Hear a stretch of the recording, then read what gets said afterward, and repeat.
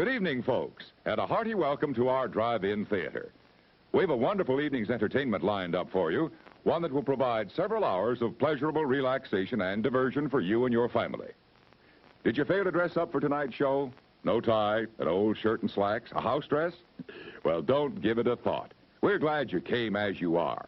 We just want you to enjoy yourselves. Don't forget to visit our refreshment center during the intermission or any time. You love the tasty array of snacks we have to offer. So will the youngsters. Everything is quality and so good. We hope you'll make this a weekly visit. Bring the family. Bring your friends. There are always wonderful new pictures to see, delightful snacks to nibble, a gay, pleasant evening for all. Oh, a word of caution. Don't drive over 10 miles an hour in the theater area for your safety's sake. And Mom or Pop, go with the kids when they leave the car. We hope you have a wonderful time. Come back soon. It's 4 minutes till showtime. Hey, fellas, don't fight over that hot dog. There's plenty for everyone. Big, plump, and juicy, wrapped in an oven-fresh bun. Add mustard, relish, ketchup, and go to work. Yes, the hot dogs at our refreshment center are the best you'll find anywhere. Everybody agrees on that.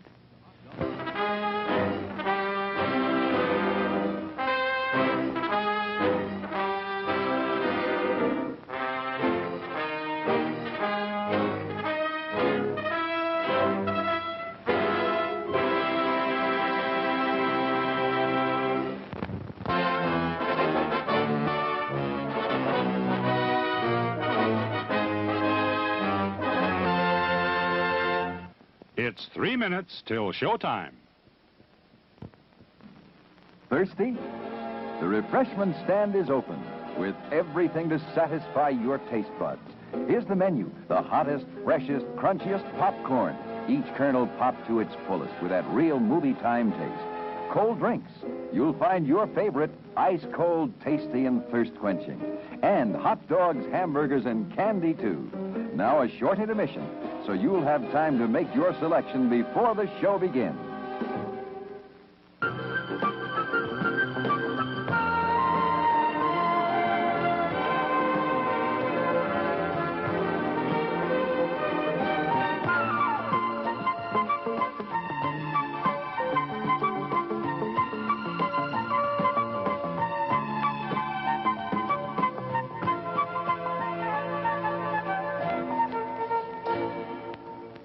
It's 2 minutes till showtime. Your attention, please. All new hotshot electric in-car heaters have been installed for your comfort and convenience. Just insert heater through car window and turn on the switch. When leaving, please turn switch off and replace on speaker post. Warning, high voltage. For your own safety, do not attempt to repair or remove wires. Do not attempt to open heater unit. If you need assistance, please notify the theater box office or concession manager. Top quality hamburgers, the most popular snack in the country. We serve them plain or garnished to your taste. There are words men live by, words of strength, of wisdom, and of peace. We urge you to find the spiritual comfort and guidance we all so greatly need by attending your place of worship regularly.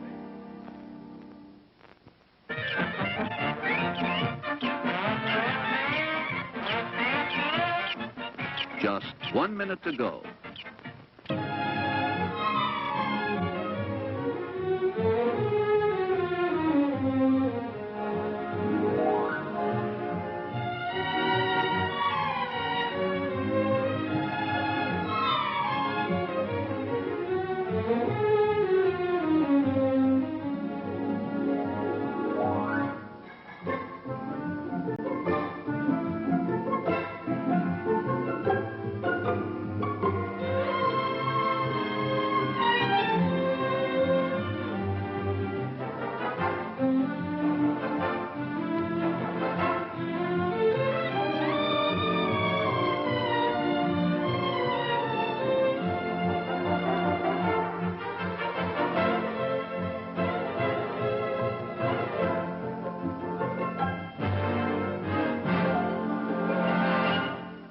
And now, on with the show.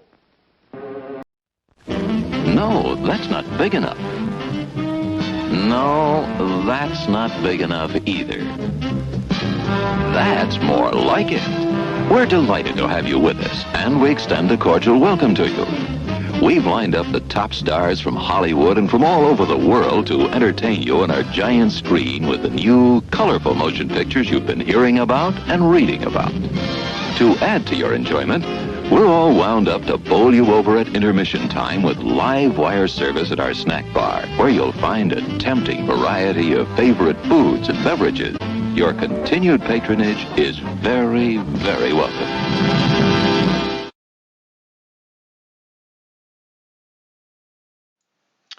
Hello, fellow humans. Welcome to all non-human identifying sentient creatures who may be out there, and of course to any of the non-sentient creatures who might also be watching our stream today. Welcome, welcome, welcome. You've come at a pretty good time, apparently, because we've got kings on 2 tables. We've just doubled up on the Dark Matter Nano down in the bottom left. So I'm going to leave it on the 4-table screen for a bit here while we play our king situation. In both spots, we doubled up with kings. Or no, we didn't double up. We got stuff through in the falling star, which is the upper left. Falling star bounty in the upper left. We are putting in the raise with our kings in the comet nano, which is on the upper right, and down in the bottom left, we have got the dark matter nano. I think we're going to put in a raise with our Jack King in the cutoff. Sorry, in the hijack. On the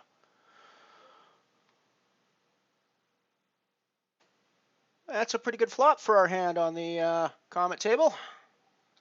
So I think we'll lead out since we were the pre-flop better. I guess, sorry, comet is the upper left and the falling star is the upper right. My apologies. I got that backwards. Let's go to the main screen here so that we can go, and let's make sure that we are looking at the interesting table. I'm going to check that. Oh, that is so gross. I wish I hadn't checked that.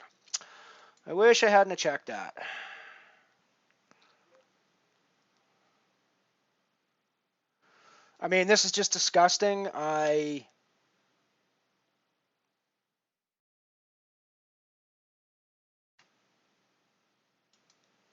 I mean, is 3 kings ever good here? Is he bluffing? I think he's bluffing sometimes here, and I don't think I can fold just because he's bluffing sometimes here. Like now. Wow. Hero call. Bankage. Bankage with the hero call, ladies and gentlemen. Alrighty, so let's get over to our main screen. We have got, I'm going to fold the King Jack there. So, what do we got going? We got the Comet Nano, 50-cent buy-in, €50 guarantee. We got Falling Star Bounty, €1 buy-in, a €250 guarantee. We've got the Dark Matter Nano, €10 guarantee today with a 20-cent buy-in.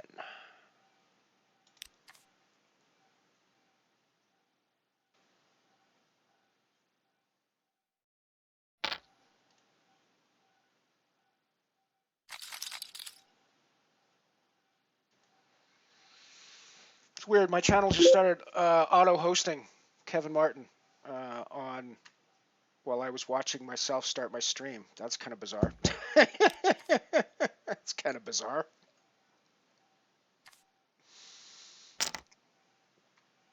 Well, I guess I sat out in the Dark Star somehow. I'm back in now, though. That's cool.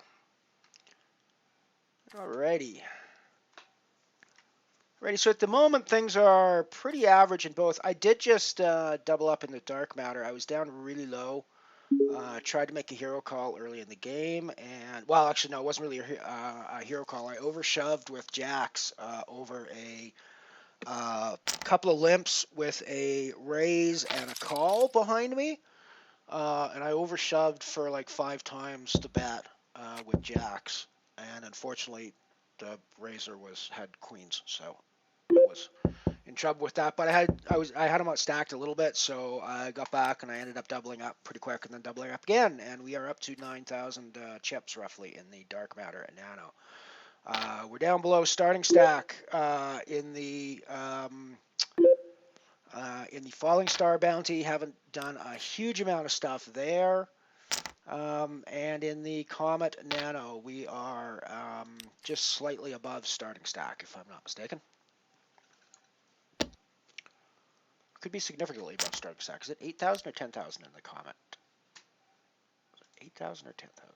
It's 8,000, yeah. So we're actually a good chunk above starting stack, 20% above starting stack, and 25% above starting stack in the Comet Nano.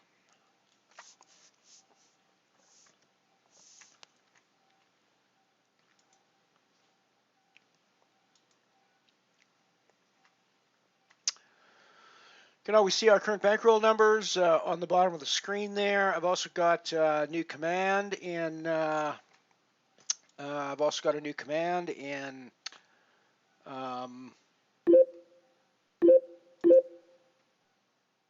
Hey, Eddie, how's it going? How is it going?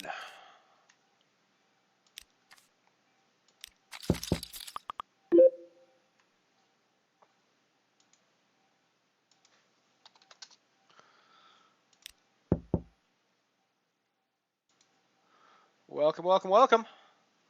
Welcome, welcome, welcome. Oh, I don't have my live hours running. There we go. We missed about 8 minutes of the stream so far today, so it won't be entirely accurate, but it'll still be close.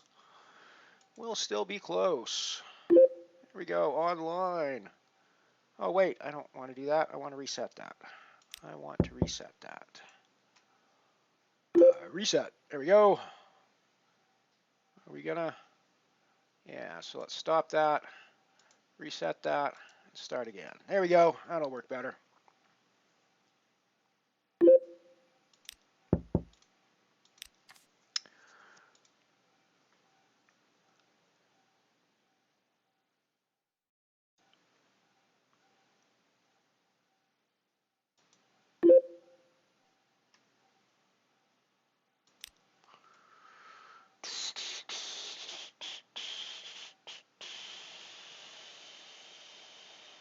Alrighty, so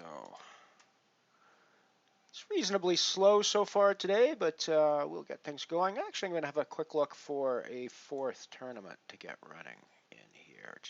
What else have we got? What else have we got? Could play the Space Madness Bounty, but I prefer closer to a 50-50 mix. The Space Madness is 10 to prize pool and 90 to bounty, which I'm not terribly keen on. We're 5 euros is a little bit above our bankroll right now, so we're not going to jump in the 5 euro Falling Star Bounty. What else we got? What else we got? Let's do the Abyss again. No, the Abyss is actually a really small buy-in today.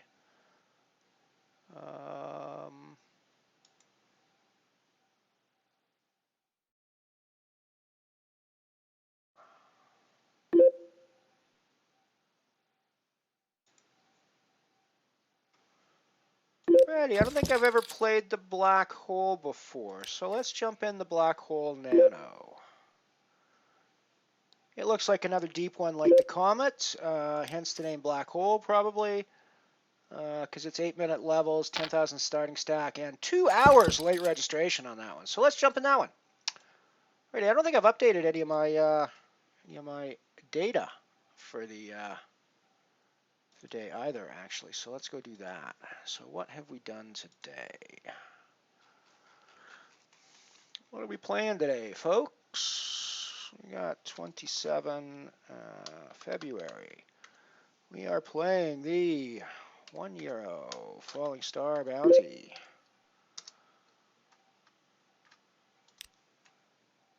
We are playing the 0.5 Nano Comet. We are playing the 0.2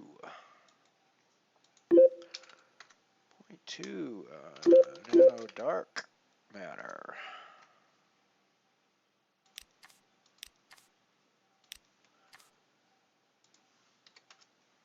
And we are now playing the 0.5. Whoops.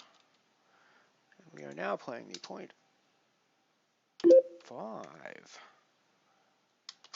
nano black hole for the first time. Alrighty. Alrighty, so we're playing 220 and buy-ins at the moment. Hey, hey! Knight, how's it going? Addy, welcome back. Good to see you guys. Good to see you guys. Always good to see you guys here. Always great to see everyone here, actually. So welcome, welcome, welcome to my stream, everyone.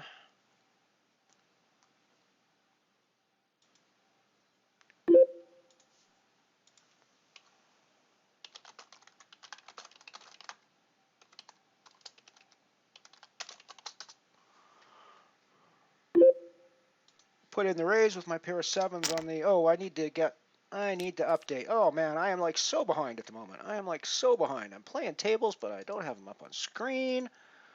So this is going to be the black hole nano. Let's update our title, make sure that's reflective. So the black hole is a 100 euro guarantee. Black hole is a 100 euro. Black hole nano. 0.50 buy-in. And so far, 1x bullets.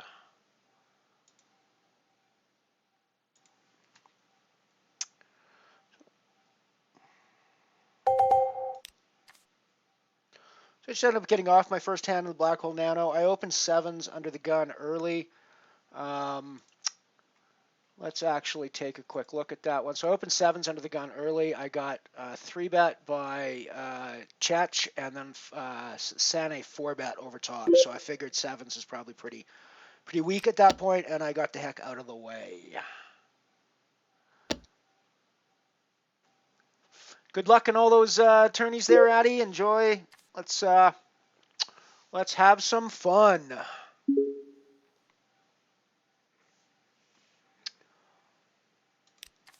Let's have some fun. So what am I playing? What am I playing? I am playing, as we can see, the black hole nano at the moment.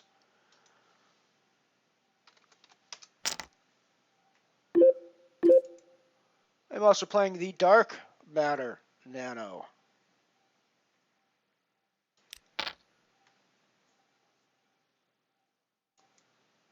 We're also playing the falling star bounty.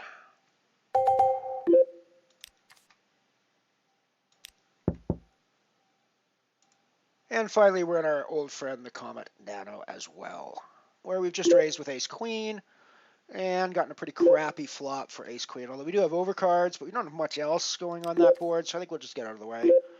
I mean, we haven't really hit any piece of that. So the black hole table's been interesting. We're getting like tons of action from these two players, Chech and San. So I think we're going to keep playing with this with our flush draw here, because the same thing, this exact same action happened when we opened with sevens last time, and they took their chance of position to play against us. So they absolutely don't have to have hands here in any significant way. Hey, MV, good to see you, buddy. Thank you for popping by. We've just hit our flush on the black hole table, so we're going to check raise, I believe. We're definitely a check call, but I think we check raise this pretty much all the time, because we don't really want to see another club come off on the river here. So I think it's just time to go something like that, I believe. Let's play for our stacks there, Sunny. Not that I really needed to do that because she only has a couple left behind, but... And we hold. No, we don't. Oh, a parrot on the fucking river. Jesus Christ. Excuse my language. I apologize. I think think that was justified given what just happened on that table. That was alrighty. So I guess the answer to the question, will Mr. Variance pay us a visit today with a whack-a-mole mallet and an evil grin, is possibly yes. That was a nice example of Variance coming along and messing with us. Righto. Well, at least the black hole is a rebuy, which means we can fire another bullet into that one if we go, because I'm liking my chances to pull some chips off of Sane there, given the way that hand went down. I am liking my chances.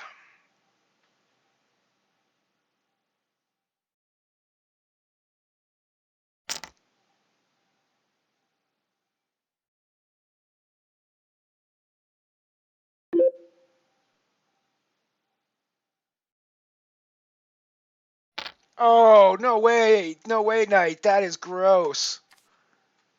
Yeah, I'm guessing the black hole is going to be... I'm going to be playing the black hole until till dinner time, my time, which means anyone else playing with me is going to be up until like 2 in the morning or 3 in the morning their time. I fully intend to get to the final table, which is why I'm saying I'm going to be playing that long in the black hole.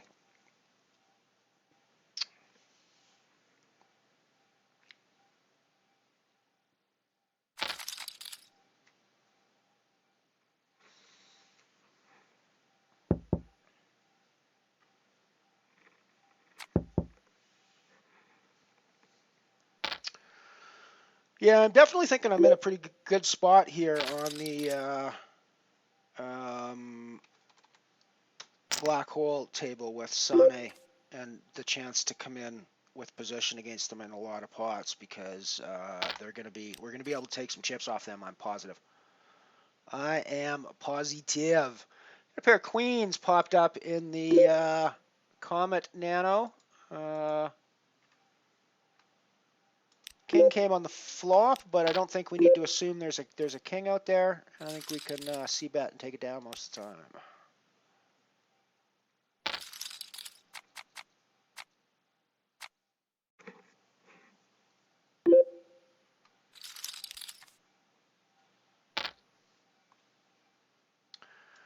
I'm sure I heard a bunch of people doing Twitter stuff for me. Thank you very much for all the Twitter love.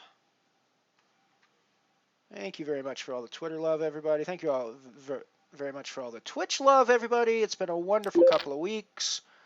Thank you very much for all the poker love, everybody, as well, because it's been a wonderful couple of weeks on the tables as well. I've had a pretty insane run here since I started playing on Unibet,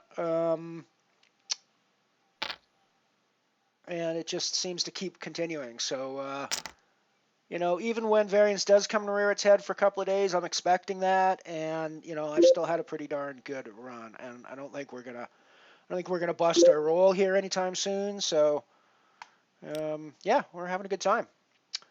We be having a good time, folks.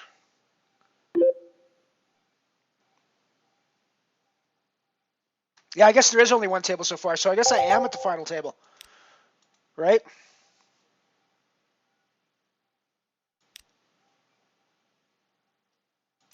Yeah. Oh, the abyss. I gotcha. No, there's more than that in the black hole, but I decided not to go in the abyss today because the field seemed kind of small. I played it yesterday, and I wanted to try this black hole. Haven't played a black hole before. The 50 cent with rebuy was what scared me off in the past. I was happy to play the 50 cent Comet because it's a one and done, so I know I'm only spending 50 cents on that one no matter what. The black hole I've been a little bit leery to spend 50 cents on multiple times, multiple bullets of 50 cents prior to my unbelievably insane day last Saturday on David's Stream League. David's Stream League.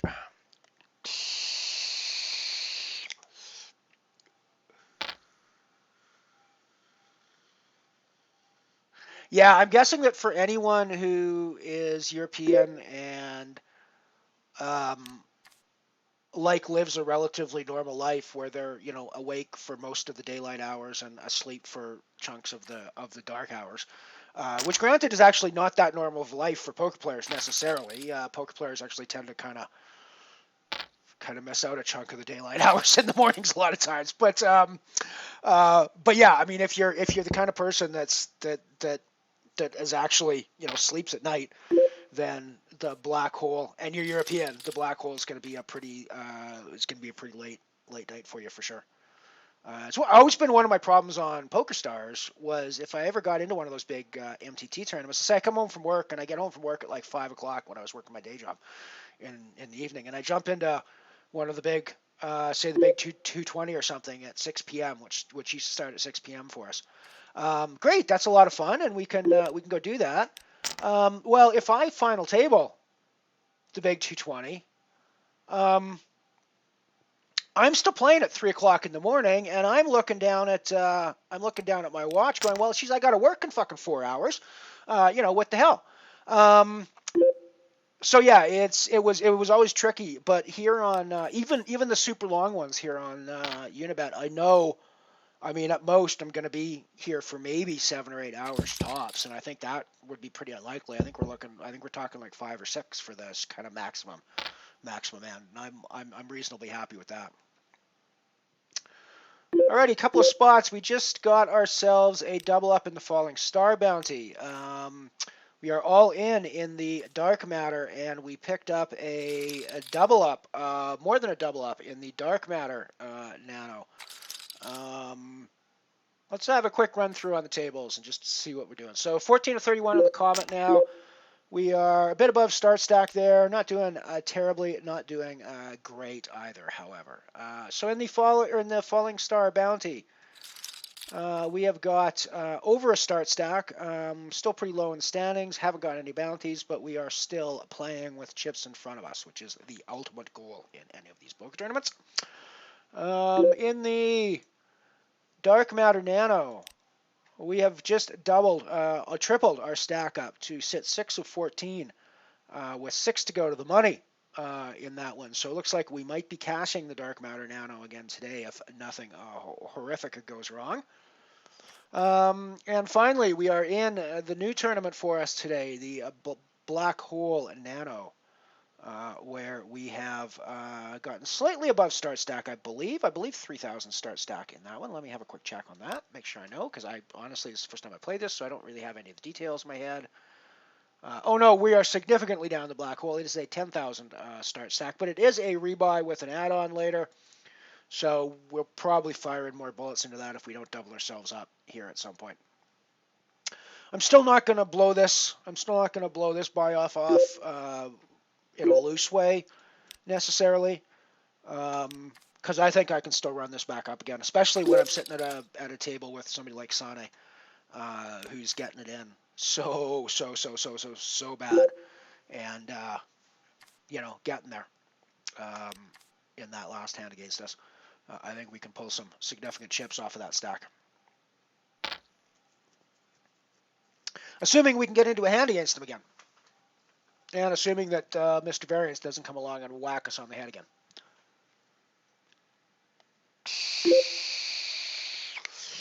So I think I need to find a GIF for Mr. Variance. I was thinking of something like Freddy Krueger or the dude from Friday the 13th, Jason, maybe for Mr. Variance, something like that.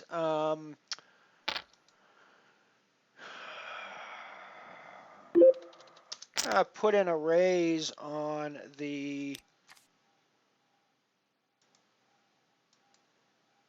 Comet table with a pair of jacks from the small blind after a bunch of limps in front of me.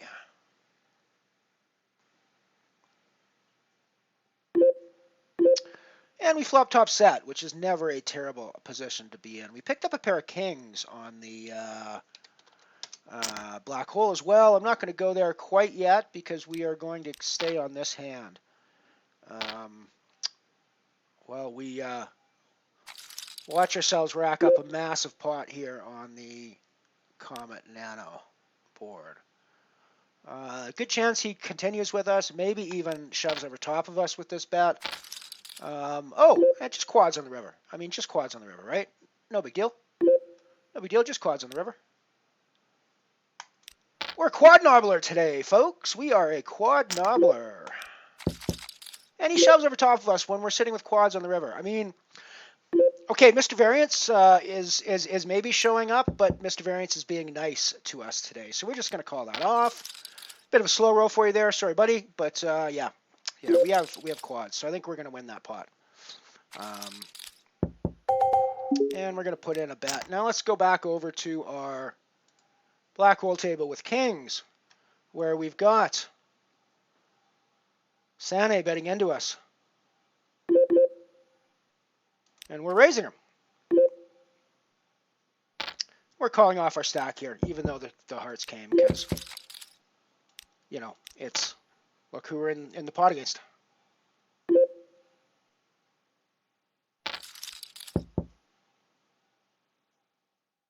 Sweet.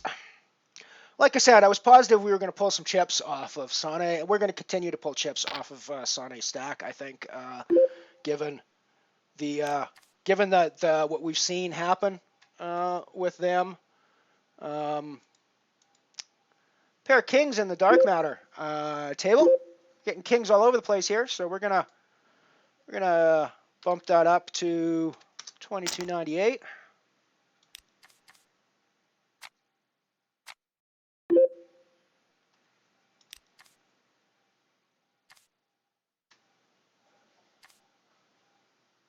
Yeah, exactly. I mean, if you're a person who sleeps at night and wakes up in the morning, you can't really play something like the dark matter if you're European. So I'm expecting that there's a more grindery type of field in this, as much as anybody is a quote-unquote grinder in a 50-cent tournament, because I mean, I think that's, you know, that's pretty mild. So I guess we're calling off the kings here. I mean, I don't think we can, you know, I don't think we can do anything else. It's a nice big double up on the dark matter table. Nice big double up there for the dark matter. So that puts us in a very good spot in the dark matter. 4 of 10 with 2 to go to the money. We are 10 of 26 in the Comet with 17 to go to the money, but we're still got late registration, I think, in that one. Yes, that one's still open for late registration. For another hour at least. Not quite an hour, but close. Black hole is still open for a while as well. And we're just waiting for a chance to pick more chips up off of Sane in that one. Because that's going to be one of the spots on the table that I think everybody's identified that that's a spot based on the way they've played against them. Pretty much everybody's identified that Sane is going to be a spot to pick up chips. Let's have a quick overview of what's going on today. So we've got the Comet Nano playing here in the top left. We've got the Falling Star Bounty in the top right. Got the Dark Matter Nano in the bottom left. We got the Black Hole Nano in the bottom right. All right, who do I have to give credit to for the who do I have to pay royalties to since I use Quad Nobbler on the stream? Who do I have to pay royalties to now? Is it Ian that's got that? No, it can't be Ian. It was somebody on his stream made it up. I mean, it was definitely a slow roll, but it was only a slow roll because I was talking to you guys about it, right? It's like a default stream slow roll because I'm talking to you guys about the hand, so I don't actually want to make my decision until I fully explain the hand to you guys. But that, of course, looked like a slow roll to the dude that's not watching the stream, and is just sitting there waiting for me to call off with my massive quad jacks hand on the river.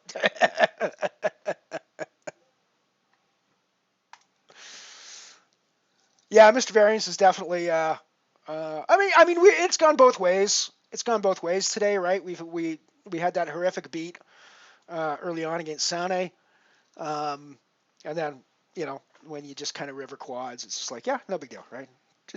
Just quads on the river. Just quads.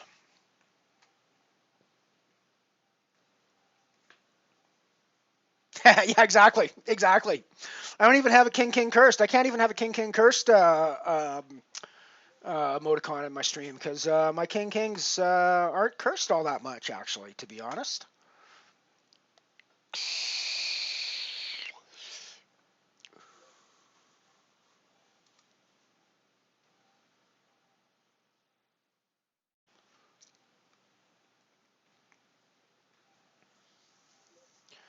Geez, I'm in second last place in the Falling Star Bounty, 48 of 49. But we're not far off the money, actually, in that one. So, well, I mean, 14, so we're a little bit ways off the money. But, and I think I'm down to like 10 big blinds in there, so I'm basically in a shove fold spot there.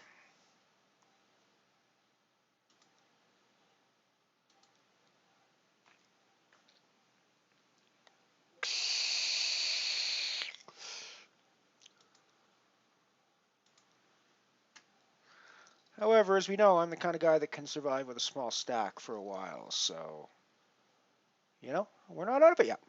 We're not out of it yet.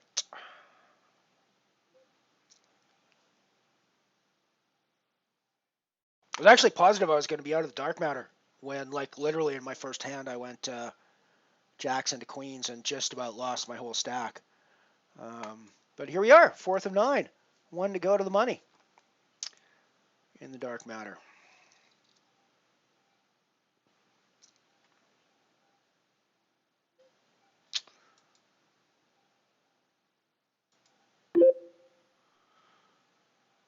Alrighty, so we're calling behind Sane, who's opened under the gun with our king 10 in position.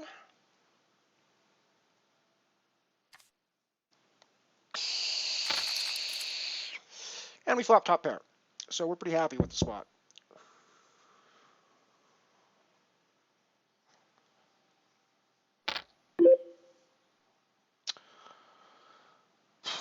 I think we're just going to call behind. That should clear Cheche out. I mean, technically it gives him odds, but he should know at this point that he's probably not good to my hand. I mean, obviously, Sane is going to have a 3 sometimes, given what we've seen her do, but going to also have like 9-4 of spades sometimes, or a queen, like that. So I think I said earlier that we were going to take significant chips out of Sane's stack after they dealt us that horrific beat for a while. So that's twice now that we've managed to exploit their ridiculously spewy play to our advantage. Was you alrighty, Addy? Well, your royalty check will be in the mail, dude, and you know, if you don't mind, I might use it from time to time because I love it.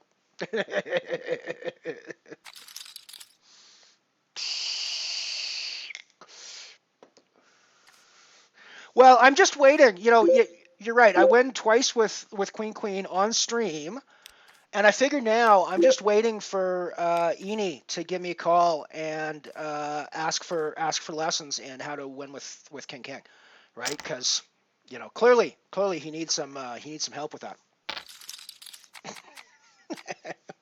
Of course I'm joking. I've got an amazing amount of respect actually for Ian and his poker skills and his well, just generally Ian Simpson as a person, from what I've been able to gather, seems like someone that you should have a fair amount of respect for, and I do. So it's pretty chuffed to see him promoting the stream the other day for us. That made me a pretty happy man, I gotta say. I have to say.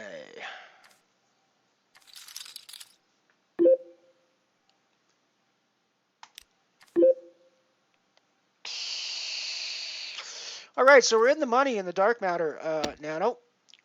Now, we've just broken the bubble, so it's final table time and cashing time in the dark matter, Nano.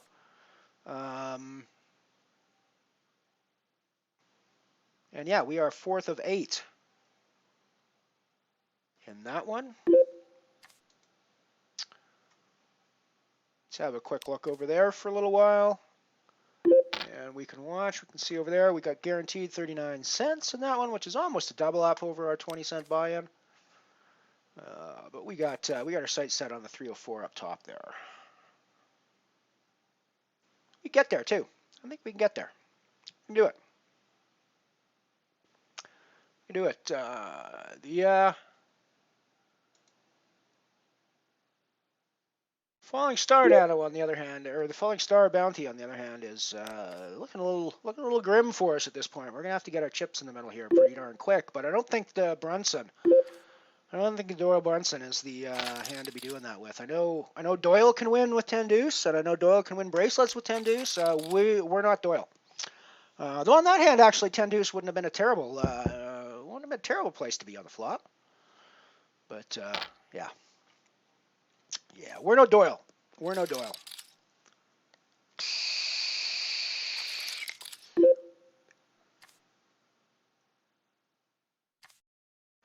Nice stuff, MVE. Go for it. Good luck. Good luck, buddy. Take her down. Do the run good. Do the run good. Alrighty. I think this is where we make our stand. We're actually going to get some respect for this because we've been folding like everything up to this point, I think. So we're going to get some respect here most of the time. Not from Queen Jack, I guess. So, oh! No, I thought I had 8-7. And then I looked down and realized I had 8-6. So we're done in the Falling Star Bounty. Ready. I can't complain too much about that, given that the last 2 times I played that tournament, I've cashed in it and pulled significant amounts of money from it one of those times. So yeah, figured the variance was going to come along and pound me at some point with that. So I'm not so unhappy with that. Alrighty, so we're down to 3 tables. I might have a look at the what's playing and jump in something else here. Let me update my spreadsheet first, though. Update my spreadsheet with a big fat 0 in the Falling Star. Oh, haha, we've got some fun stuff happening in the bounty once again, or in the black hole once again. Because we got aces, and look who's on the big blind when we get aces. Do you think we're gonna get action? Oh, we got action from Cheche. That's cool. Sorry, dude. I mean, it was a nice try, but sorry, dude. I'm taking a big chunk of your stack there, buddy.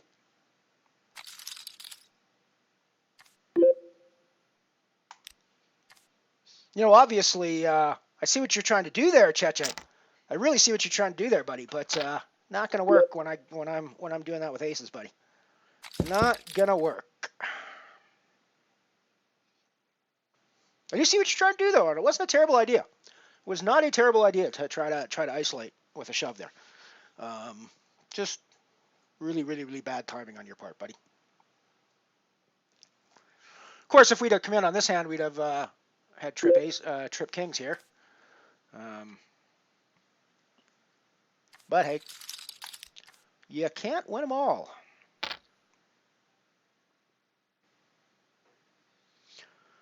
I think Cheche rebuys for sure in this one. Or maybe not. No, guess not. I was sure that Cheche'd be back. That puts us right near the top of the chip counts in the black hole. We're sitting 3 of 45 now.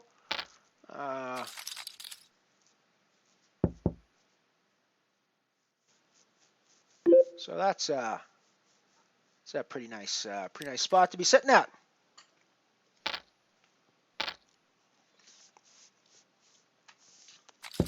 See if we can't fill our third hole there. Actually, we're going to leave that third hole open, and we're going to fill her with with our old friend, the Titan Nano, in a few minutes. So I think we're going to call behind out of position here with our Jack 8, see what happens on the flop. And we like that flop. We really like that flop. We're gonna stack Santa in this hand. I'm positive. I'm positive we get to stack Santa in this hand. Well, maybe not. They're being very passive. I'm being very passive at this point. We're going to check. Yeah, that's unfortunate. It's unfortunate that they suddenly have decided that maybe they can't just shove hands against us and get us to fold. It's unfortunate. Hey, somebody on Unibet in a nano game is paying attention to the action and adjusting their play against that person based on, holy crap, when did the Unibet players start getting so good? When did the nano Unibet players start getting so good that they can actually notice what's going on and adjust their play as a result to be exploitive towards that other person? Holy crap. Sorry, I'm being a little sarcastic there. I apologize. That probably isn't the nicest thing in the world. But we've seen some pretty horrific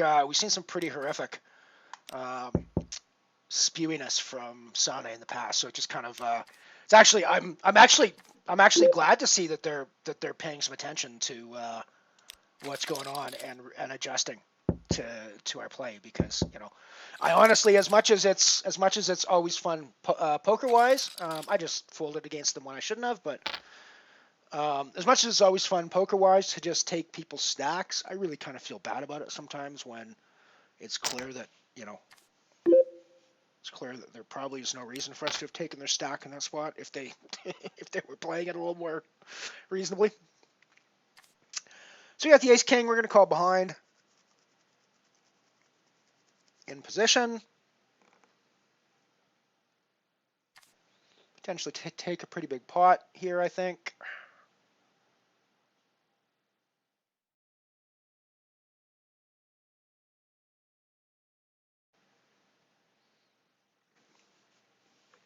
I always feel the call behind in position on the button in this spot is pretty trappy looking, but it's also really hard to sort of work out exactly what the person is doing. I mean, you could be just sitting there trapping with a big hand. You could be running a speculative hand like a suited connector of some sort. You could be sitting with overcards like I have. I do have the nut diamond here. I don't really have much else happening in this, but I'm gonna run through one more card. And when they check back to us, I think we're going to throw out the bet, because we can push off a lot of hands that would have tried to c-bet that flop and don't want to continue much beyond that, as just happened.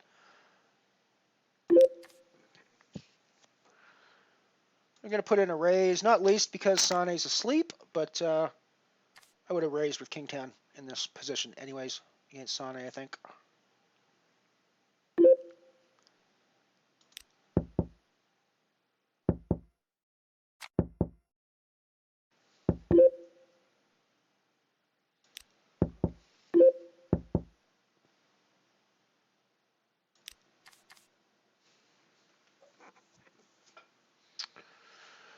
So we're 4 of 7 in the dark matter nano now. It's guaranteed 49 cents. And it might be down to 6 shortly. We've got Raffy _ Toronto. I wonder if that's another Canadian hanging out with us here on Unibet. Certainly sounds like another Canadian to me. But he is all in at the moment with a short stack on that table.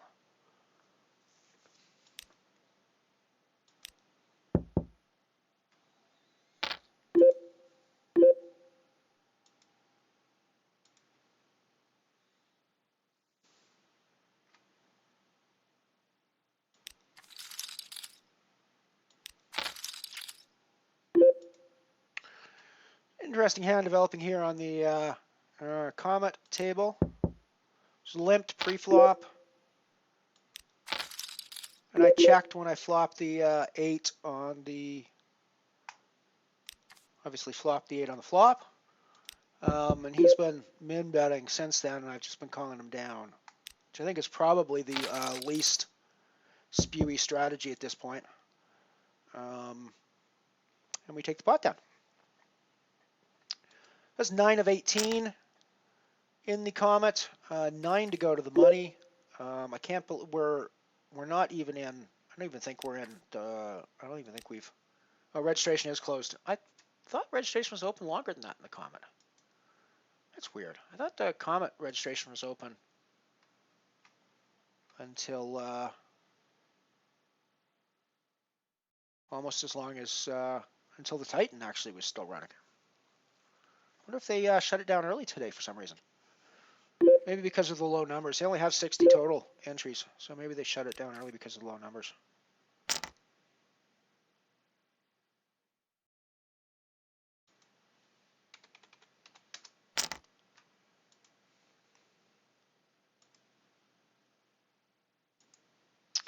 Picked up King Queen in the Dark Matter Nano, and I'm putting in arrays with it.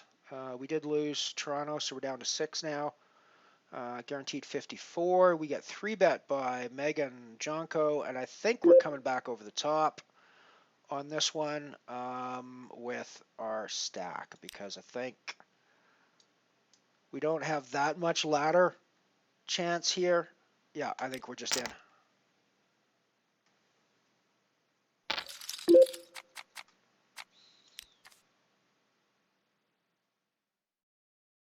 And we bank it out.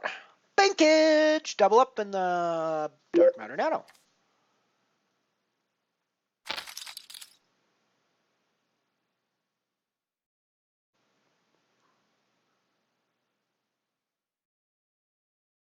Nice one, MVE. Good stuff. Good stuff.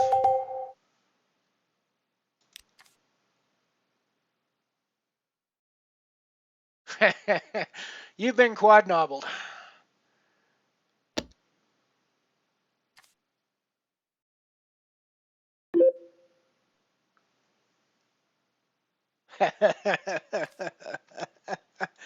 Alrighty, I won't tell anybody about the collusion going on in my chat channel. If you guys don't tell anybody about it either, we'll just leave this quietly between ourselves.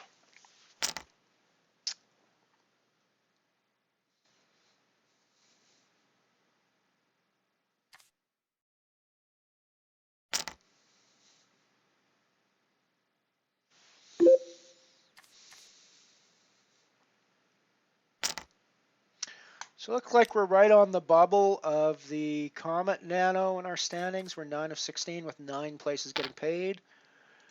We are, of course, in the money already in the Dark Matter Nano. 54 cents guaranteed, 304 up top on that one. And we're doing pretty well in the Black Hole Nano as well. We're sitting 3 of 50, but we still got Reg going for quite a while on that one. So got ages left on that one. We'll be firing at least 2 bullets, it looks like, into this one, because there's an add-on later from what I read in the description. So we'll be firing that add-on in for sure. I mentioned this yesterday. I'll mention this again.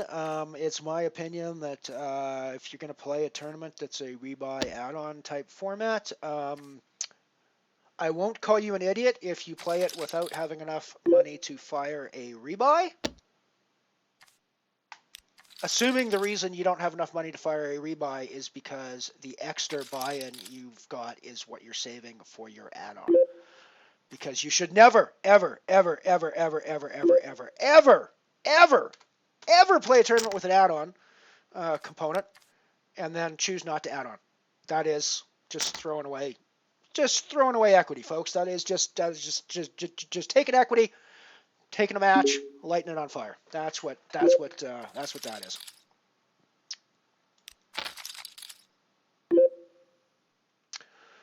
We've got an interesting hand developing on the Comet table. We raised, we got 3-bet with our Ace King, and we call behind, of course, with our Ace King because it's Ace King. What are you gonna do?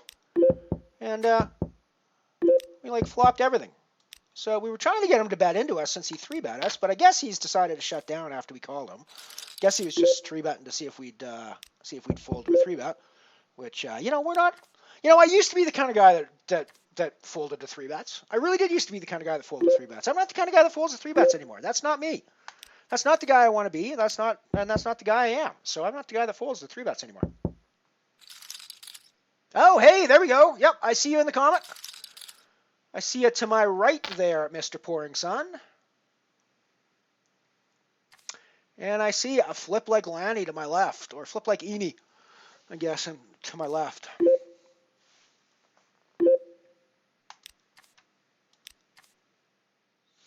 I will try not to quad nobble any of you guys while we're playing this one. Let's throw that up on the screen since I got that up on the screen now. Let's watch that one since we're all playing that one together. That'll be a fun tournament to watch.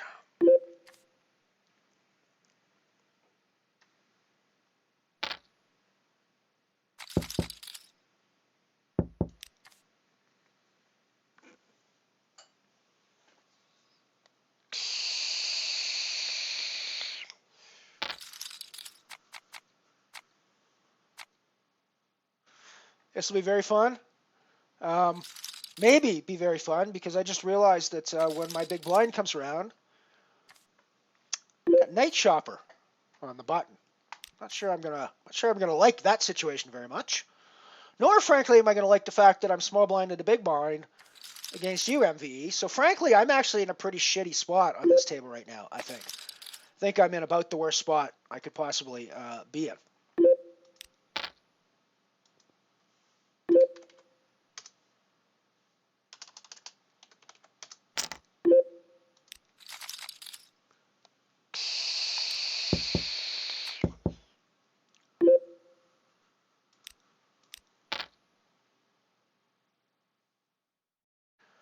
Yeah, I think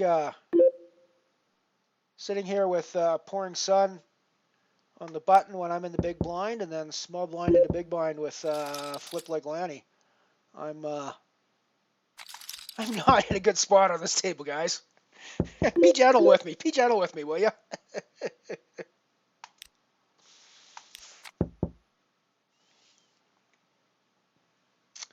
However, we have kings, small blind and a big blind as we come up to this one, so it's gonna be interesting.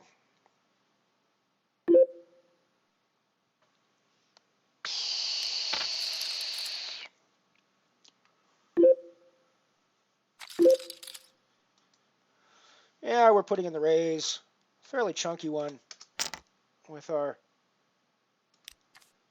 pair of kings. Get called in one spot. We got an overpair to the board, so we're going to continue pretty happily, pretty comfortably, and get a fold.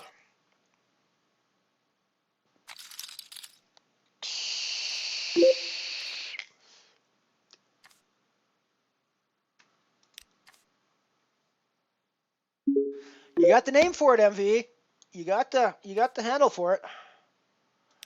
Got a call behind with my Queen Jack in position. We got a break coming up after this hand, so I'll get my commercials lined up for the next run. Gonna keep up with more Brady's. We flopped the spades, so we've been check two. So we're gonna throw a bet out there since we got the nut spade draw. No, second nut spade draw.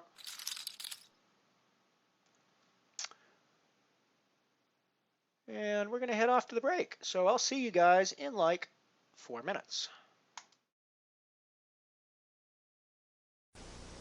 We won, Chelsea! Congratulations!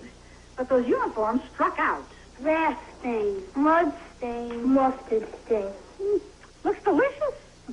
Lucky I've got Miracle White, non-aerosol soil and stain remover. Helps get out tough stains almost like a miracle. No more stains! Chelsea, you're batting 1,000. Spray on Miracle White, non-aerosol soil and stain remover. Helps get out tough stains almost like a miracle. Free gravy. Starting a restaurant, please? Nah, it's this special pack of shake and bake with free gravy mix. Gravy cooks right along with the chicken. That's new. That's right, and... Gets all those good pan juices. Yes, and... And when your chicken's ready, so is your gravy, good and hot. That's right. Shake and bake coating mix makes our kind of crispy golden chicken. And with gravy. Yeah, this special pack of shake and bake... Free gravy, can't beat that. It's not. Herself? I need 4 cut-up chickens, Pete, and shake and bake. Oh, party? Oh, just a family dinner for 9 chicken experts. Gotta be crispy, gotta be golden, gotta be juicy. Shake and bake coating mix makes that... Makes our kind of chicken. You just shake, then bake. And that chicken's so crisp and juicy and golden, it makes me look golden, if you know what I mean. Like I say, shake and bake coating... Gotta get shaken, Pete. Huh? Thanks a bunch.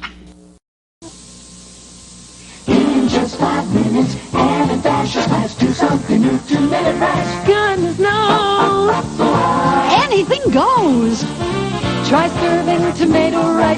favorite fish. Or add onion soup if it's lamb you wish. Super celery rice is the perfect twist with chicken and green beans. Use your own imagination to whip up a new creation. Minute rice, no. I'm back. Anything goes. Hello, I'm Robert Reed. You know, purchasing a home is a big step for most of us, and you'll be better prepared if you learn the facts on home buying before you buy. Get the facts on title protection, closing costs, and other helpful information. Write for this free booklet, Blueprint for Home Buying, Alta, ALTA, Box 566, Washington, D.C. Take care of your bunch. Know the facts. We shot a scene on the Brady Bunch yesterday where we had to eat a lot of pancakes and drink a lot of milk. And luckily, you know, the kids love it, and they kept asking for more cold milk. So they must have gone through 2 gallons yesterday, I guess, for that one scene. Wow. Milk has something for everybody, even Florence Henderson's. And they all drink milk. Teenagers, man. It's like bottomless pit.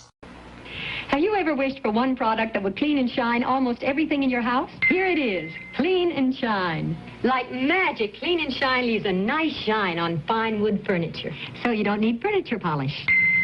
It cleans and shines mirrors, so you don't need glass cleaner for mirrors. It cleans and shines refrigerators, like this kitchen product, even countertops, tile, and vinyl. Try new Clean and Shine, the foam that cleans and shines almost everything in your house. Clean and Shine works on almost everything. Have you used it on vinyl and leather yet? It's great on vinyl chairs, leather sofas, boots, sporting equipment, luggage, hassocks. Clean and Shine cleans and conditions. Look how shiny and supple and luxurious this looks. Clean and Shine even works here and here. Clean and Shine for vinyl and leather. Wood, enamel, ceramics, stainless steel, chrome, tile, you name it. Clean and Shine for almost everything in your house. When chicken's fried this light, it's crispy every bite. It's just as crispy can be. The chicken's got a certain Westernality. Westernality means crisp. That crispy, non-greasy taste you get when you fry chicken with Wesson oil. Look, that's crisp. That's Westernality. The chicken's got a crispy Westernality.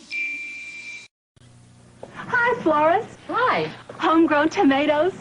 Hey, you really do drink Tang. Don't you worry about Susie getting enough vitamin C? My Susie? Almost half the children in this country don't. But Tang has a full day's supply of vitamin C. Well, what if she won't drink it?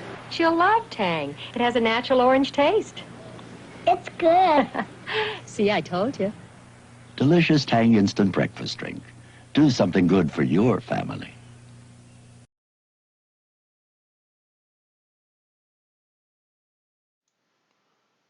And we are back.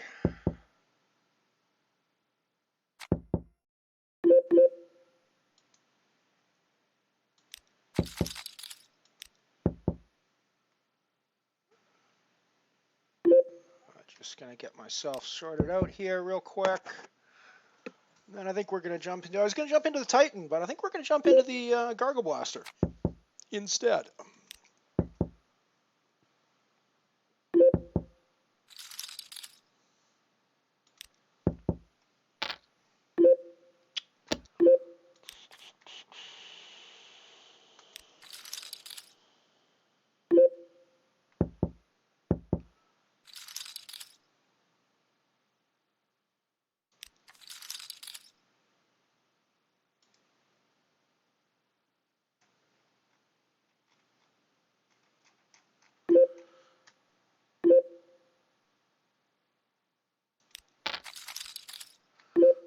Alrighty, let's get over to the lobby for a second.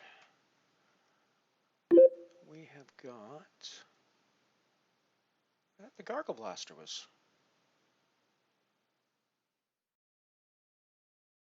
It doesn't start for... Oh, yeah, the Gargle Blaster doesn't start for another hour. Alrighty, well then I guess we are going to play the Titan. Now. It's the Deep Crazy Moon. €50 guarantee.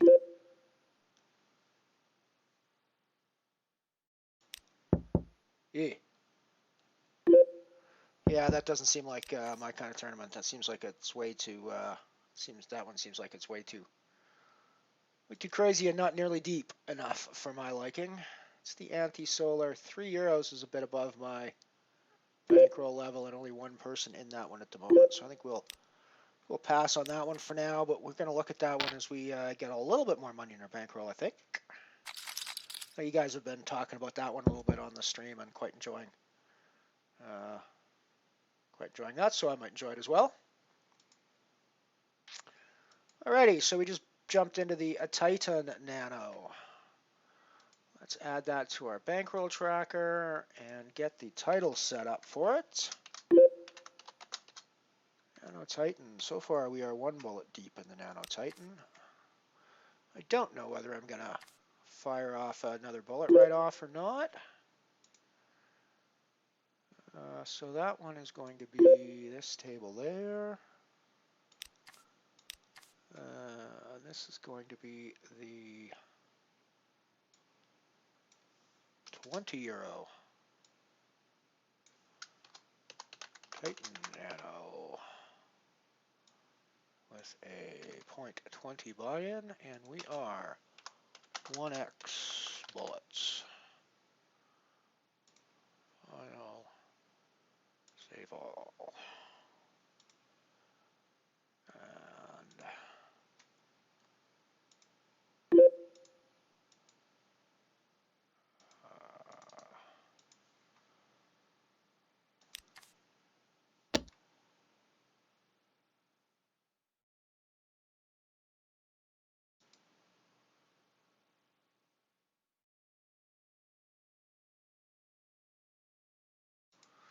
Titan Nano.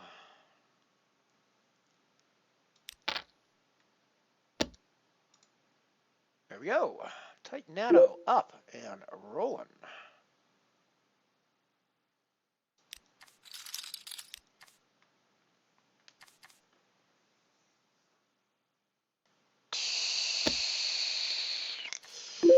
Yeah, things are getting down to the wire in the dark matter. We're 3 of 3 remaining.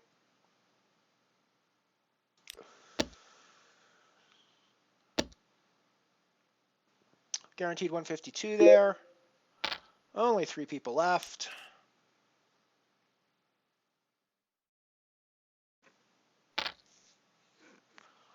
Aline Preflop is somebody we've been playing with quite a bit lately. Mega Jonko is somebody that I haven't actually seen before, I don't think, as a name. So, but Aline Preflop is somebody we've been hanging out with. Been hanging out with on the tables a bit over the last few days on the stream. I think I'm going to fire another bullet into the Titan right off the start. We didn't win that first hand, so let's put another bullet in there. Give ourselves 19,900 and some odd chips to start with.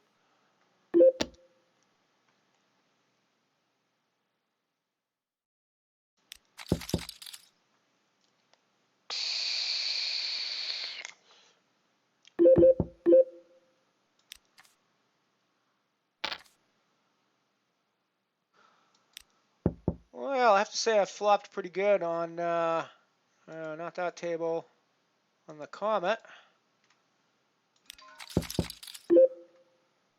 Come on, Lyle, flop better. How about you turn better, too? Jeez. Unfortunately, I'd really like somebody, I'm really hoping one of these guys has spades. Kind of hoping it's not you, MVE, but I'm kind of hoping somebody has spades here, because that'd be fucking awesome. So I guess I got to put the bets in at this point.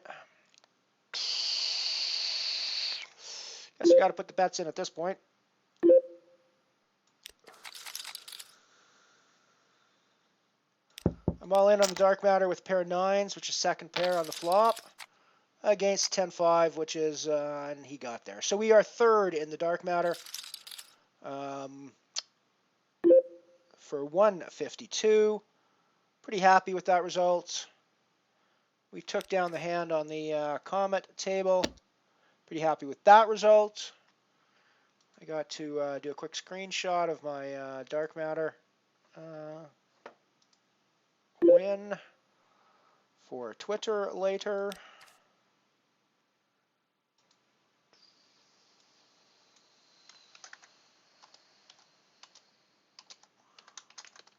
Better third. Alrighty. Alrighty, so that puts us down to 3 tables again.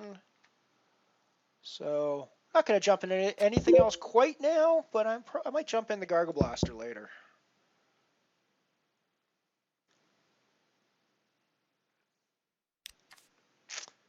Hello, Ant-Man. Oddly, yeah, I should have. Sorry about that. I have to. I guess maybe I should change back to Moobot. For a while before I used Moobot. I'm not sure why I changed from Nightbot to Moobot, but maybe I should go look at Moobot again, and maybe I should part Nightbot and invite Moobot instead.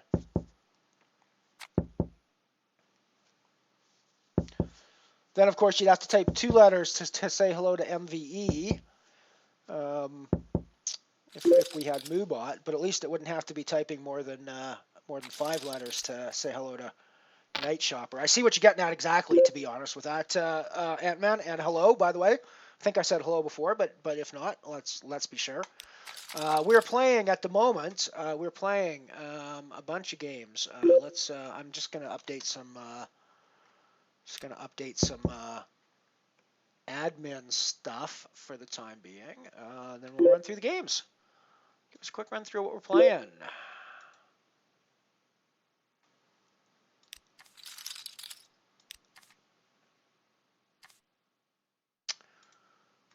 Alrighty, so we are playing. Right here we got the Comet Nano, and we got MVE on our left. We've got Pouring Sun 2 seats to our right, who is on our button when we're in the big blind. And Pouring Sun is our good friend Night Shopper, so we're kind of surrounded by friends of the stream here, and having fun.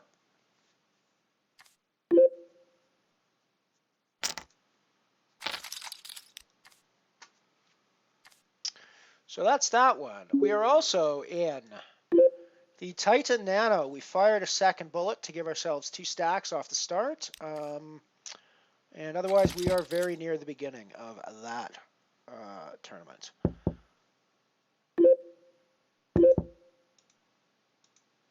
And we have the Black Hole Nano, where we are sitting 8 of 64 with something like, what was that, 16, 15 people getting paid? Yeah, 15 people getting paid at the moment.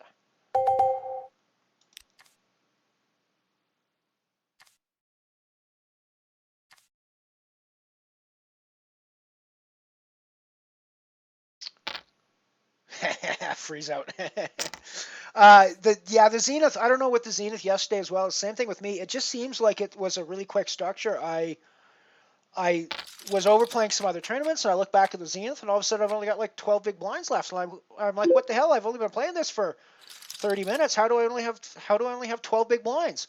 What the hell is going on here? So I don't really know. I'm gonna have to look closer at the structure of that and figure out why the hell it went by so fast. But it just whipped by me. It just whipped by me the other day when I played it. I mean, I know I late regged as well, so I think that was part of the reason why I suddenly showed up with so few big blinds.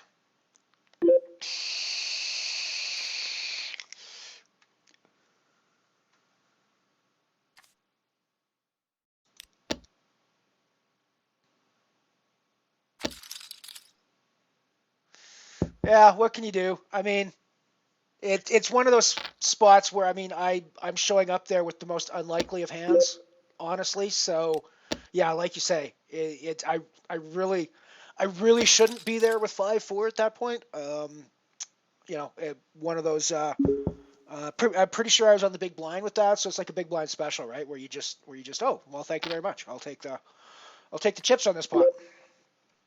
There's not really much anybody else can do.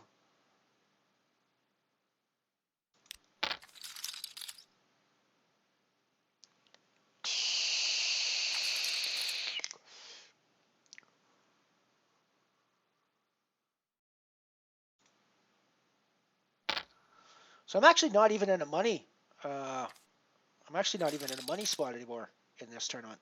Technically, I'm 10 of 15, and there's only 9 people getting paid. So that's the comment, of course, that I'm talking about.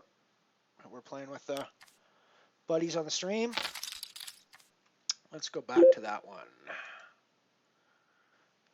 It's that one there. There we go.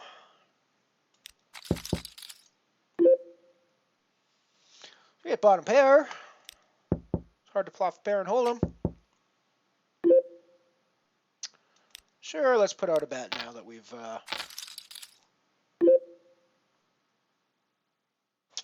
and let's put out another one. I'm not sure I win that pot if I check. Frankly, I think he checks behind, and I think he might have another pair that folds when I bet. So, I don't know. I might win that one. I mean, my twos might have been best there, but... Hey, Gad, good to see you. Welcome. Welcome, welcome, welcome. MVE2 is a flip like Lanny.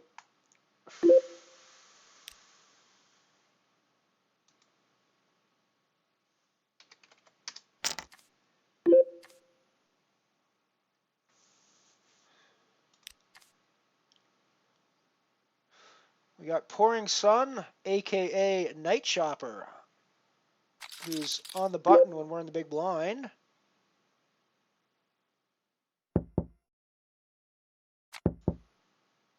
I just folded the nut flush here. Of course, I folded pre-flop, so, you know.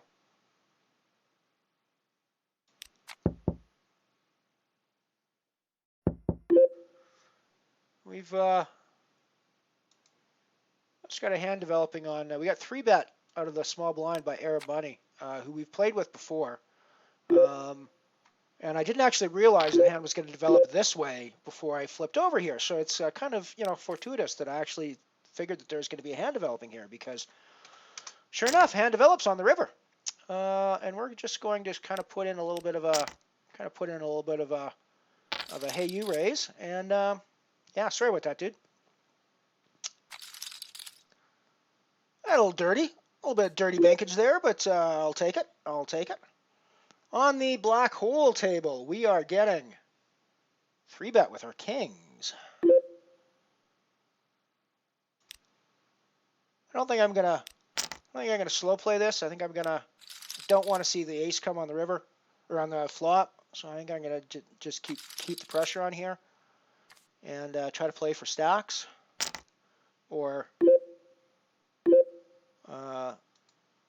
have him fold. When he doesn't fold, I'm quite happy to play for stacks. Oh, aces v kings. Aces v kings. That's gross. That is gross, ladies and gentlemen. But hey, it's the way poker goes sometimes. I'm still pretty happy with that play. It's never going any other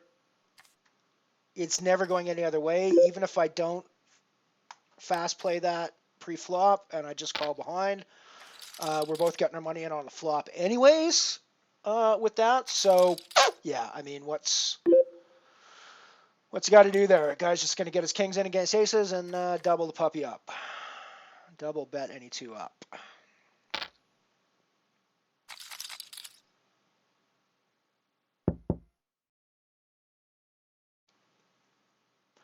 Not unhappy with that at all. That's just the way poker goes.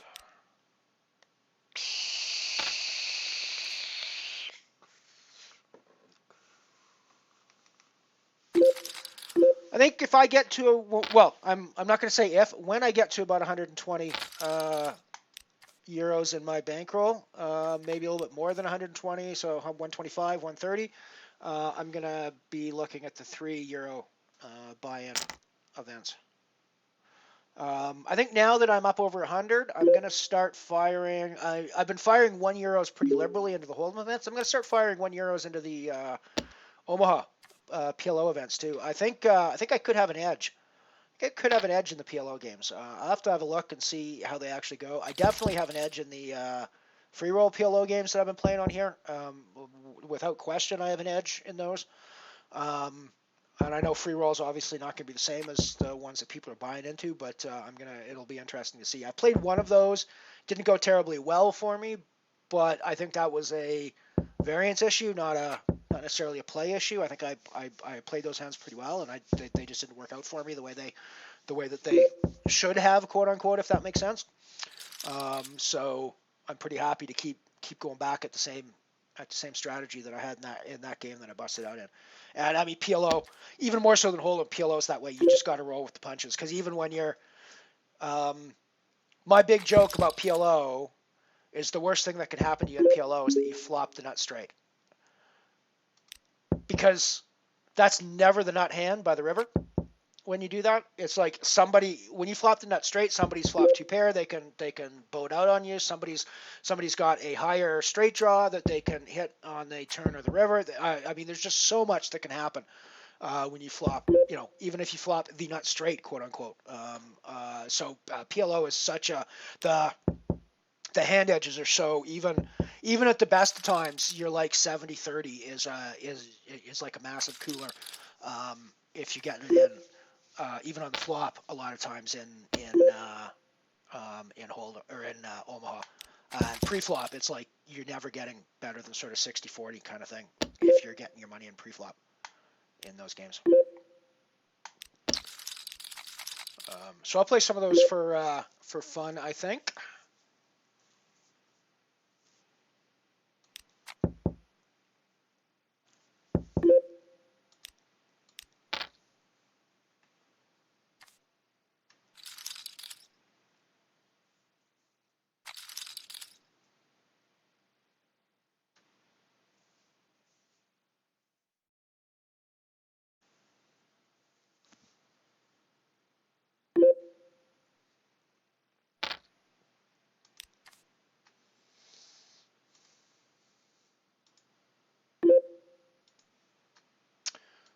Thank you for all the Twitter love, everybody. I much appreciate it.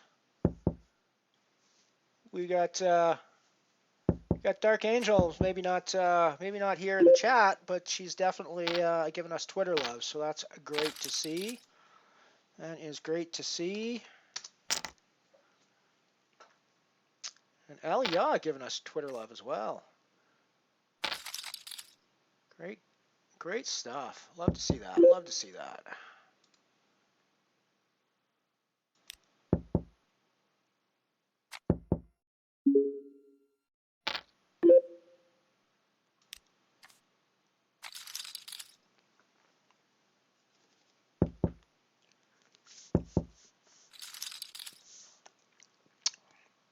MV is doing pretty well. Let me go back to that table since I've been off on another one for a while. Let's go back to our friendly stream home game is what we're calling this one, since we're on tables with Night Shopper and MVE. This is our friendly stream home game.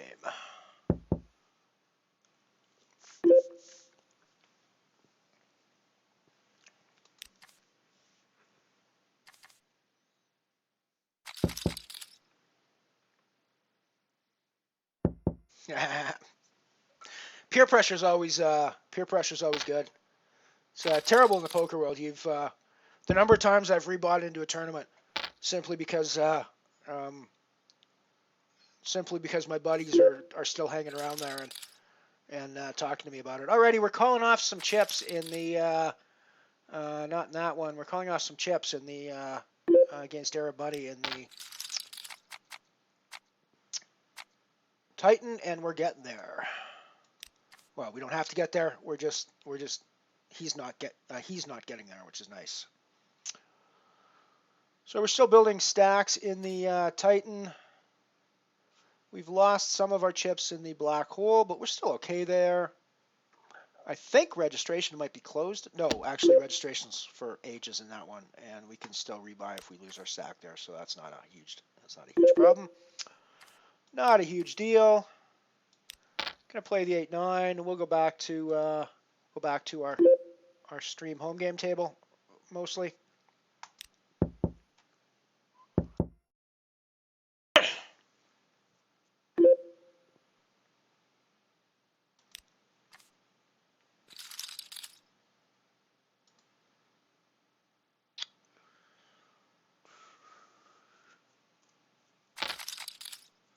Great job for defending his big blind. We would have flopped top pair, but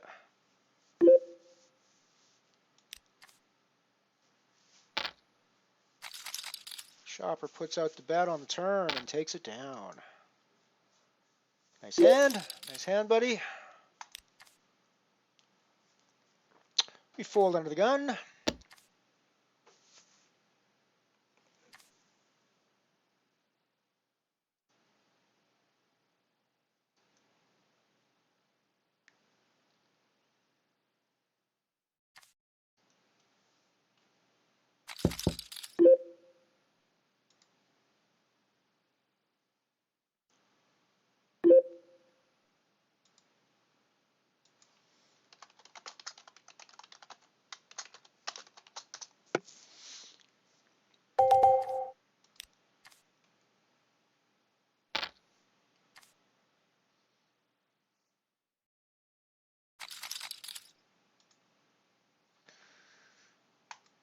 I was hanging out with Hustler Honey last night on her channel. She was doing chat or trivia night in my Canadian evening time. We were hanging out there, and I won one of the trivia rounds. So I'm getting to. I won one of her. She printed up some buttons, some physical real life buttons that you can like wear on your shirt, with some pictures of her and what she wants to make for her Twitch emoticons, or emojis or whatever the heck they're called.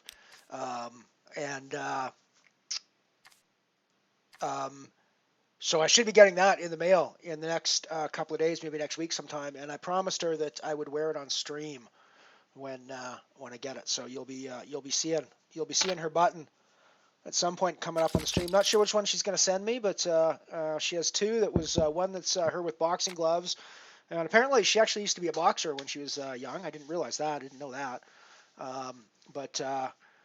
So one of them is her with a boxing glove for knockout, and then there's a raid button with her in chainmail and a big sword, and it's actually a really awesome kind of scary picture.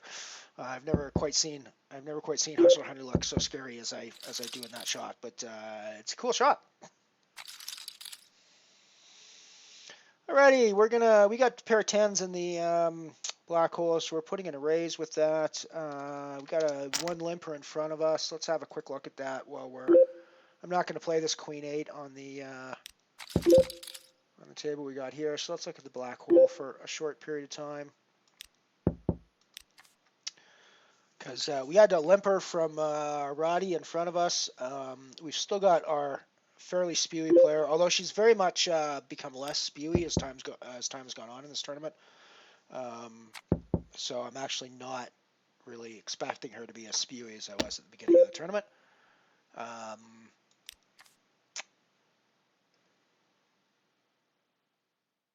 So we got one overcard to our pair. Sane does not have to have a queen. We are still in the period that we can rebuy for a while, so we are going to be playing our pair pretty aggressively here, I think.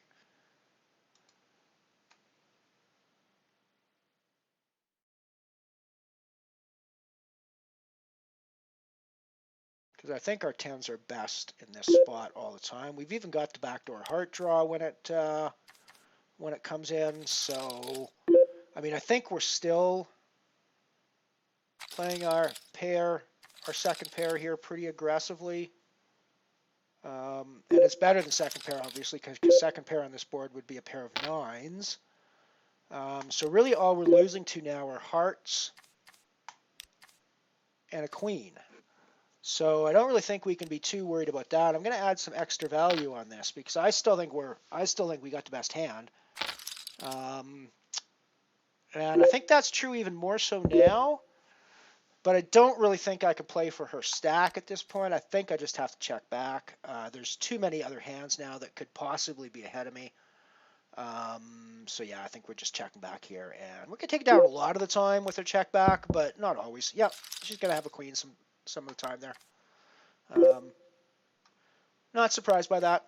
A little surprised by the call, of course, but again, she's the spewy player that we've been expecting. So So I'm happy. I'm happy with the way that went down, and it just reinforces our notion that we're playing against somebody who's going to call off out of position with hands that she has no business calling off out of position with.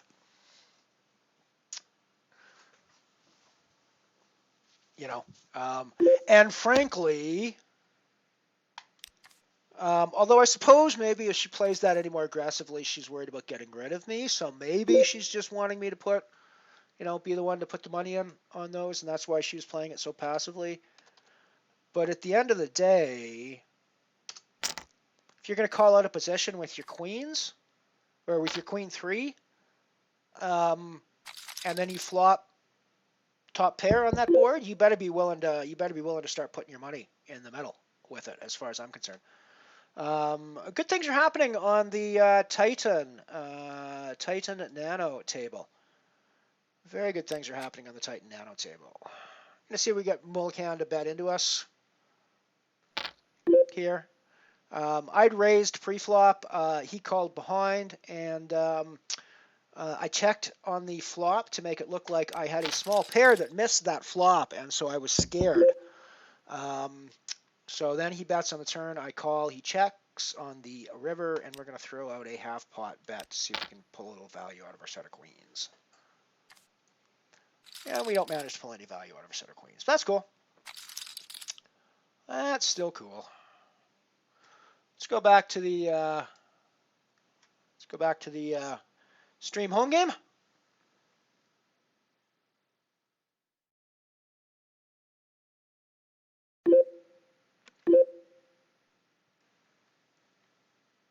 Which is what we are now calling the Comet Nano, since so many of the friends of the stream are sitting on the table with us. Ooh, and we got Pouring Sun. We got good old Night Shopper raising our big blind. But I don't think we can do anything about it this time. King Jack is not bad. Well, yeah, King Jack's not bad. I think I'm actually going to see a flop with this.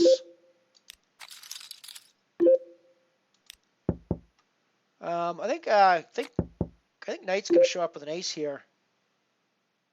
A reasonable amount of the time, but I actually don't think he has to be that strong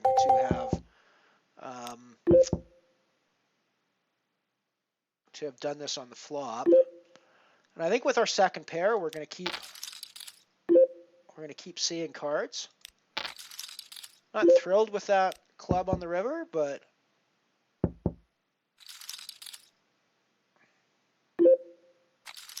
I just about folded that one to you, Knight.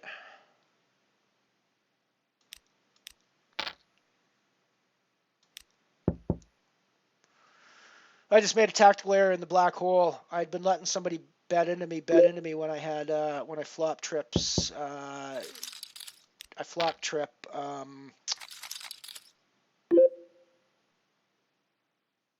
well, that's a nice flop for a hand. I flop trip 8s, and I was letting them bet into me, and then I donked the river for some absurd reason and let them fold. It's kind of dumb. So yeah, I'm pretty happy with the way we hit this flop. I mean, it's pretty hard to imagine a way I could have hit that flop any harder than I did. I suppose there's a few ways I could hit that flop harder, but they're all pretty unlikely. They're all even more unlikely than me hitting the flop that way.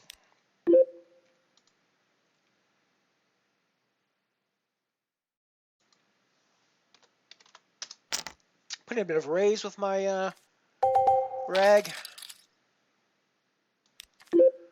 Definitely c-betting this flop.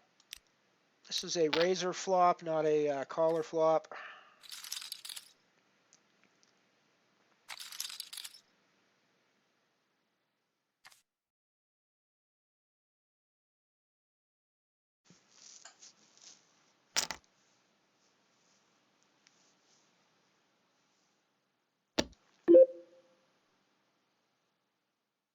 Get rid of the king 3 here.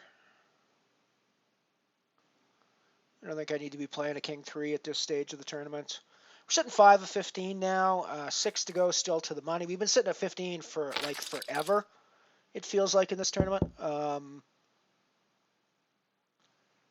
So everybody knows this is like an absurdly deep tournament, so there's really no reason. Like at this point, if you play this one enough, and there's a lot of familiar faces that show up in this one, so people do play this one on a regular basis. You know,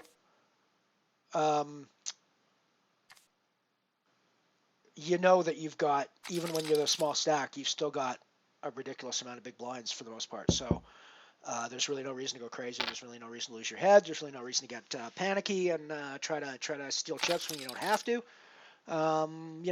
Just play your game and play your game, and you'll do well if your game is a plus EV game in the Comet.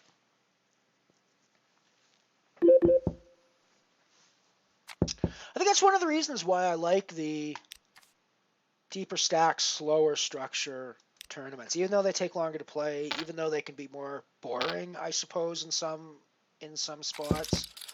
I'm not the kind of guy that likes to force the action, if that makes sense. I know that in some circumstances in poker you have to force the action, and I'm okay doing it in the spots where it's necessary.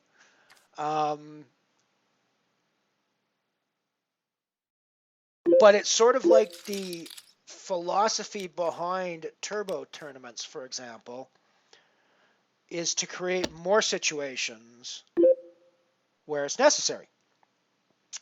And I frankly would rather play in a poker tournament where they're creating less situations where it's necessary to force the issue, and where more often the play of the hands themselves is what determines who's going to win or lose in a particular spot, not so much the rest of everything going on. So I think that's why I like I don't want the structure determining my move more often than the play determines my move, if that makes sense. And I find in the deep stack tournaments, the play of the table is what's determining my moves at any given time, whereas in a turbo short stack type environment, it's the structure that's dictating what I have to do at any given time. So I think that's why I'm such a fan of the deep stack tournaments.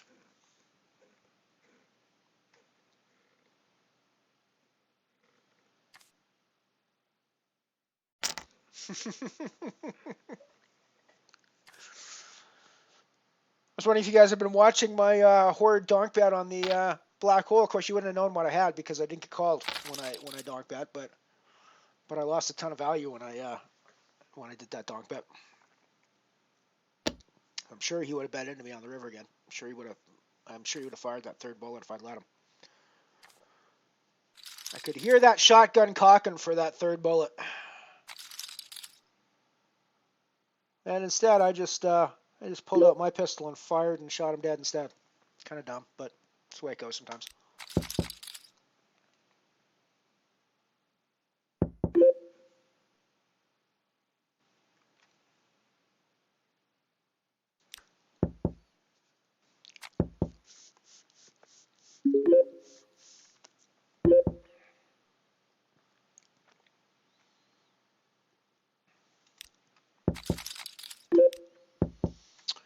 Our old friend Sane's in a pot with us in the black hole again. Hasn't gotten terribly interesting yet, so I won't flip over there for the time being. We'll leave it on the newly christened around 66 stream home game, which is what we're now calling the Comet. A nano event.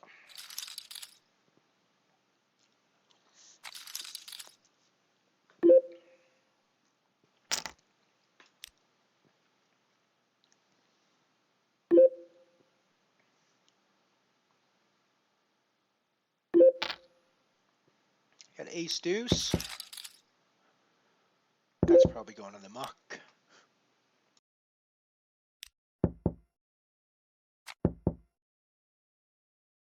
That's probably going in the muck. Oh, maybe not anymore. Maybe now that I've hit that ace, I can throw some money in the middle.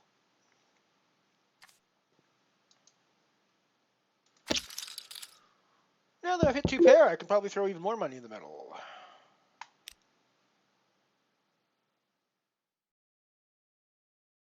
Although, no, actually, I should recognize that that I didn't actually hit 2 pair. I had 2 pair before, and the 2 does me no good. So.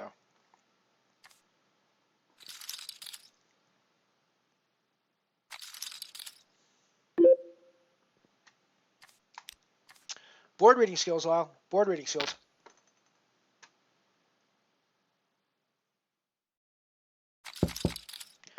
Know the hands you have, ladies and gentlemen. It's important in this game. It's important in this game to understand which of your cards play and which of your cards do not play.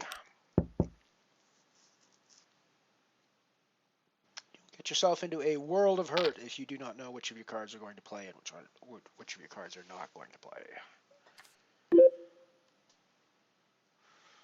Because as opposed to being ahead of any ace there, which is what I thought when I originally bet, I was actually behind any other ace at that point because my kicker was crap. And so I'm like tying with anybody that doesn't have a kicker, and I'm behind anybody that actually has a kicker to go with their ace. So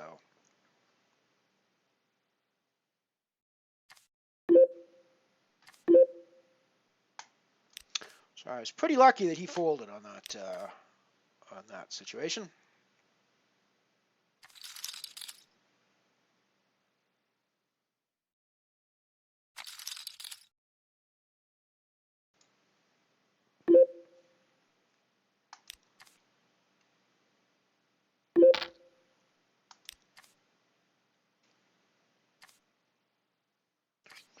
I wasn't actually around on Twitch earlier today. I wasn't sure if Devitt was streaming or not today. I hope his voice is hope his voice comes back. Hope his voice is okay.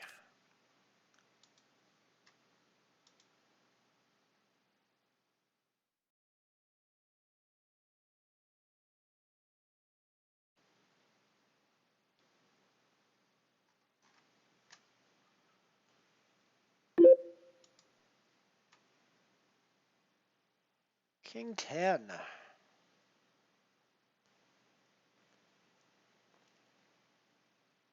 I think I'm going to limp and see a flop with this if we can. Oh, we lost a player in the finally in the comment. We're down to 14 remaining. It seemed like we were sitting with 15 forever. It really seemed like we were sitting with 15 for ages. Nice little flop for me there. I had the bad reaction there because I actually thought I'd folded this hand for some bizarre reason. Board reading skills, Lyle. Board reading skills. Jeez. Know whether you folded your hand or not. Important skill in this game. Knowing whether your hand is still in play or whether you folded it. In this case, I've actually still got a hand in play, which means I should actually be pretty happy with this flop.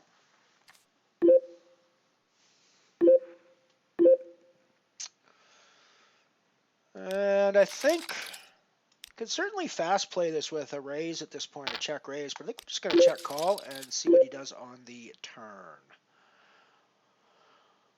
We don't love that turn. We don't hate it, though, because we do have the king of clubs to make our life okay if the club comes on the river. We don't necessarily love the club on the river, but we don't necessarily hate the club on the river either. That 9 also completes some straight draws, potentially with Jack Queen, Jack 7, 6, 7. Jack Queen's probably the only one of those that's particularly likely.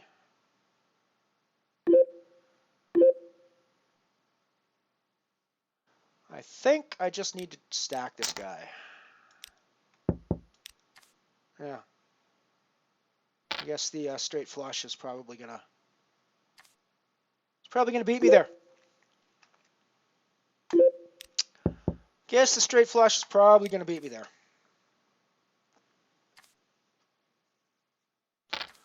I didn't think the 6-7 was very likely, but I guess the 6-7 of clubs was potentially somewhat likely there. Although, again, that's, how likely is the straight flush ever?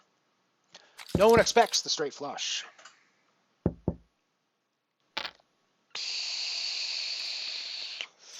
Nice hand, Timo. You got me there. You got me on that one, buddy. You got me on that one, buddy.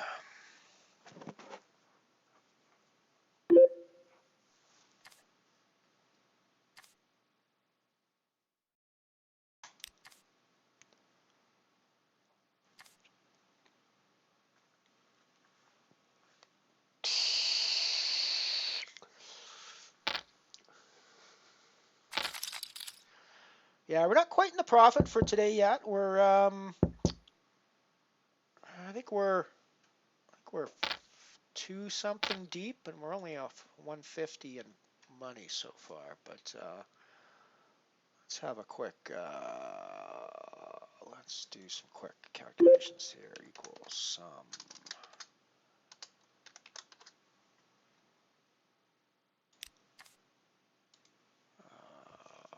Equals sum of those. And equals sum of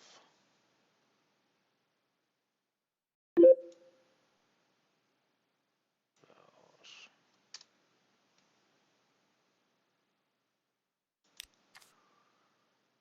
And apparently I forgot to enter my dark matter.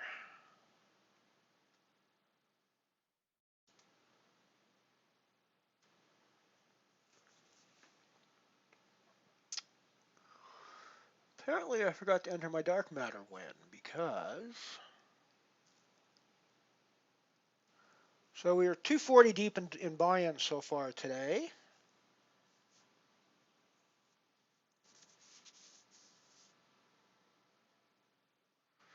And I think we're sitting somewhere around 150 in wins, if I'm not mistaken.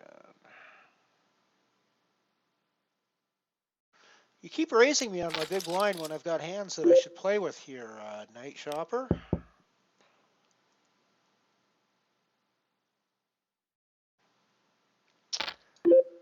And now I've flopped the gut shot, which is a hand I hate to actually... Let's see one more card.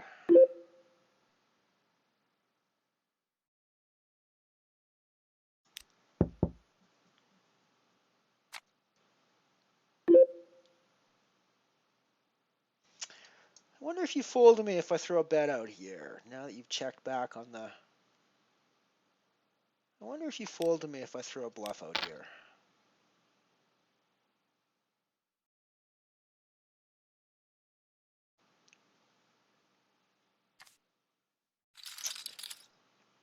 That was definitely a... I think I was kind of using some of my knowledge of you of that, and some of the knowledge that I think you have about me on that to against you with that bet, because I don't think you would have been expecting me to bluff in that spot, frankly.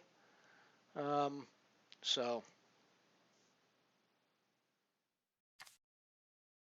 yeah, I'll bet that was tricky. I'll bet that was tricky. Pretty gross spot there with me with the trip tens, but it's just the way it's going to go. And I mean, you know, if you're going to lose, lose big, right? Lose to a straight flush. If you're going to lose, lose big.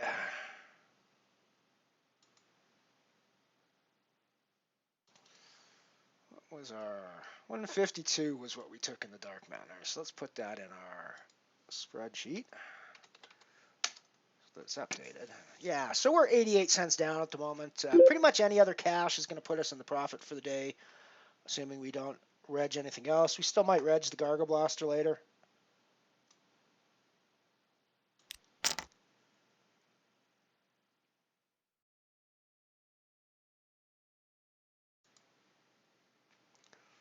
It'd be interesting to see what Night Shopper's comments on the hand where I bluff him from my big blind. This is the hand on stream right now.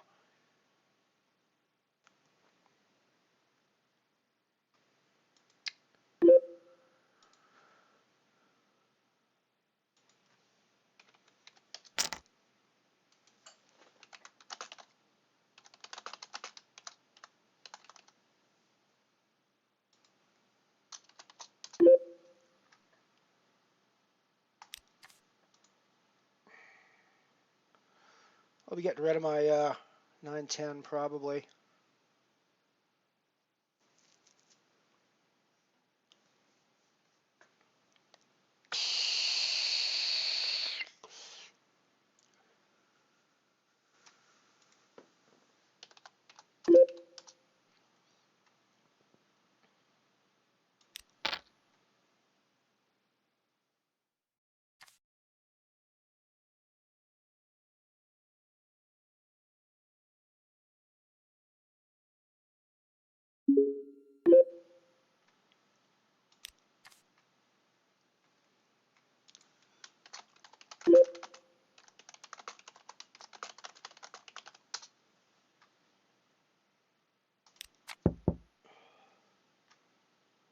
Just watching the end of this hand.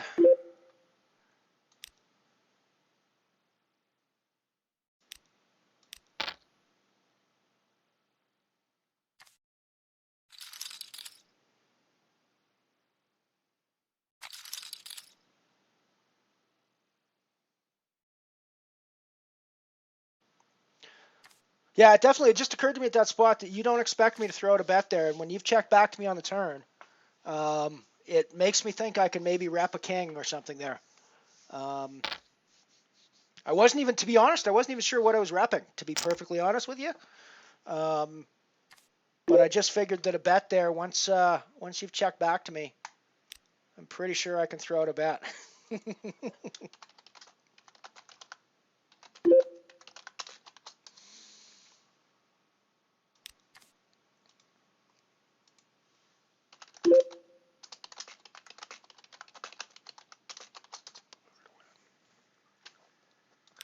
We are absolutely friends, Night Shopper. Don't take anything from the poker table personally.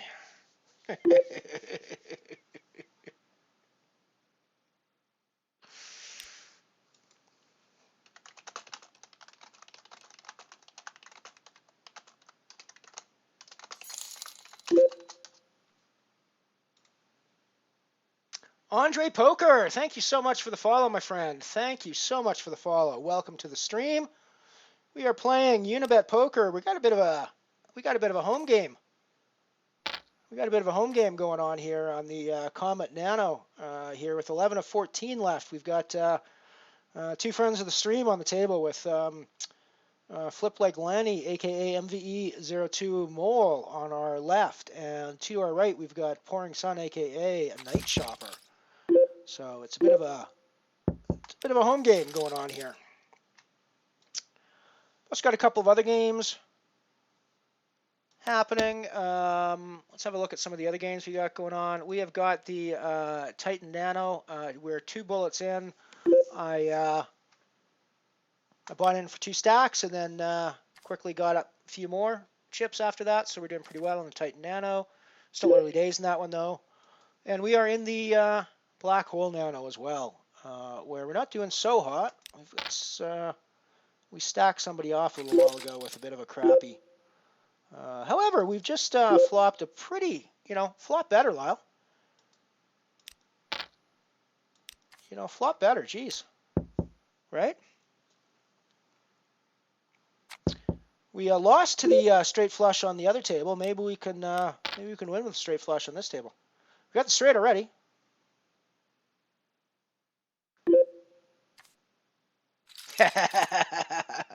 Well, I absolutely am not real thrilled with you stealing my blinds all the time. Not necessarily because it's you. I'm happy to give, happy to lend you some money if you need it, but I'm not keen on anybody stealing my blinds. And I actually know that in the past, it's always been one of my bigger leaks is that I fold my big blind too frequently, I think. So I might be calling too wide these days.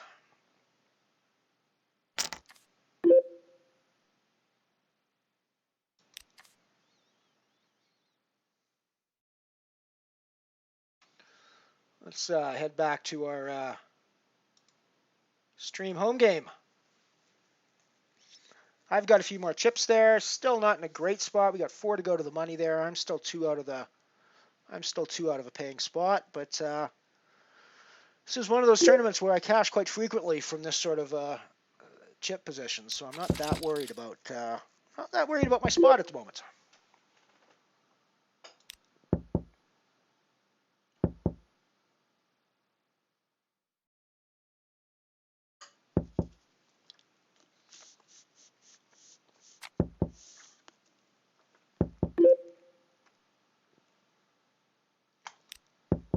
So one of the problems I see with playing against you wizards like Night Shopper and MV2 here in a game like this while I'm on stream is that you guys are watching exactly what I'm doing and you're getting all of my strategy tips and you're getting all of my thought process while I'm doing this.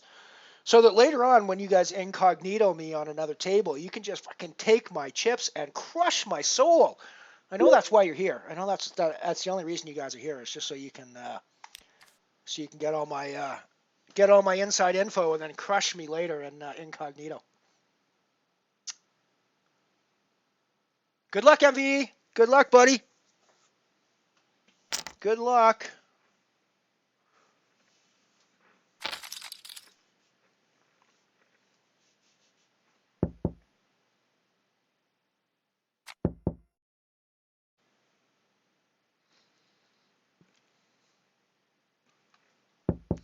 I think I might jump in the Gargle Nano as well when we come back from break.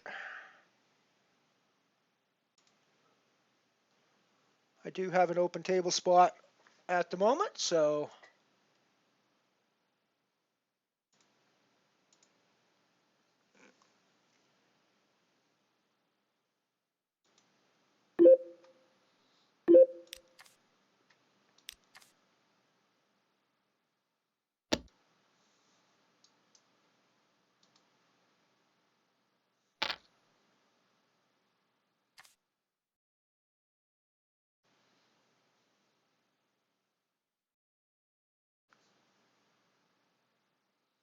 it would be a lot of fun to win this one tonight, MVE. You might have a battle on your hands against myself and or Night Chopper, but I think one of the three of us really should be taking this one down tonight. One of the three of us deserves to take this one down tonight.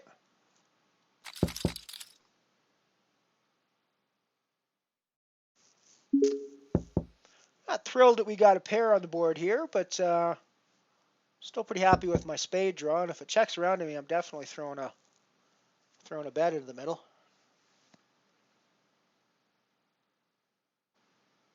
The raise initially had come from CSRE 24, so we're not donk betting or anything when that happens. We would be basically taking the betting lead in the pot by doing this.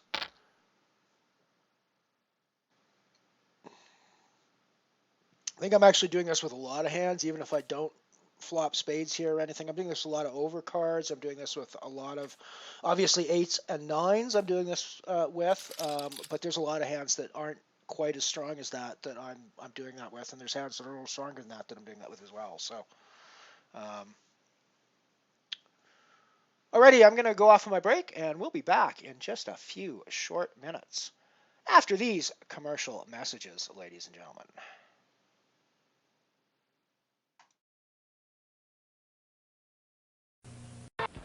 Hi. Here are the eggs I borrowed. Margot, this isn't Tang instant breakfast drink. What's so special about Tang? Tang is America's #1 instant breakfast drink for a darn good reason. You can count on its quality. Tang has a full day's supply of vitamin C in every glass. And you know Lori loves its natural orange flavor. I really like Tang. Okay, you've convinced me. Both of you. Tang, the instant breakfast drink you can count on. Miss Henderson, Thomas says you've got a secret formula for fried chicken. Do you? You mean Wessonality. Wessonality? That means chicken fried in Wesson oil tastes light and delicate outside, juicy inside. It tastes terrific. But what's the secret? Wesson lets you fry at the right temperature so you get a quick crust that seals in juices. Delicate outside, juicy inside. That's Wessonality. Is it okay if I tell my mom? Hey, have you got the biggest news in frying? Wesson's bottle is lighter than ever. Pass it on. Wesson does feel lighter. This new plastic bottle's easier to handle. It's got a built-in no-drip top. And no more mess. Wesson's new light plastic bottle is shatterproof, too. What's best about Wesson is the way it fries. Light, crispy, and juicy. Pick up Wesson in the new plastic bottle. It's lighter than ever. And pass it on. Wesson's meant the best in frying for 75 years, and it just keeps getting better. Wesson vegetable oil is my old favorite. All natural, cholesterol-free.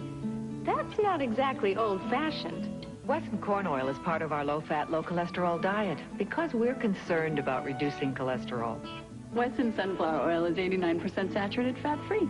That's right for the way we live. Wesson vegetable, corn, and sunflower oils. With every bite, you know you're eating right.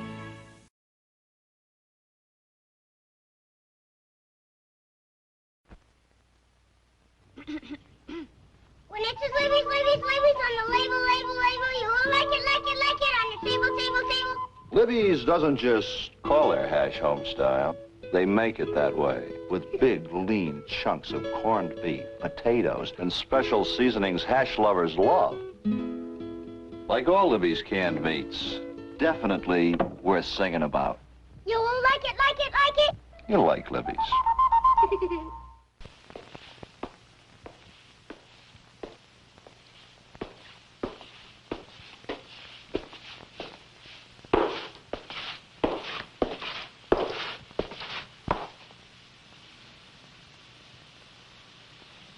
At ease, gentlemen. Many of you out there fancy yourselves seasoned veterans of grueling, hellish toy campaigns. Some of you are about to see action for the first time, but none of you have ever come face to face with a campaign as fearsomely devastating as the one we're about to embark on. And gentlemen, that's no crock of cocky duty. The mission's code name is the Ready Ranger Project. The primary target, young men between the ages of 5 and 9. The 10 million who have been ejected by the Cub Scouts for being underage or classified 4F for bedwetting and thumb sucking. We'll be on the air with a series of children's commercials with an impact potential equal to 30,000 tons of dynamite. Now then, here's a preview of what's in store. Eyes front, riveted to the screen. I shall return.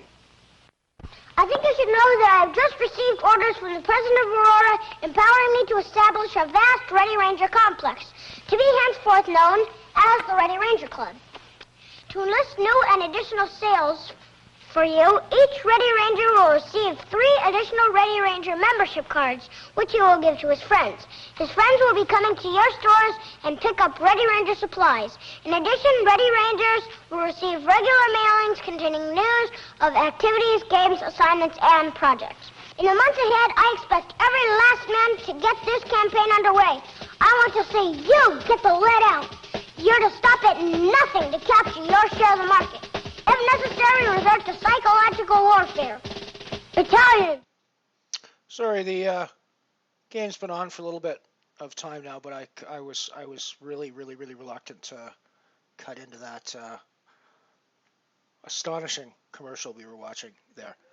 I jumped into I said I might jump into the Gargle Blaster over the break, but instead I saw that the Dwarf Star Bounty was running Nano, so I jumped into that one. And so we're going to play the Dwarf Star Bounty Nano, and that is the one down in the bottom left corner of the screen there.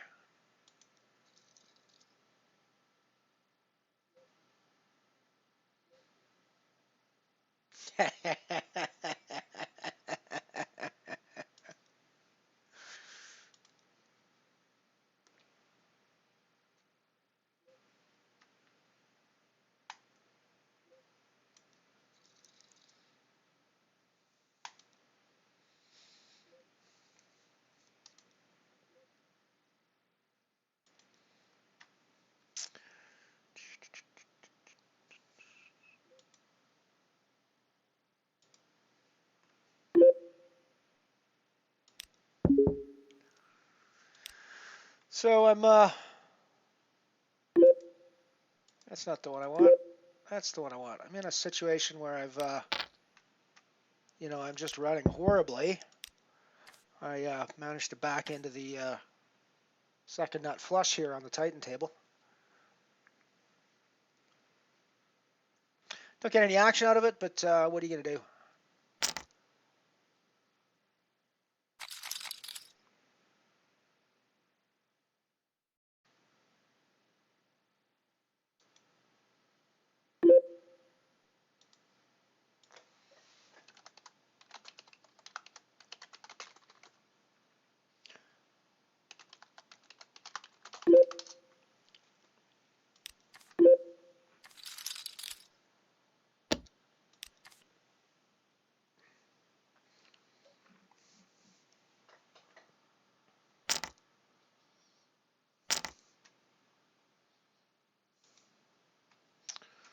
Let's go back to the stream home game, as we've been calling it. This is our new name for the Comet Nano.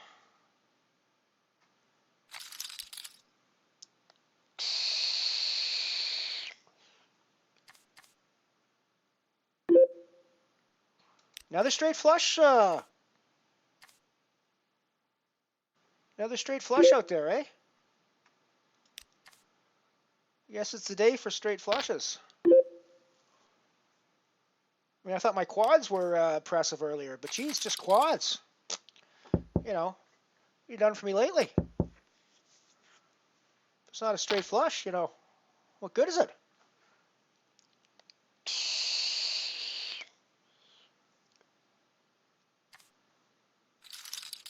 Of course, we aren't lucky enough to hit our straight flushes. We're only unlucky enough to get beat by other people hitting their straight flushes. That's our lot in life. You know, our lot in life is to be super unlucky. He says as he looks at his absurd bankroll graph where he's won over 100 free euros in the last 2.5 months.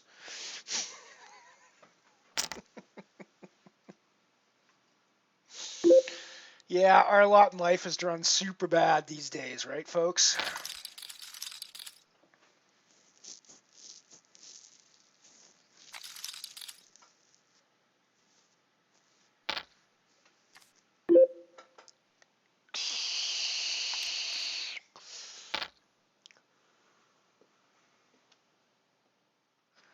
So I'm thinking maybe I should find a Darth Vader helmet that I can wear over my headset and that I can build my vape into. And we can do like a Darth Vader stream one day. That might be fun. That might be fun.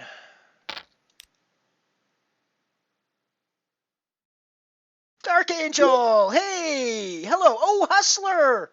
Hustler! You can watch the commercial if you want. I just put them on because I just find it astonishing to see what used to pass for quality advertising, quality family advertising back in the day.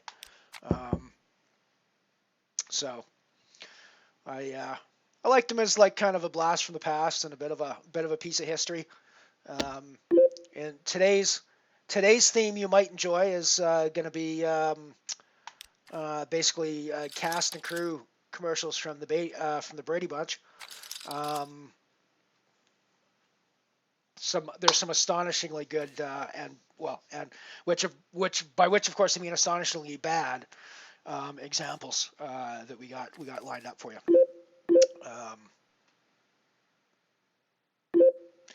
I got to put in a raise against MVE. I think with my ace 9 here, I gotta put in a raise on the small blind. I haven't been raising you that much from the small blind to big blind there, MVE. So you gotta give me some credit here. And it's not like I'm raising you light, right? I mean, it's we're pretty strong there with an ace reg. You'll see that in a few minutes. You won't be too unhappy. And Dark Angel, welcome, welcome, welcome. Always good to see you here. Thank you for all the Twitter love you've been giving me lately. I really appreciate that. I love seeing your retweets. I love seeing your likes. I love seeing the little heart pop up with your name beside it on my tweets. So thank you very much for all the Twitter love you've been giving me lately. And thank you for stopping in and watching our stream for a little bit. We're having some fun today. We're playing 4 tables at the moment. We are doing a bit of a stream home game here in the comment that's up on the screen now. We got Pouring Sun, aka Night Shopper here, two to our right, who's been punishing our big blind on his button. Although the truth is, we've kind of been punishing him back when he's been trying to do that, but that may not last. It's hard to say. We've got lucky. We've been hitting the hands, and we've been put in a bet there where I don't think he really expected us to ever have to ever be bluffing, and sure enough, we were.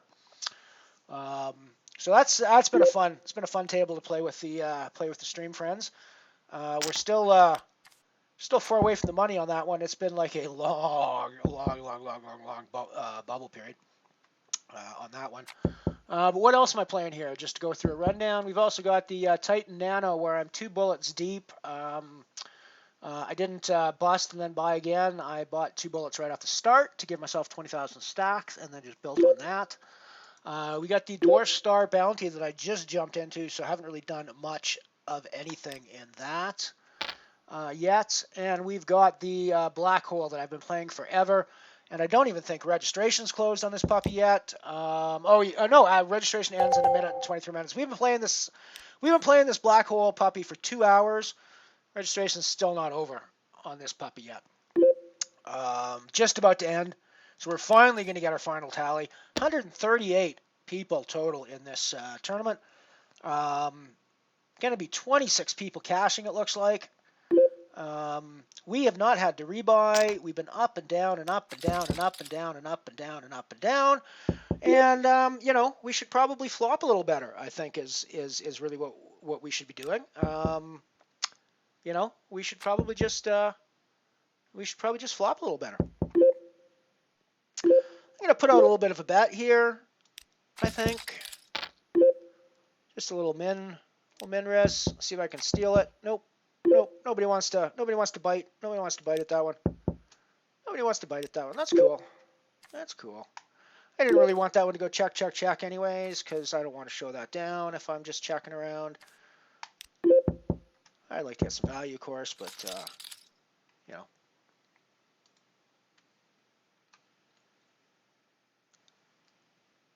So yeah, the theme for today seems to be flop better, Lyle. I've been flopping like crazy.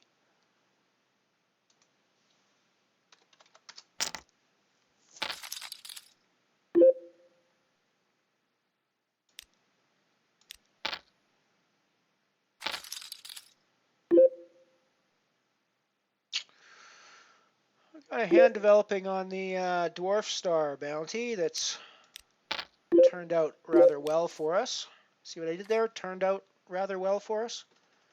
I c-bet the flop with nothing, with just the overs there, and turned the ace. So cool. Let's go back to the our stream free roll table, as I've been calling it. Or the stream home game with 3 of us in the Comet Nano here. Got Pouring Suns in a hand now.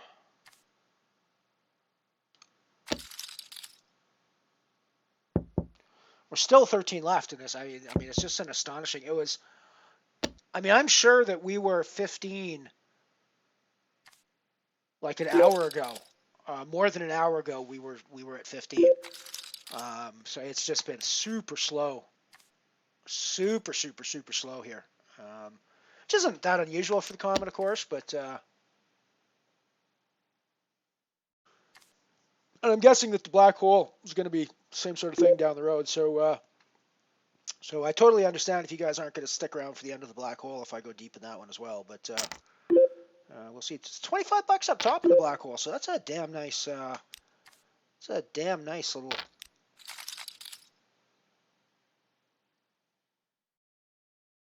A little payout for us.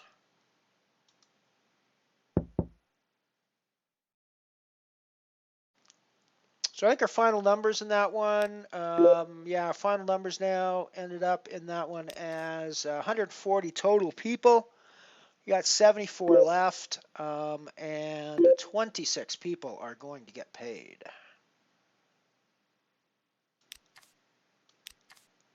We are 50th of 74 at the moment.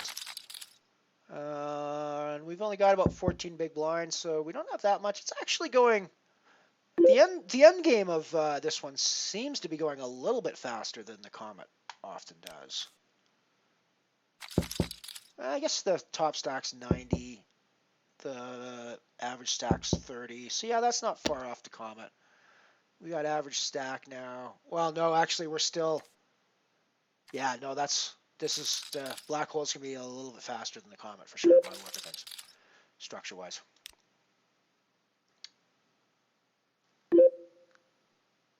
Thank you, Night Shopper. Well, I mean, yes and no. Being able to recognize the spot, I think there's definitely some skill involved in that. Being lucky that I wasn't doing it into a spot where you were trapping me. Being lucky that, yeah, I mean, just being lucky to be able to see the spot and go from there. What the heck just happened on my stream? What the heck just happened to all my stuff on my stream? What the heck? Oh, I shut off my bar. There we go. We're back. We're back. We're back. Sorry, I just had a little technical glitch failure there. I'm all into the black hole with a pair of 5s under the gun, with just under 20 big blinds. Got called by a smaller stack, so we could. They got about half our stack. We also got called by our super spewy, and we hold. We hold for all the chips. We hold for all the chips. Guess we're not quite finished in the black hole yet. You can't buy in new anymore, but I guess we still got a round of rebuys. So, anyways, getting back to the bluff, I understand, and I do appreciate you saying it's a good play, and I think I'm probably right to have recognized that spot there. But at the same time, I can recognize that spot when you're trapping me. And in that case, so in this case, I'm lucky that I recognized that spot and you weren't trapping me. So if that makes any sense. So yes, there's skill involved, but there's always luck involved, you know. It's the same thing when I reshove on you with my flush draw. Let's, for example, I mean, this didn't happen, but I'm just saying as a hypothetical. When I reshove on you with my flush draw on the flop, and you call me with 2 pair, and I get there. Yeah, there's skill involved on both of our parts. There's skill involved in that hand. There's also luck involved with me getting there, right? If I don't get there, there's luck involved with you holding on your 2 pair and taking me down instead.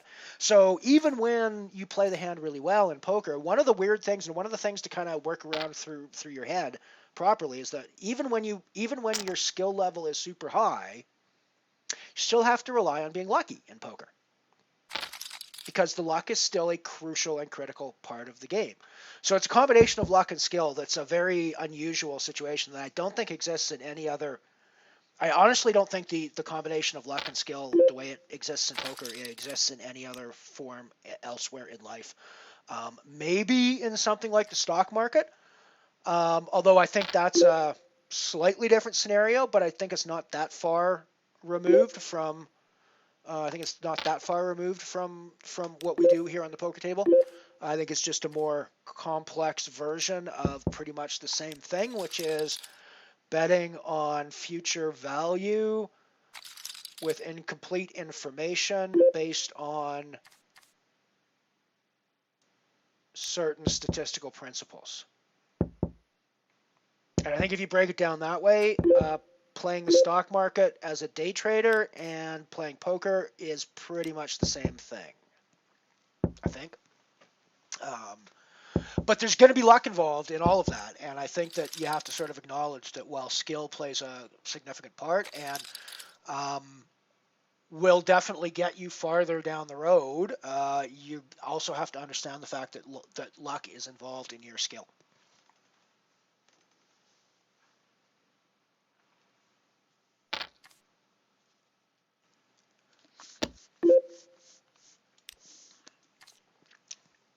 I'm going to be one of the hardest streamers in the world to clip, I think, because anytime I talk about something, it goes on for like 6 minutes.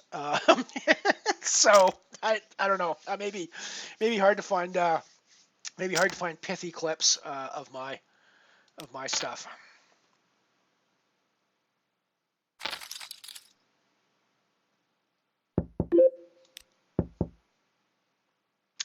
I might have to just cut myself down.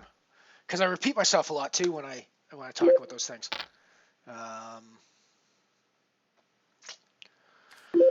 Alrighty, it's a weird ICM spot to be doing this in, but guess what, guys? I'm going to play for my stack. It's only 22 big blinds, and I'm doing it over a limp, so I don't think it's that out of line.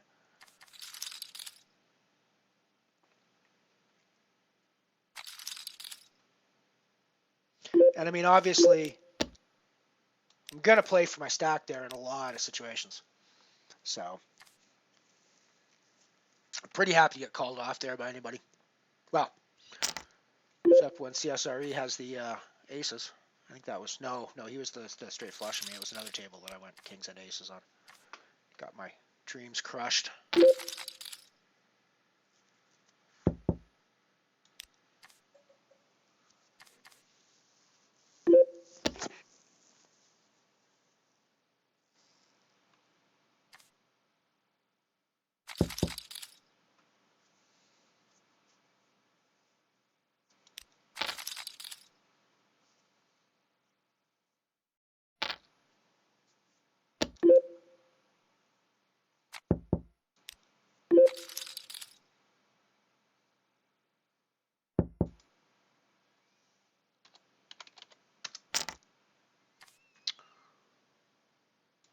Bit of something developing on the Titan Nano here. Just put in a 3-bet on the button with jacks.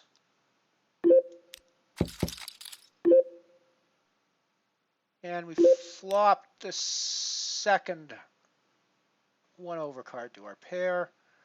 So I think we're going to keep putting value C-bets in there. It makes sense that we get away with that fairly frequently, I think, when we're the pre-flop 3-better. I'm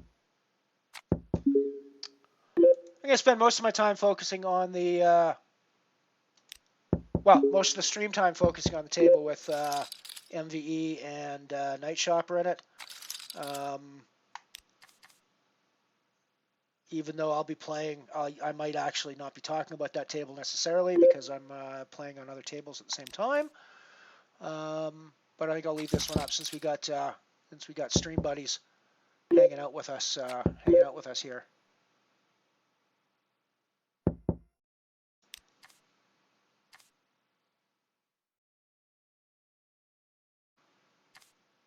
So if that's a 5-7 or a 6-8, I'd probably play it. But it's just 2-gapper I'm not that thrilled with there.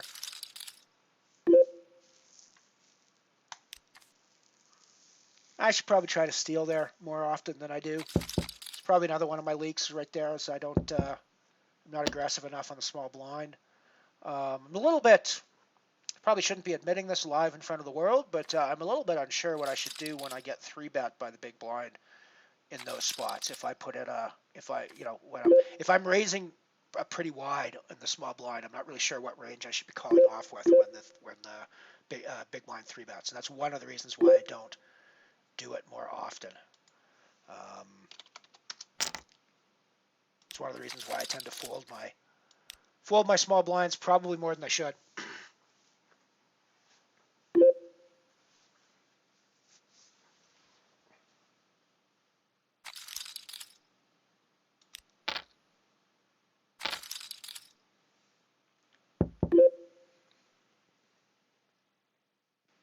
And yeah, I find myself getting into a fair bit of trouble if I raise from the small blind, the big blind 3-bets me, and I call off. Not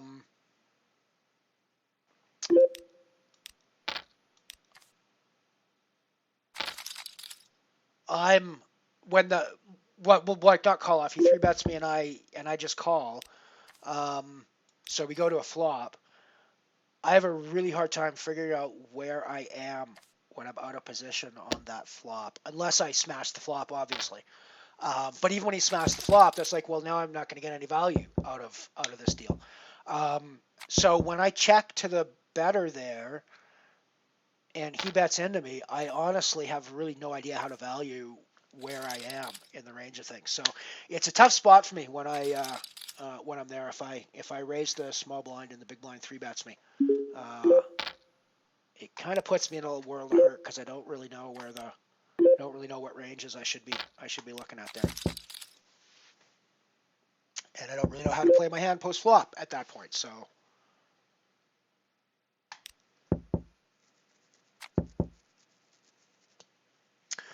So welcome to the Lyle show, where he just tells everybody how to make money off of him in poker, because now you know that when I'm in the small blind and you're in the big blind, and I raise you, you can just 3-bet me all the fucking time and take my money.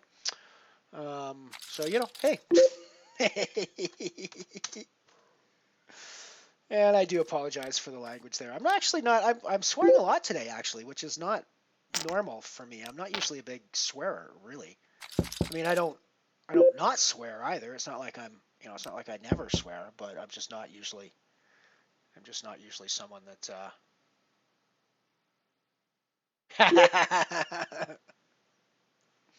like I say in these, guys, the people with the bigger stacks are going to bust out. The people with the bigger stacks can easily bust out on these ones. So, we all three of us could easily end up in the money here.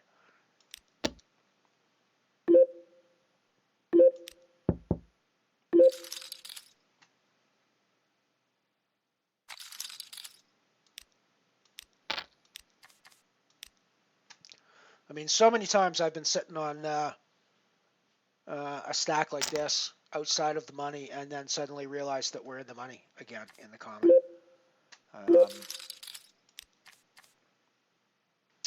So obviously sitting with queens here is a pretty nice spot. I think what we're going to do is we're going to tank shove, and we're going to tank just because we're trying to make it look like we don't know what to do, and that we've just finally decided we don't know how to play our hands, so we're just going to shove our chips, which is almost 30 big blinds.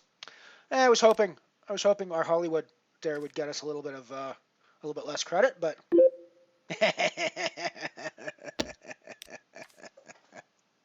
yeah, I mean, I suppose that obviously makes sense. I need to pay attention to how certain people are playing. And the honest truth is I haven't played against MVE enough to really have any good concept of how he plays. I know enough from chat and from seeing other things to know that you're a pretty strong player, and I know you've run up your bankroll pretty clearly. I'm pretty sure that while there's been a few people lately calling me the king of the nanos, I'm pretty sure you had that title before I did. Yeah, I mean, but specifically, I don't really know how to play. So I'm absolutely treating you as somebody that I don't really want to get involved with at this point, because I'm not sure I'm going to know what's going on in that head of yours at the moment.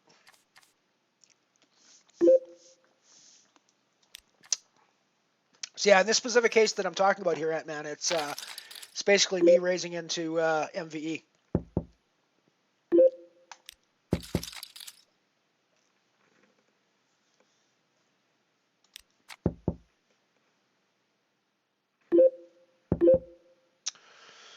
We got a friend of the DeVitt's free roll sitting to our left in the Dwarf Star Bounty. Oh, Shiny was hanging out or not the free roll, the Stream League. Was hanging out in the Stream League on Saturday quite a bit, I recall.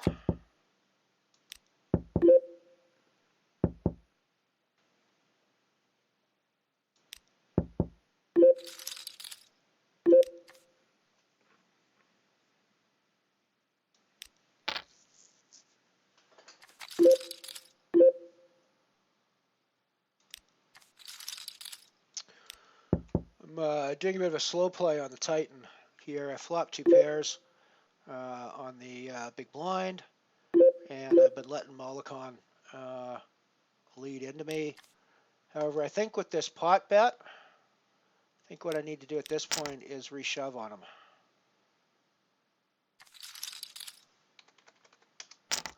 Yeah, I might have gotten more value if I checked or if I called there.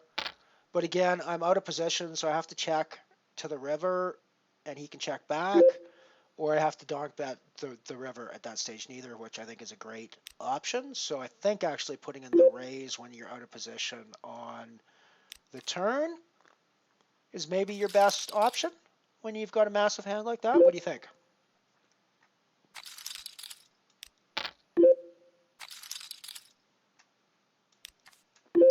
I'll go back to the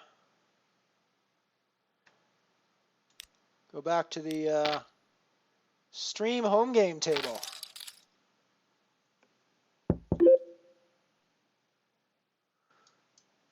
Yeah, I'm sure we started. I'm sure we were 15. I'm sure there's 15 players left in the Comet, like yesterday, in this Comet, right? We've been playing this for like a day now, haven't we?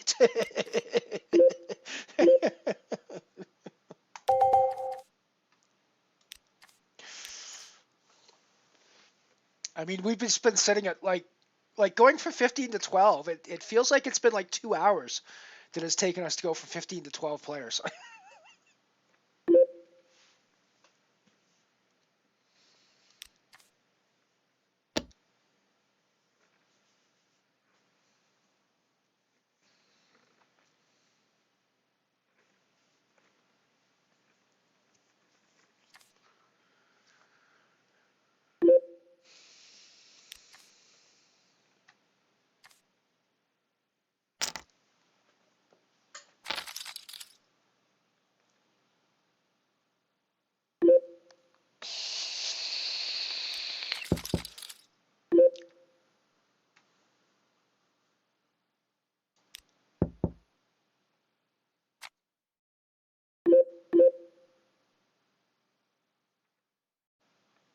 So I still haven't picked up a bounty in the Dwarf Star bounty, but I've more than doubled my chip stack since I sat down. So I'm doing pretty well in that department. And the Dwarf Star is one that's got more in the prize pool than it does to bounties, if I'm not mistaken. I think it's 70 to prize pool, 30 to bounties in the Dwarf Star. Yeah, 70 to prize pool, 30 to bounties in the Dwarf Star, which is kind of the way I like it. 50-50 is good. I like a little bit. I like the prize pool to be significant enough that it matters. Nothing worse than having a 25-cent buy-in tournament where the min cash is like 7 cents. It's like, what's the fucking point at that point, right? God, I'm swearing like crazy today. I don't know what the hell's wrong with me. He complains about his swearing as he swears. King of the free rolls instead of the king of the nanos. Okay, I thought it was king of the nanos, but either way.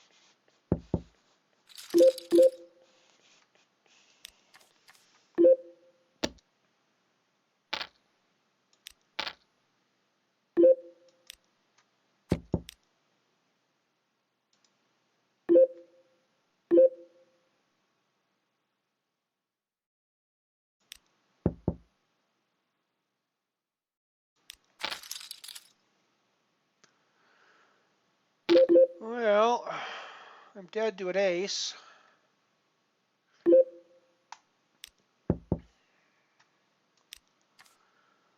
Dead to an ace, but I'm good to pretty much everything else.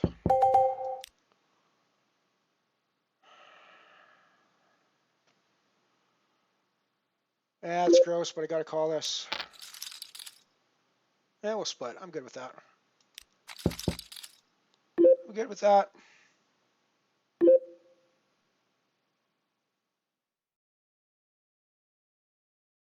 That's 6th in the solar. 6th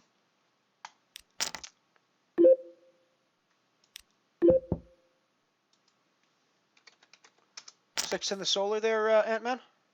Or Addy, sorry.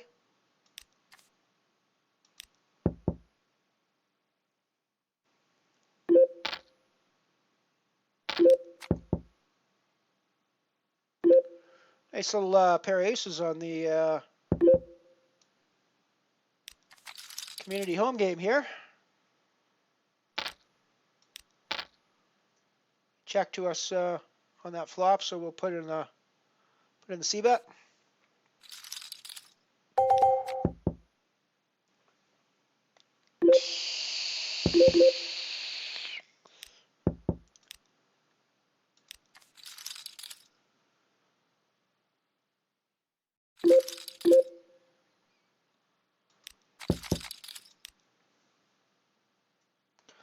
I'm 22 of 44 in the black hole nano. We are 18 to go to the money in that one, with 26 people getting paid over there.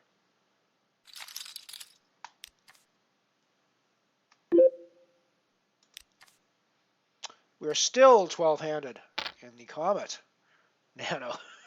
It feels like we've been 12-handed for our entire lives.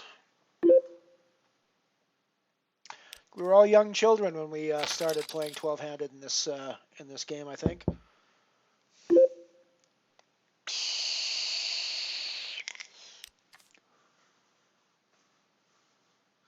And believe me, for me, young children, that's a long frickin' time ago.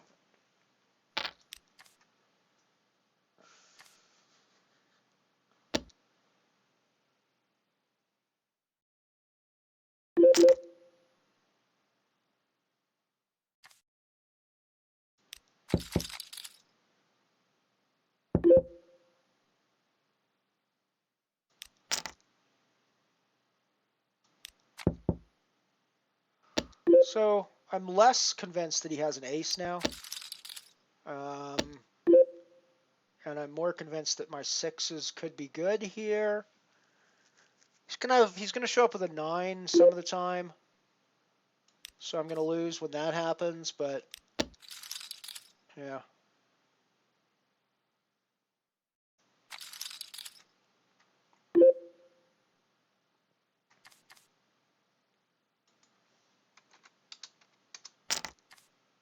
Alrighty, so we hit the add-on period in the Titan. I'm gonna throw another stack on that one. Let's add that to our bankroll tracker.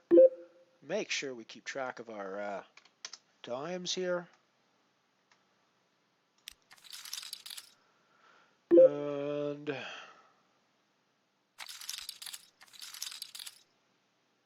let's also make sure that we update our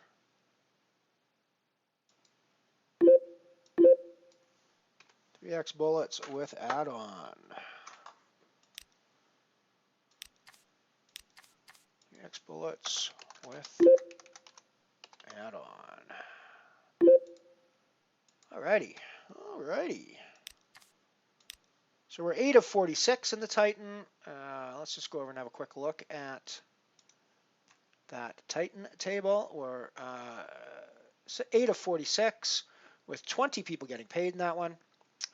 So we're looking pretty good there with registration closed.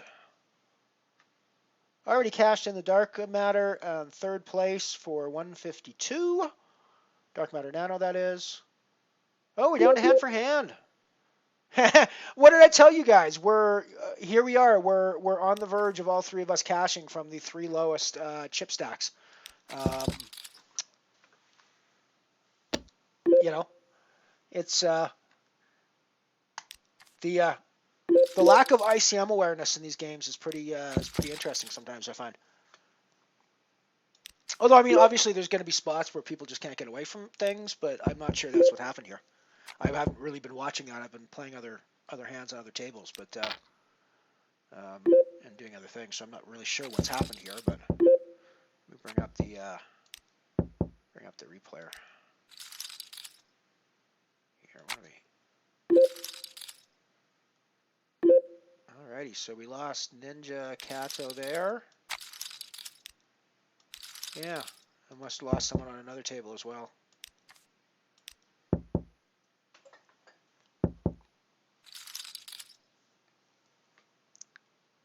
Well, yes, actually, Hustler, honey, I'm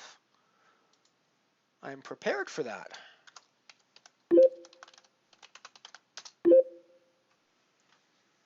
There's the explanation of the table I'm playing on. One of the cool things with Unibet is they've got all these different environments that you can choose to play your poker in. When I started this free roll challenge thing, I decided to do the tables in conjunction with how I was playing, and where my bankroll was. So once I hit another one of my milestones, I'll probably change to one of the nicer backgrounds again. I started off in the dingy alley on the beat up old crate.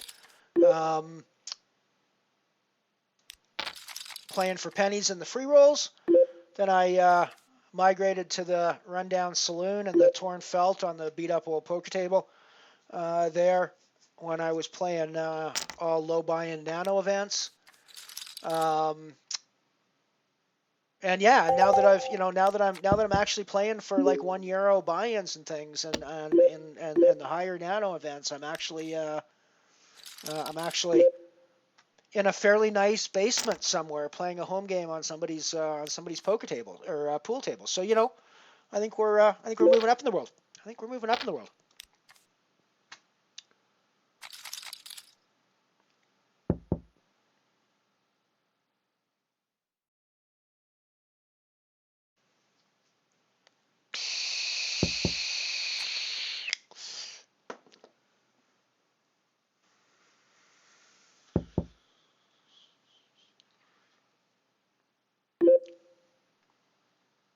I actually think you'd have a lot of fun at Unibet here. If you like playing in the morning your time and you're looking for good games, I know you're more of a cash game player, and I honestly can't say very much about what the cash tables are like. Maybe some of the other people in chat can talk a little bit more about what the chat or what the cash tables are like here. But I actually think, based on what I've seen of you, you'd actually do reasonably well here if you were interested in playing. And it's a fun little place where you may or may not like this feature, but it's completely anti-HUD in the sense that you can't use any heads-up displays, you can't use any hand tracking. There's very little ability to go back and review hands from a tournament once it's over. One of the reasons I'm streaming is so that I have some record and I can review some of my hands at least. But yeah, it's an interesting way. It's very much geared toward the recreational players. And I've been quite enjoying. I was enjoying my time playing on Unibet even when I wasn't running super good the way I've been running super good the last little while. So I think I honestly think it's a really great place to just play poker, frankly.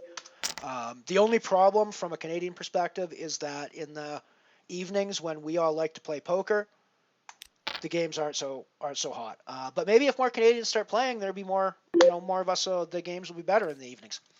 So you may not find cash games you like in the evening time, but I think if you log in your time, I think if you were to pop in at like 9 a.m., I think you'd find some pretty decent cash games running that you'd enjoy.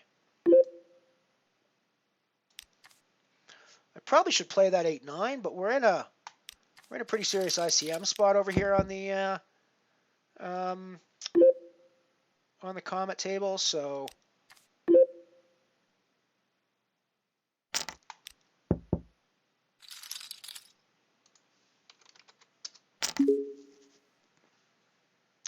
Eight nine is one of those hands I probably should raise in this spot, and probably in a situation where we aren't sitting on the bubble, I probably do raise on that spot.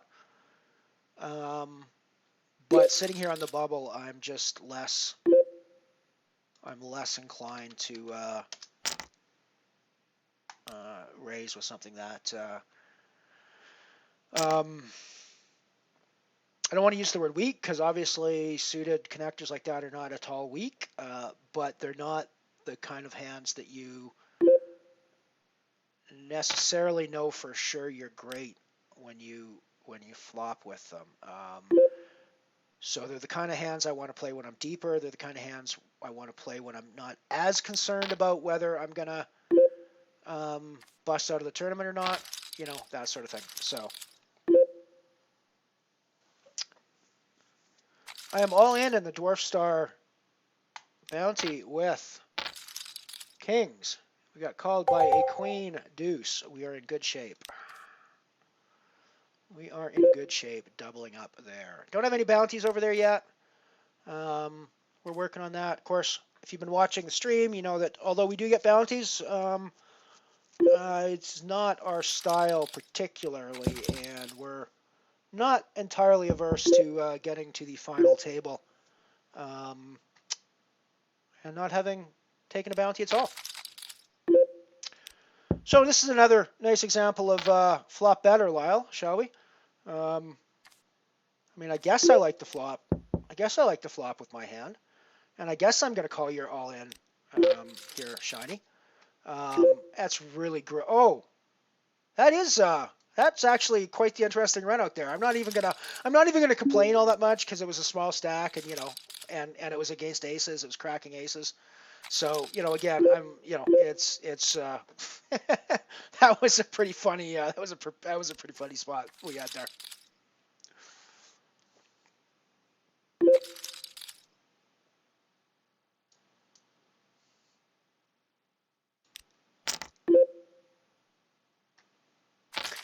So we're 13 to go from the money in the black hole. We are 1 to go from the money in the comet. We are 23 to go from the money in the Titan. And we're way off the... Well, we're only 7 away from the money. I thought we were way off in the Dwarf Star, but no, we're only 7 away from the money. And we are in a scoring position in that one. We're in scoring positions in all of these, I think. Yeah, we're in scoring positions in all of these. Unfortunately, it's MVE that looks like he might be the bubble boy in the Comet. Although, it could easily be me in the bubble boy in the Comet as well. Just called an all-in. And held. No, we did not hold. We almost held until the river. In the Titan. But we doubled them up instead. That's okay. We still got lots of chips in the Titan.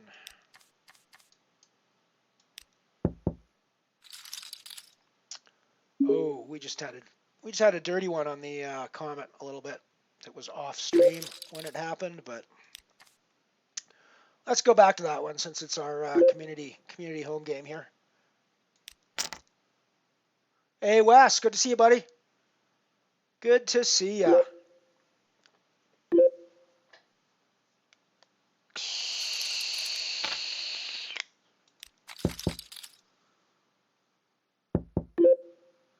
So I'm debating finding myself a Darth Vader mask to go with my vape, and we'll do a Darth Vader stream sometime.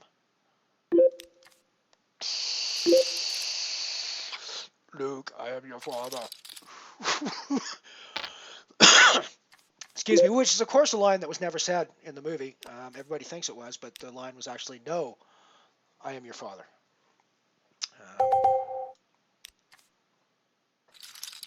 One of those little bits of trivia. Of course, I crushed the trivia on Hustler Honey's channel last night, and I'm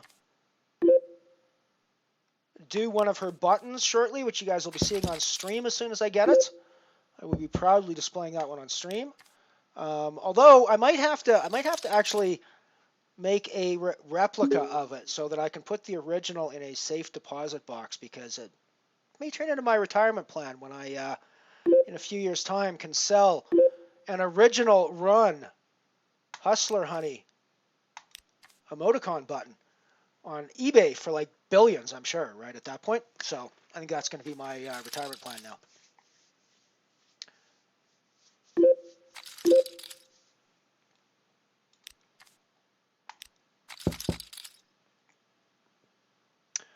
I think she's going to do a Tuesday trivia night every Tuesday. So if you guys want to check that out, go over to her channel, Twitch TV/Hustler Honey, and hit the follow button. She is a fellow Canadian, fellow poker personality, fellow poker player, and all around very nice person. I worked with her a few years back in a tournament in Calgary that not a lot memorable that I enjoyed about that tournament, about working that tournament, frankly, except meeting Hustler Honey. Night, night. Night, night, Addie. We'll see you later. So yeah, meeting and working with Hustler Honey was pretty much the only highlight of that tournament, as I recall. Hustler Honey may have no highlights from that tournament, if I'm remembering correctly. I don't think that was a particularly fun experience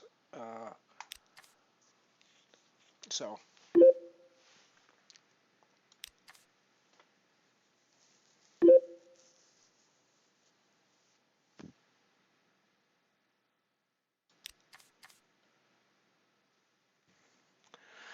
MVE's in tough spot here on the here in the Comet.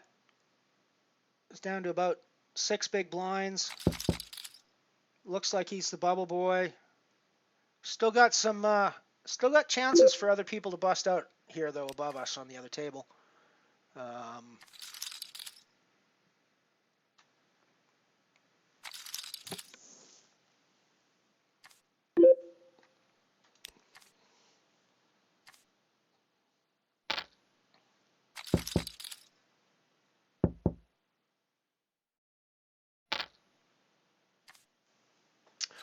Hold on there, MVE. I think we can all make it into the money. I think we can all make it.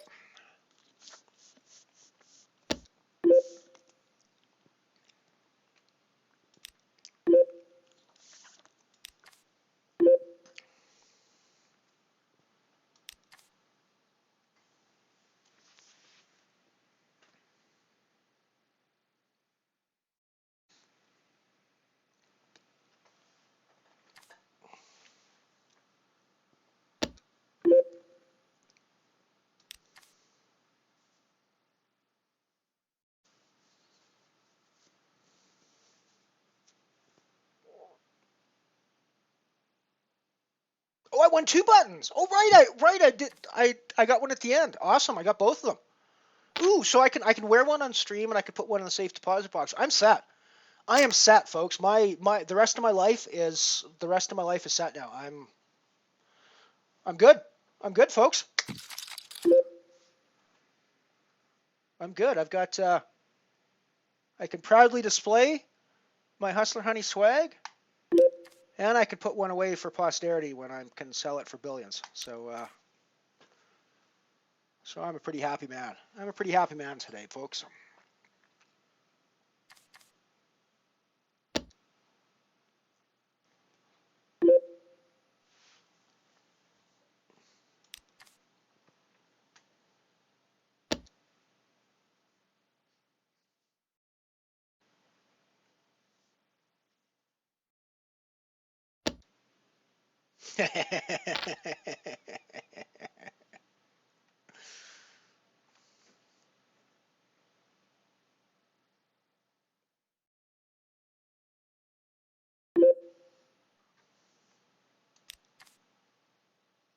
Ooh, I got a walk in the Comet.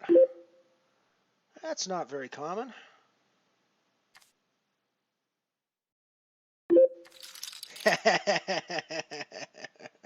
Yeah, there should be a blushing emoji, I think.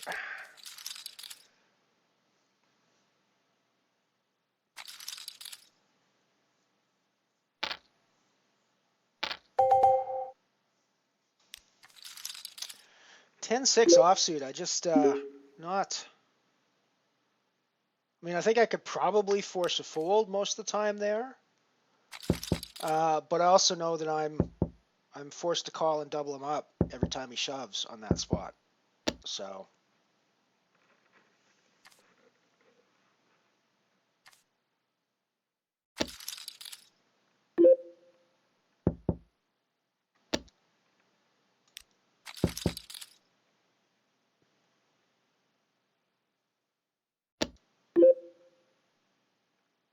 Oh yes, actually that Neil Farrell event, I think I got one of the funniest poker quotes I have ever gotten during that tournament. Actually, now that you mentioned Neil Farrell, there was one, I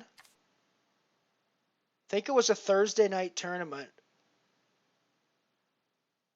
that Neil Farrell ended up winning. I think it was a bounty event, if I'm not mistaken.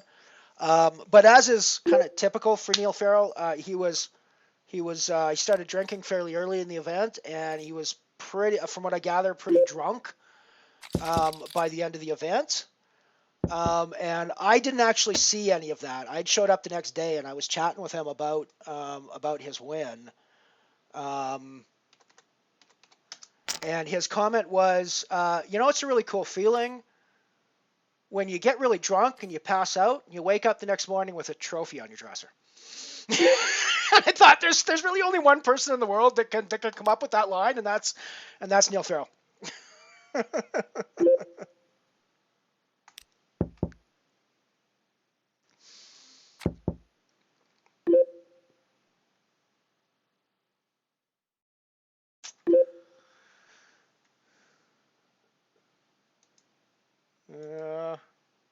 So another example of flop better, Lyle. Or turn better anyways. Yeah, not the best river card in the world for us, but I think we're still going to value it because I think we're still got the best hand. Like, all the time here.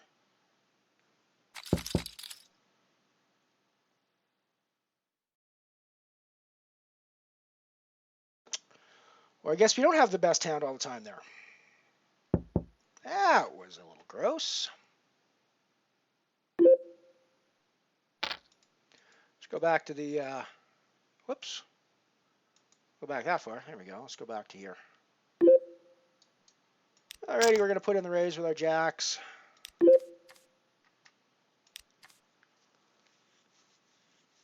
Maybe I'll be the bubble boy here. Who knows? Got a break coming up right after this hand again.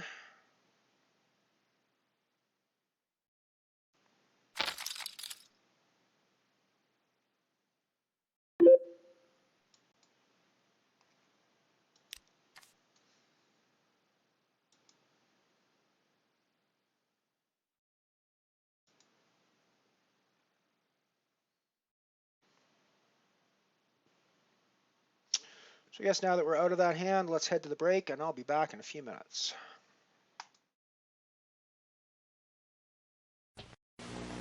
Nothing's too good for my dad. That's why I brought him here to McDonald's. For the best cheeseburger ever. The quarter pounder with cheese. It's not skinny. It's nice and thick the way my dad likes it. And it's got 2 pieces of cheese. It's really a neat thing. And that's the way it should be, because for my dad, it's nothing but the best. You deserve right, Dad? a break today at McDonald's.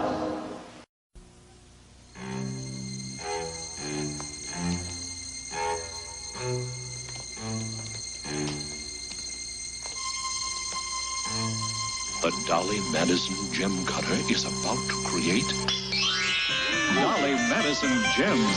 6 gems in a package. Powdered sugar, crunch, or chocolate. They're a bite of great donut taste. Dolly Madison Gem Donuts. The neat-to-eat treat in a neat-to-eat size. Ponce de Leon Park. Now, that is a beautiful little park where Ponce de Leon searched for the mythical Fountain of Youth. A science teacher accidentally drinks from the Fountain of Youth, and Big John turns into Little John. What a little voice. Or 6. I look like I'm 12. How can I be 12? I have a son who's 14. I am John Martin, your husband. You might be able to fool somebody else, but you can't fool me. If I'm big, I'll be a teacher. If I'm little, I'll be a student. I hate being called a little boy. You guys don't hate it half as much as I do. Big John, Little John. Which will he be? Premieres tomorrow at 11:30, 10:30 Central, 10 Pacific. Have some breakfast. I'll have what you're eating. Corn checks.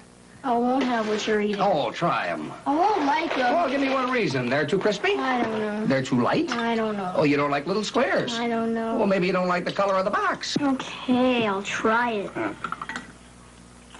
Not bad, Dad. Wow. Corn checks are really tasty. Oh, I thought you didn't like them. I never tried them. I never tried them. People who don't like Czech cereals have never tried Czech cereals.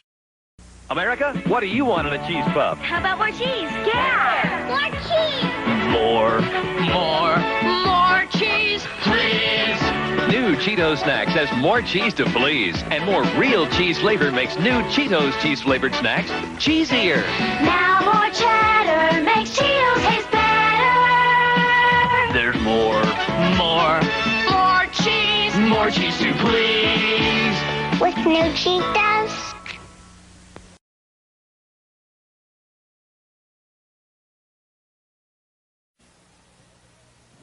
Hey, Carl, want a lift? Got a new Dodge Polara. No, thanks. Get in shape. So bad it's really plush. Come on, hop in. Gotta get in shape. Air conditioning's really great in here. Got it for half the sticker price. Air conditioning?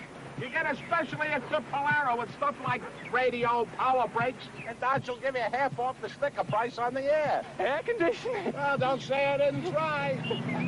Brad, wait! Howard, about the air conditioning. Yeah, terrific, ain't it? I'm freezing. Great special on air temp air conditioning down at the Dodge Boys. My lips are turning blue. Specially equipped Dodge Polara got over 50% off the air conditioning sticker price. But, Howard, it's January. So, who's going to discount it in August? The factory air conditioning special on Polara and Monaco at the Dodge Boys right now. Help! I need your husband! For what? To bail my clogged sink. Oh, sis, plumbers don't bail. Oh, but this crystal drain opener says you Red folks, use my liquid plumber. Just pour it in and it works. No bailing? No. No spooning? No. No mess? No. Liquid plumber pours right through water, right to the clog. Liquid plumber works? You're wonderful. No. Easy for you to say. Yeah. Liquid plumber. Just pour it in and it works. And we're back. Bit of an overview of the tables going on now. We got the Comet Nano in the top left that we are one spot away from the final table in. We got the Titan Nano that we're doing reasonably well in over there as well, 17 to 34 with 20 people getting paid. Bottom left, we got the Dwarf Star Nano, Bounty Nano, where we are 2 from the money. And we are just inside the scoring position there. And we got the Black Hole Nano, where we are 7 from the money. And we are not in a scoring position there at the moment, but that's okay. That's okay. We can get back there. We can get back there.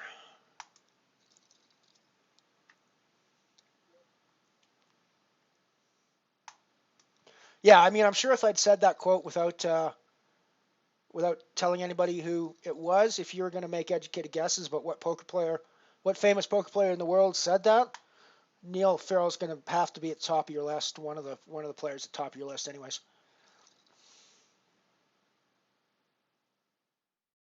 Oh wow, I probably should have put in a raise. I just like folded. I was chatting about Neil Farrell there, and I just like threw out Ace Jack.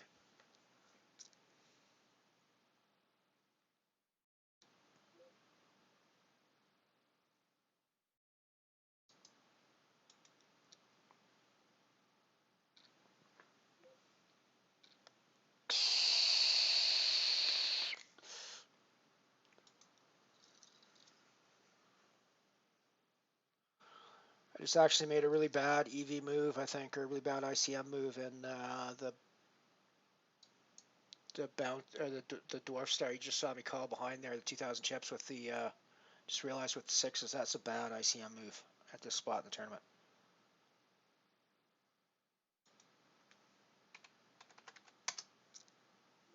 I'm going to put in a raise with my Ace Queen on the Titan table.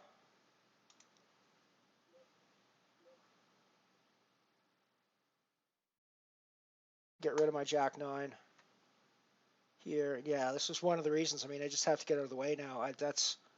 I should be folding those or reshoving those in an ICM spot like this. The Ace Queen's working out well on the Titan table though, so that's good.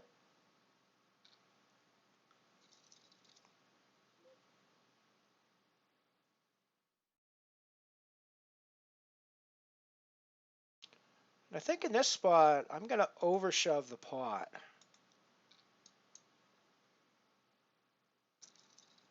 Huh, we both got Ace Queen.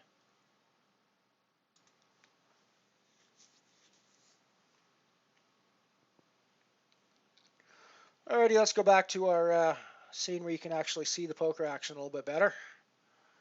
This is back to our community free roll table. And unfortunately, oh no, yes.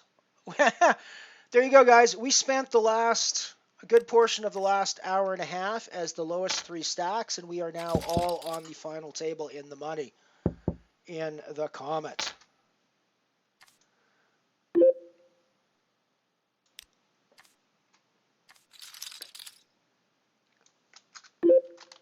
Final table in the Comet Nano, aka Stream Community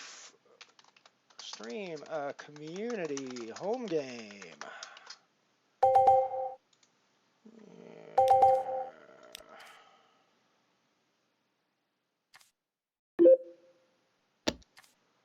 Let's update that puppy.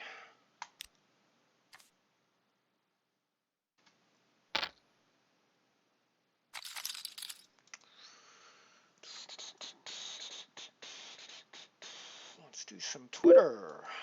Let's do some Twitter PR. Let's do some Twitter PR about this. Comet FT.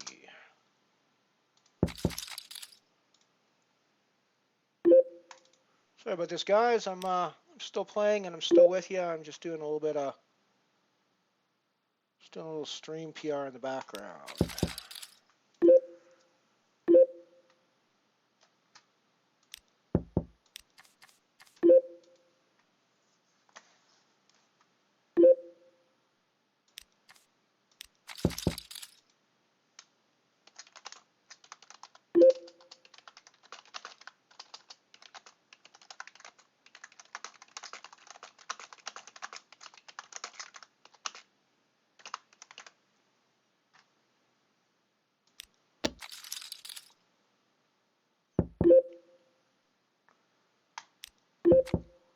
That was a really nice, short stack play there, MVE. Congratulations on getting yourself into the money in the Comet there. That was a nice job. That was a nice job.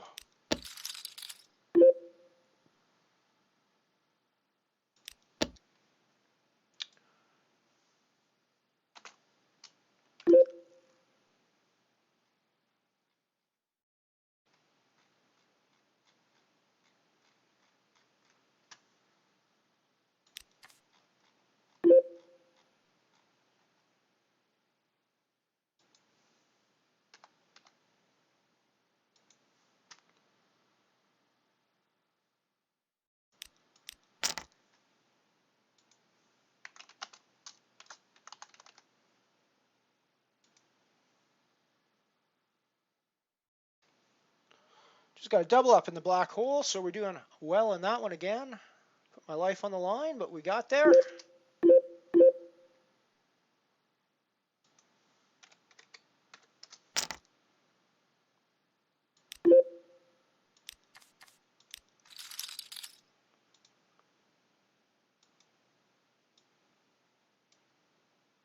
We are on the final table. Great short stack play by friend of the stream, MVE. Awesome short stack play there, buddy.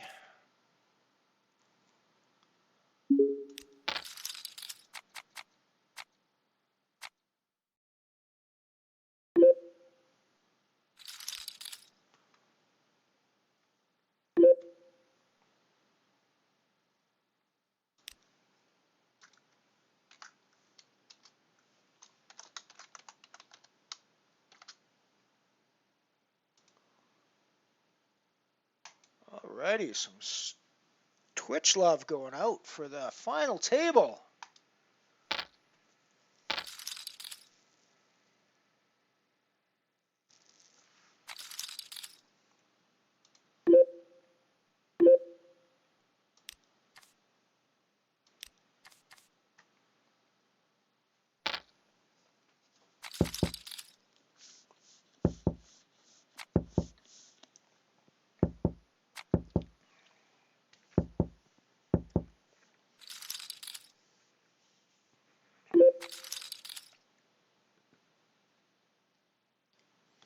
So still 2 away from the money in the Dwarf Star Bounty. We've got a cashing stack, but just sort of barely at that point. Still good though in that one. We're 9 away from the money in the Titan, and we've still got a cashing stack there. We are 4 away from the money in the Black Hole, and we have a cashing stack there. And we are in the money, as you can see, on the Comet Nano. Guaranteed 161 with 1452 up top. Be a nice little bank for our bankroll.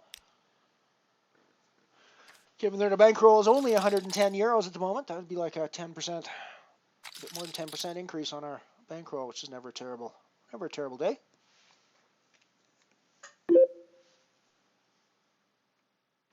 I'm still a little astonished at the run I've been on over here lately. It's been, I mean, there's obviously a few periods where I've been, you know, losing a lot of tournaments and not winning a lot of money as you look through that. But the general upward trend of that bankroll graph is pretty frickin' insane, frankly. I don't really know how else you can describe it. Other than that, it's not a. I mean, it may be the way other people's bankroll graphs typically look when they start a new poker site. It's not the way mine typically look when I start on a new poker site. I have to say that up front here. So it's been a pretty fun ride so far.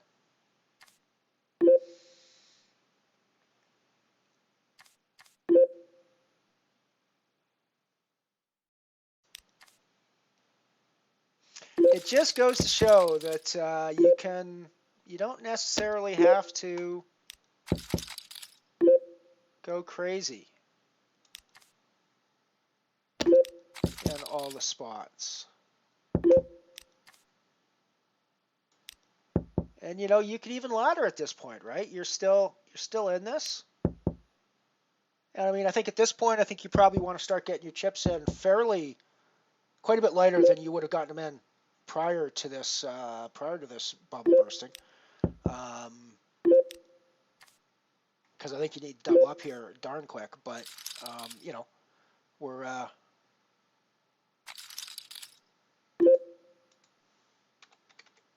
you've done a really good job already so far. Yeah, no, exactly, MV, and that's one of the things. It's one of the things. If you know, when new people come to my stream, one of the things I want them to learn when they watch me play is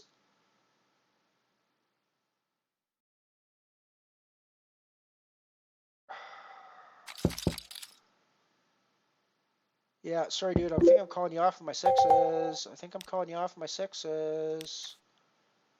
I think I'm calling you off of my sixes, dude. Ugh, gross. Gross, gross, gross, gross, gross, gross. Oh well. Oh well.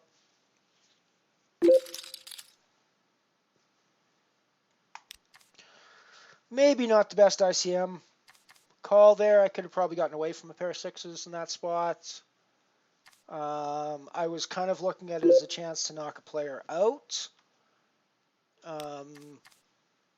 I should recognize that even in the best case scenario, I'm probably rolling the dice there or I'm flipping the coin. I mean for a coin flip. So yeah, that's probably not the best. Probably not the best call in the world. 4 spots from the money in this one. Yeah, oh well. Yeah, live and learn, right? I still got a stack. I still got chips.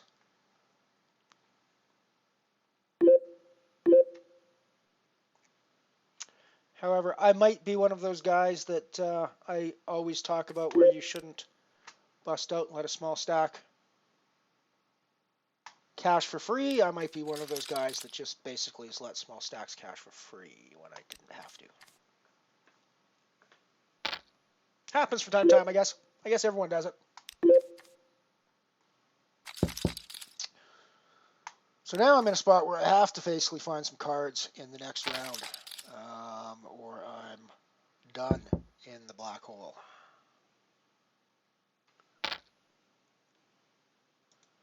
In the meantime, let's go back to the stream community home game.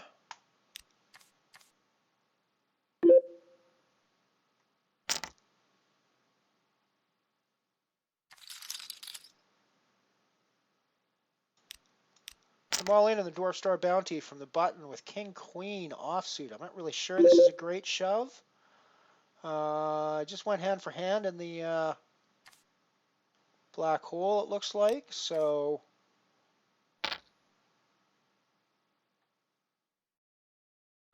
And I think I'm actually shoving hand for hand with Queen 10 from the button, Queen 10 suited. Got called by Ace 10 and we're done. We were the bubble boy, or one of the bubble boys in the black hole. That bites. That was not necessary for us to bubble that tournament, I don't think, and I'm not real thrilled with the fact that we bubbled that tournament. I also just busted at the same time the Dwarf Star bounty after shoving King Queen on the button. So basically, neither of those went very well for us. We just busted 2 tournaments. Yeah, okay. That's life, I suppose.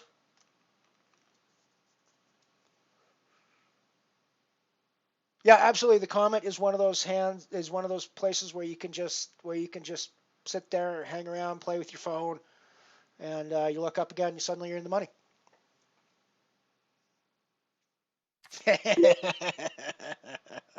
Yep, I know what you mean. Well, I mean, it's not that big of a deal for me at this point, but so we just busted. We just blew ourselves out. You guys, I don't think I was on stream for either of those, but you guys just so the black hole is a big fat 0 today. I was so close in that one, and it's quite annoying that I just blew it off. Dwarf Star Bounty, not so unhappy with that one. It was more of a poker situation that I took and didn't work out for me.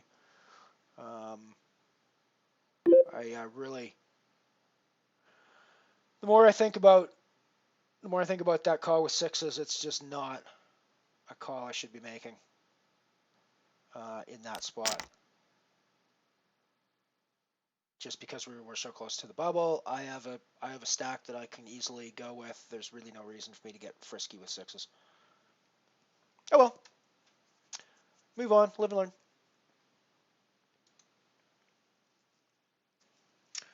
That's the thing. What I need to be doing is, and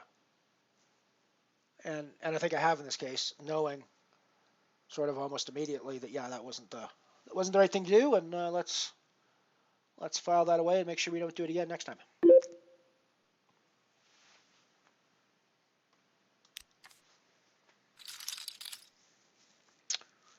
We're definitely going to put some cash on the table in the Comet, though. That's a guarantee now. And looks like a reasonably good chance we're going to put some cash on the table from the Titan today as well.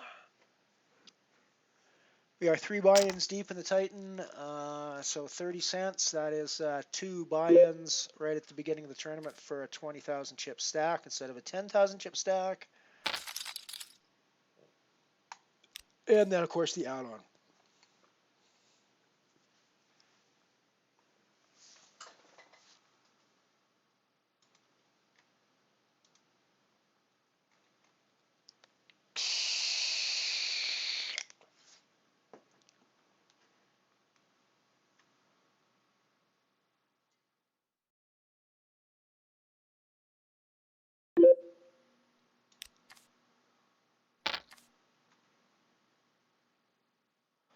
Still in a scoring position in the Titan, but it's pretty much on the edge.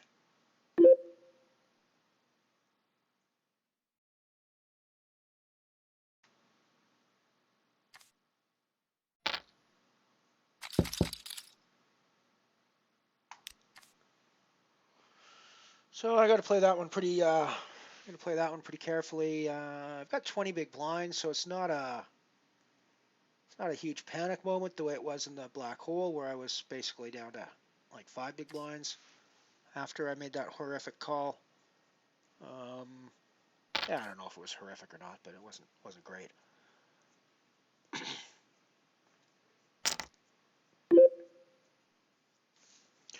No, it's not horrific. I think we have to reserve horrific for sorts of situations like you saw me do in the mixed game the other day, where I tank folded that set of 5s in a spot where there's just no way that I should ever tank fold a set of 5s. I mean, I'm not sure there's a lot of situations where you ever tank fold a set of fives, but it was definitely not one of them.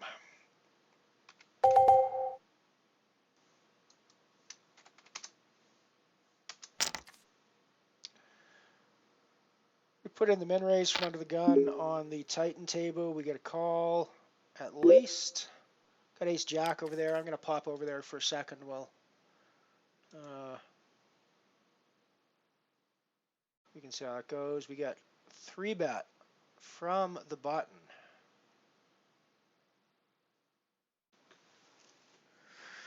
Oh, and again, this is another one of those gross ICM spots where I actually think that the proper thing to do in a vacuum when it comes back around to me is reshove at this point.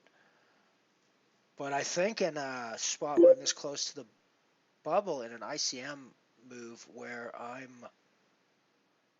think this is a raise fold situation now. I mean, maybe I'm wrong. Maybe it's not even a reshove with the ace jack. I just think that this 3-bet, it looks really weak at this point on the button there. And I mean the flat call from the small blind, but it's Mulligan, and I've seen they're like a really speedy player.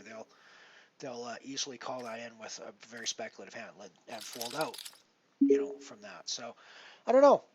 I might have missed an opportunity there as a quote unquote ICM because of quote unquote ICM considerations. It's hard to say.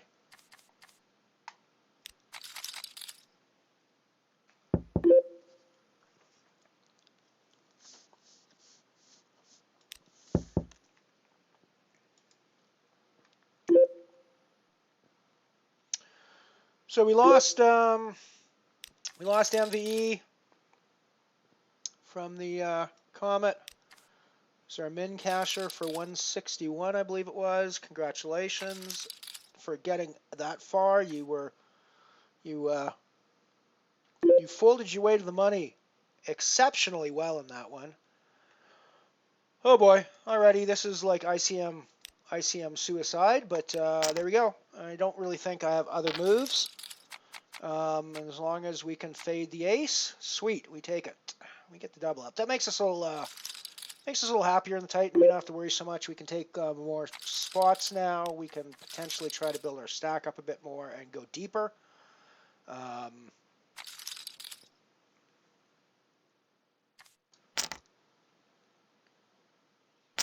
Nice one, Wes. Go, go, go, go, go. Get them monies.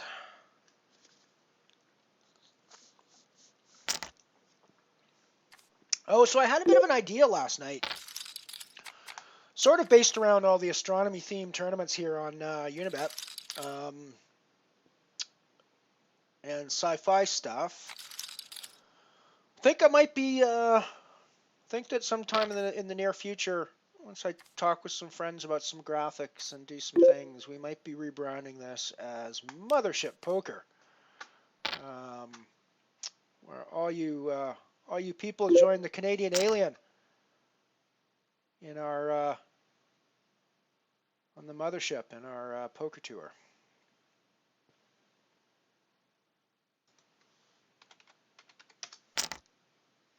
Put in a raise with my jacks, I think.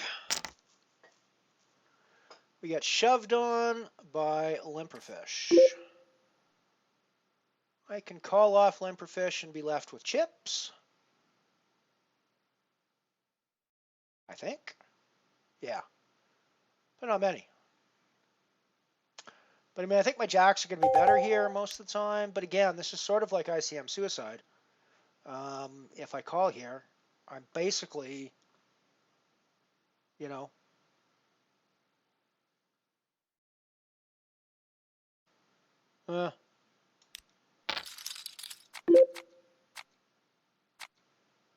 we hold. Holy Jesus. Holy Jesus. That was a bit of a heart pumper. That was a bit of a heart pumper there, folks. That was a bit of a heart pumper there. And I'm actually not convinced that jacks in this spot on the bubble I'm not actually convinced that was a good call.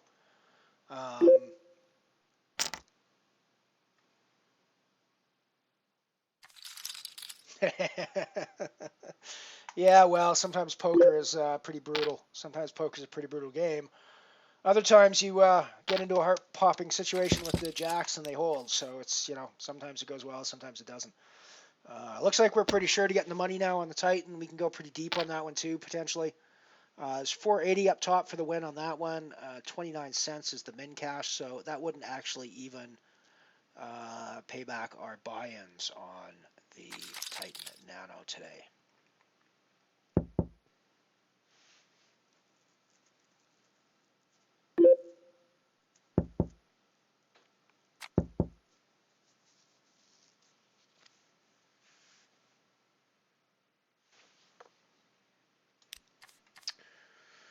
Alrighty, let's pop back to the Comet. We've lost our buddy MVE. We're down to 7 players now. We still got Night Shopper in the mix with some chips. I'm the straggly low stack now again. I got less than 10 big blinds, so I got to do something over there. Got to do something over there to save the stream honor. Although Night Shopper's taking it down would certainly save the stream honor too. It doesn't have to be me. It can be absolutely be friends of the stream. We get the same satisfaction out of that, I think.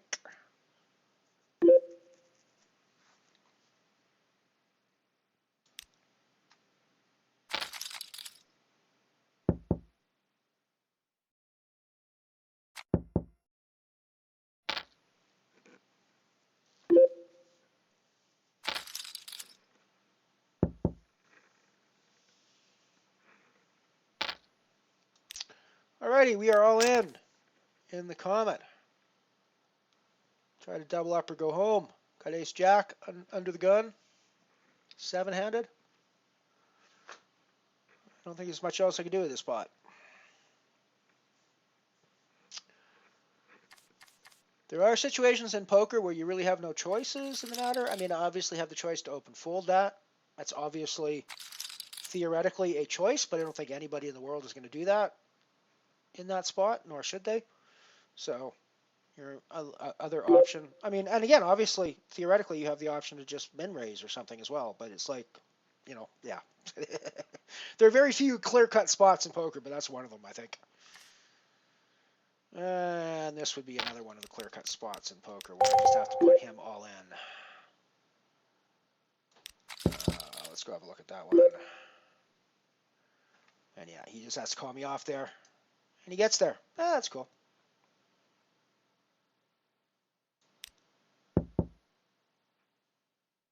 I mean, I think I always have to put him all in there with he only has 7,000 chips, and I think he always has to call me off there. Almost with any 2 cards, because he knows I'm putting him in pretty wide there.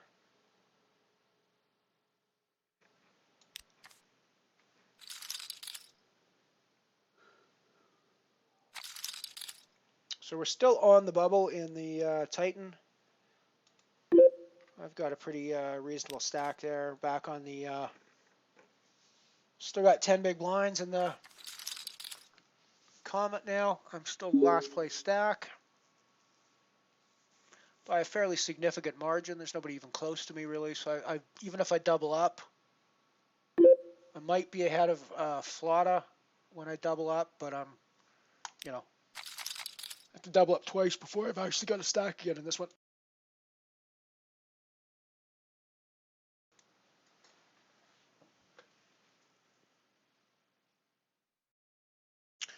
Might have been nice to have been involved in this with top pair here, but with the deuce kicker, that's why you don't get involved with these, because any other king it's got you crushed.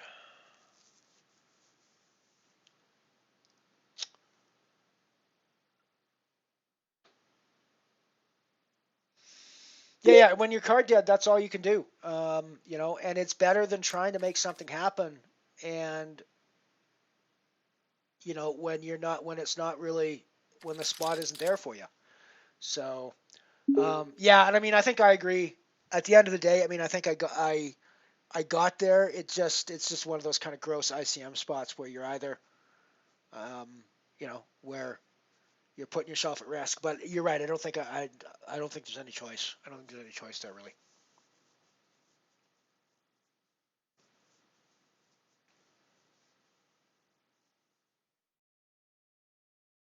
Yeah, exactly. In a Satty, that's absolutely ICM suicide. And I would be folding. I might not even. Well, I can't say I'd be folding aces in that spot because it's pre-flop. So, I mean, clearly the aces are ahead. But even still, the aces, just because you're ahead, you don't always win. And there are situations in Satties where I've folded aces pre-flop just because it just doesn't make sense to put those chips at risk in that spot. Even though there's a really good chance I win the pot, there's a significant enough chance that I will lose the pot and lose significant chip value and put myself out of a position to win the ticket when I would win the ticket if I just fold those aces. It's very counterintuitive, but yeah, there are definitely spots, and that's eventually why I got to the call part there. That even though it's just a normal tournament, it's only a 29-cent. It's only a 29-cent min cash, which we've just hit. That doesn't even pay back my buy-in, so I really shouldn't be that concerned about it. I shouldn't be. The only reason I care about making it to min cash is because that's one of the steps along the road you have to make in order to win a tournament. The only goal is to win the tournament. The point is that you can't win the tournament unless you've also min cashed first along the way. So you have to get to the point where you min cash. But you should never actually, and I'm always relatively happy with min cash because typically speaking, min cash means you've walked away from a poker table with more money than you sat down with. That's always a reasonably good day. But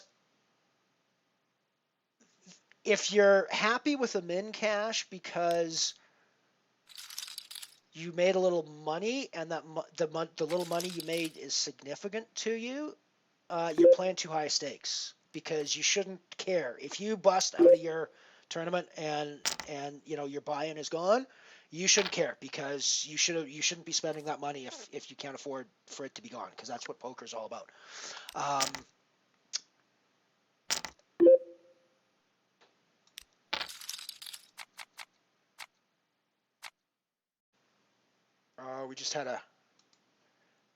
We just got back the guy that did us the other couple of hands ago on the Titan.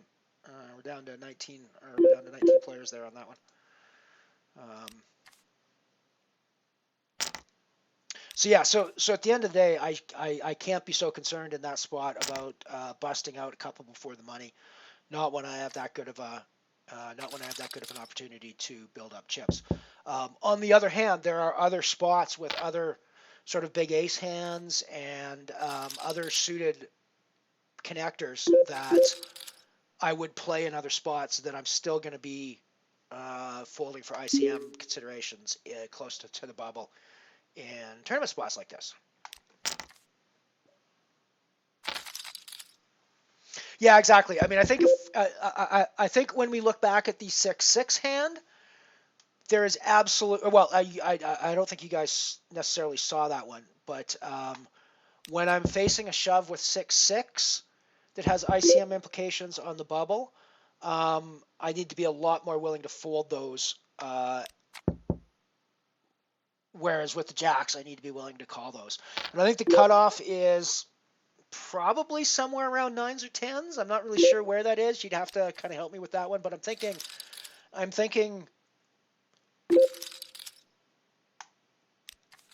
a 10s is a usually call and a 9s is a usually fold, with both of those sometimes being the reverse as well. So sometimes, so the 10s is a sometimes fold and the 9s is a sometimes call, depending on the spot and the situation and, what your feeling is at the time.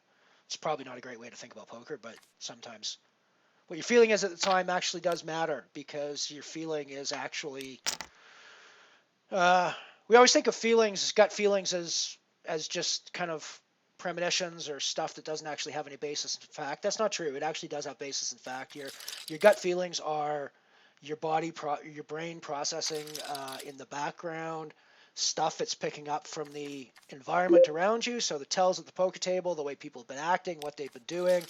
So when you get a gut feeling that someone's bluffing, it's not necessarily just a gut feeling. If you're the kind of person who's an observant poker player, then you've almost certainly got that feeling because your brain has processed something that has made it believe that, you're facing a bluff.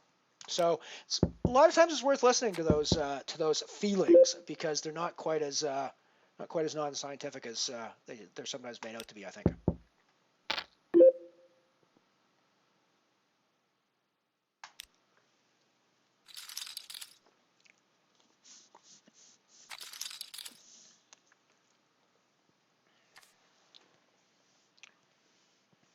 So yeah, the jacks are definitely going to be a call there. Anything jacks and above is definitely a call there. I think ace king is going to be a call there. I think ace jack's definitely not a call there. And I think ace queen is one of those that I don't know. Let's see how I feel at the time. In that spot. Ace jack suited, maybe. Ace queen suited is probably more of a certainty. So yeah. All right, so we managed to level up again on the Comet, sort of without noticing. I've been chatting with you about other things, and I just realized there's only 6 people left in the Comet, so we've managed to ladder up without even really noticing. Always fun when that happens. Always fun when you can ladder up without noticing.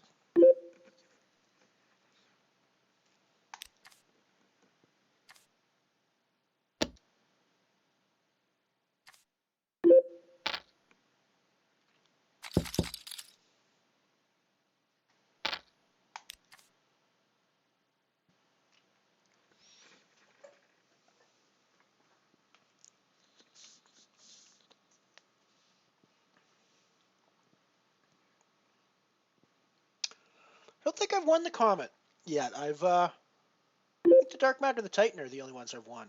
I've definitely gone deep in the Comet a few times. Comet Nano, of course. Do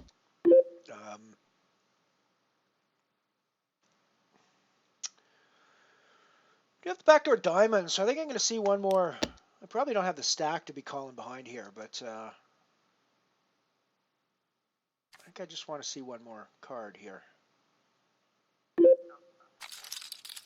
We do have the net diamonds when they come on the turn, so I think we need to bite the bullet and get there. Run better, Lyle. Come on, run better. Run better, Lyle. Wow. Wow. Alrighty, well, we can't say that Mr. Variance has been nasty to us today at all. And I had a couple of spots where it's been a little gross, but there's been a few spots where we just... I mean, I'm not saying that we like sucked out horribly on the guy on that one, but, it's one of those spots where got it in with a reasonably decent hand, and we got there, and that's just the way poker goes.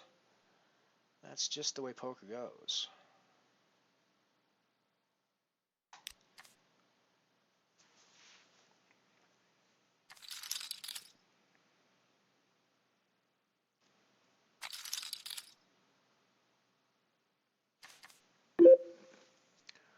That definitely puts us back in. We're not sitting at the bottom of the stacks anymore. Gives us a chance to maybe go a bit deeper in this one. Alrighty, I'm finally making some money in the Titan. The guaranteed cash now is up to 33 cents, which means we're making 3 pennies in the Titan if we cash now. There's 480 up top in that one, so it does get to be a significant return at some point down the road. But yeah, with this one, the min cash doesn't necessarily count for that much.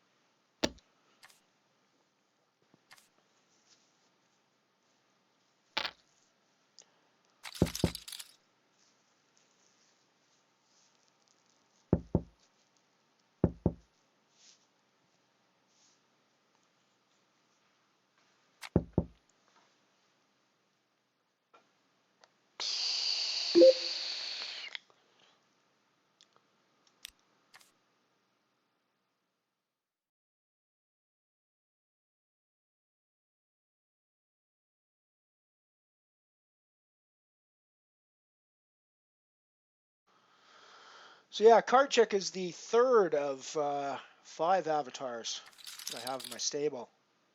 We've only seen 3 of them on stream so far. There's 2 of them that I've kept in the background for the time being anyways. We've seen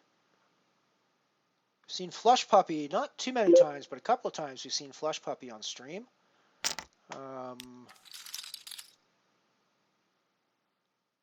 10 Jilly's the one that's been winning all the money for me lately.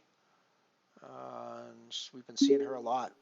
We saw her a lot on stream. And but just in the last couple of days I decided to play Card Chick for a while.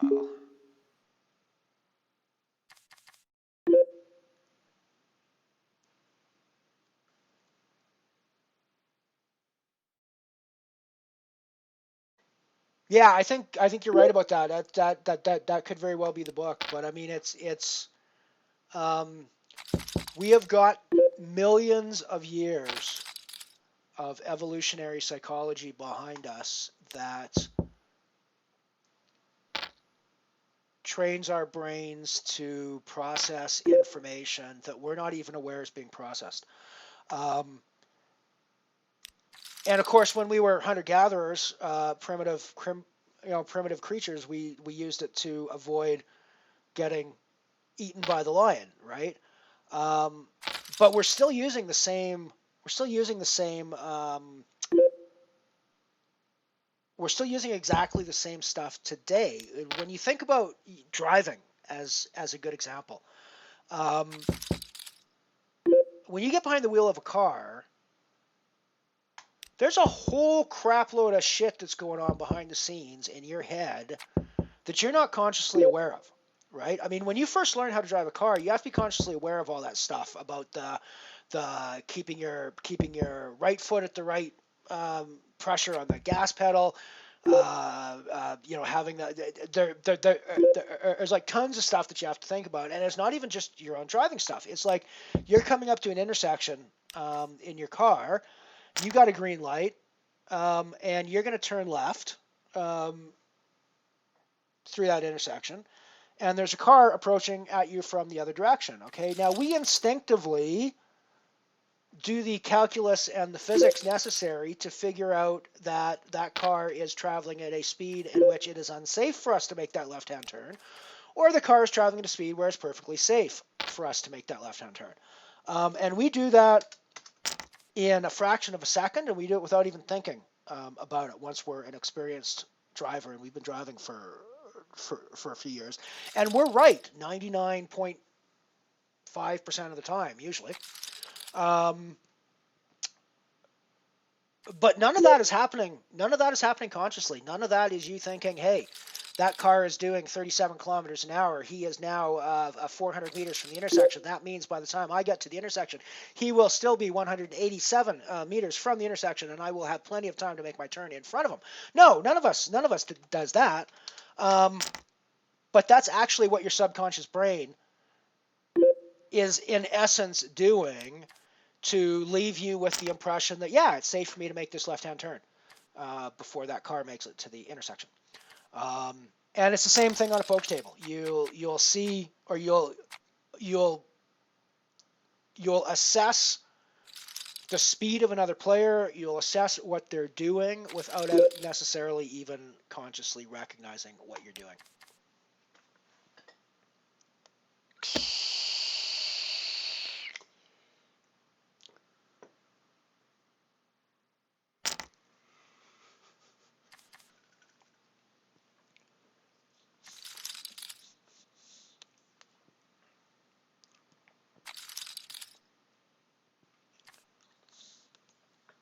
So yeah, the human brain is a ridiculously, absurdly amazing machine that we don't give it nearly enough credit for. There's so much that's going on in your brain at any given time that you just have no awareness of.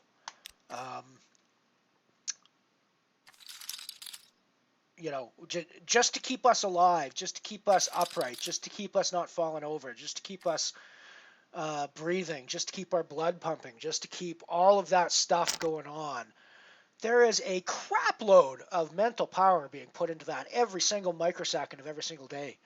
And you've still got lots of brain power left over to come watch me stream, to play poker, to do all sorts of fun things. It's probably a bit of a wide shove, but when you're going to get called by, yeah, gross. Alrighty, well, we're done in the comment, I guess. That was a wide shove. I knew we were going to get called wide by Giraffe, and we did get called wide by Giraffe, but he got there, so, you know. Hey, that's life. So we're just down to pouring sun. It doesn't let me actually watch that table, but I think it will. Hang on, let me do this. Let me go to there. Let me close this. Let me go to here. Oh, no, actually I have to go here first. Go to the Comet. We are out for 290. And let's open up this table to watch the tournament. Here we go. Now we can go back here.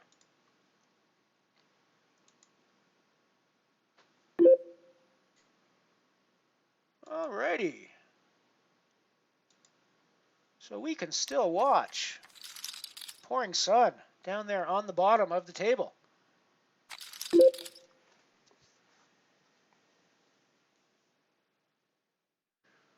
Oh, unlucky Ant-Man.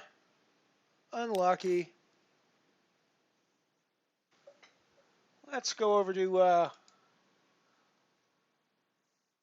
4-table layout. Don't need to see those ones. You can watch Ant-Man up here in the top left. We can watch me go farther in the Titan Nano here in the top right. So let's update our bankroll tracker for 290 in the Comet.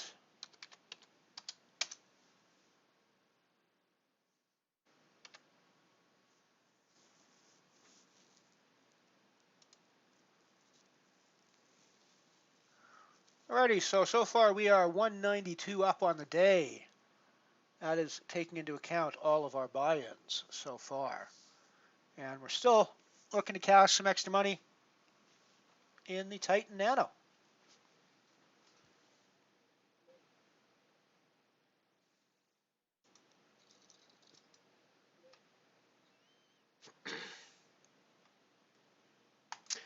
Yeah, my run good ended a bit prematurely in the Comet as well, Ant. Unfortunately. I mean, I think my shove is good there. Yeah, here we are, actually. I'm watching it come up on stream now. I think my shove is good here. Although maybe when I know I'm going to get called light, I probably shouldn't want to be shoving a hand like that. But, you know, I mean, we got it in good, I guess. So I guess that's all I can say.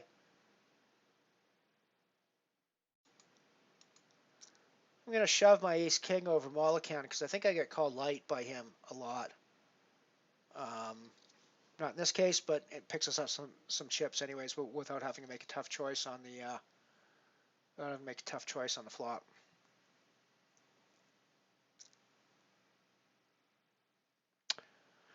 Pouring Sun, second and chips in the Comet. Good old Night Shopper. Thank you, buddy. It's, you know, it's the way it goes. I think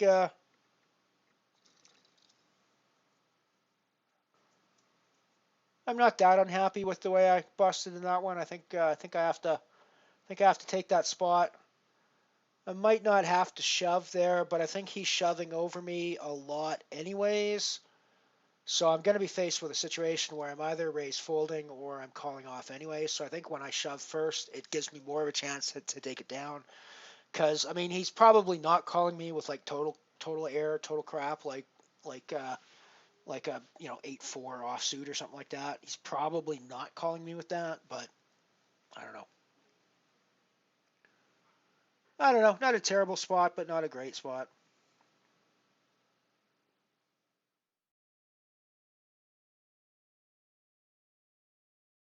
Yeah, it's sort of what I was thinking too when I saw what he calls me with. I mean, I know I sort of felt like the reason I was doing that is I knew that Giraffe. I'd been watching him, and he's calling things off pretty light. So I knew I could easily get called off lighter than a Queen with that, but.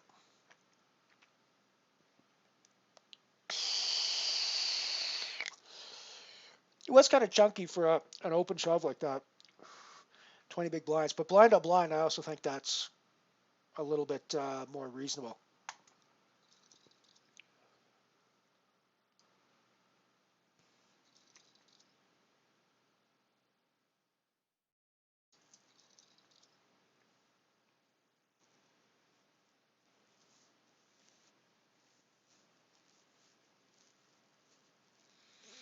I don't know if that's any good on the two tables or not.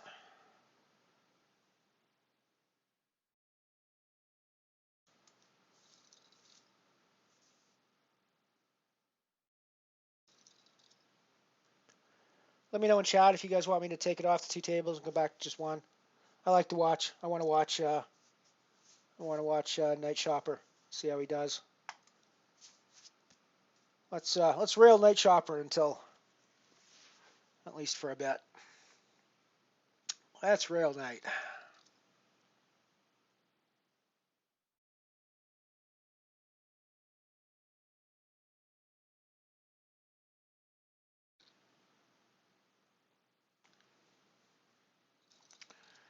Gross spot for Knight. Raises the button and gets shoved on by our quite active big blind.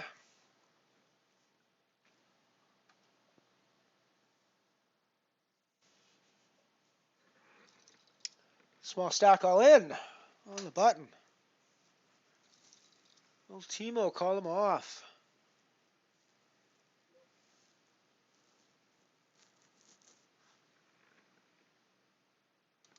Nope. No call.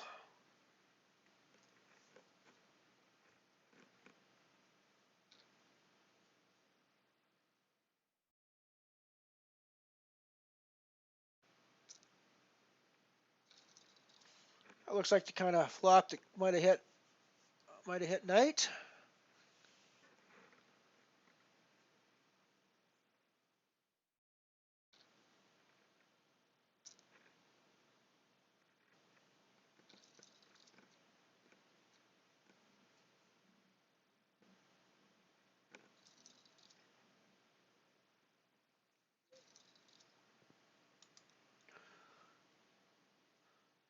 So currently the next position is worth 532 in that one.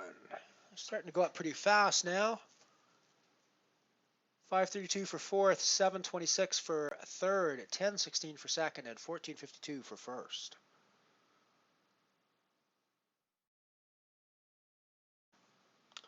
Down to 7 of 12 in the Titan Nano. Still just 33 cents guaranteed, but that will start going up shortly. I believe the next person out is a pay jump, I believe. What do we got? Yeah, next person out. Well, next person out is 33.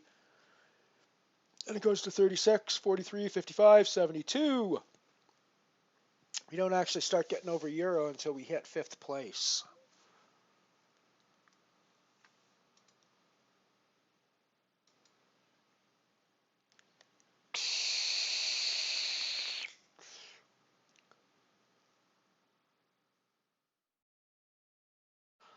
At the end of the day, I can't complain too much about how my day's gone. It's been a pretty decent day, at least based on my axiom that any day you walk away from a poker table with more money than you sat down with is a good day. We have definitely done that today. We are at least going to be 192 in the profit in the green today, and we're actually at least going to be 225 in the profit today, and probably a little bit more than that, depending on what happens in this Titan Nano over the rest of the next hour or so. Got another break coming up. Got another break coming up.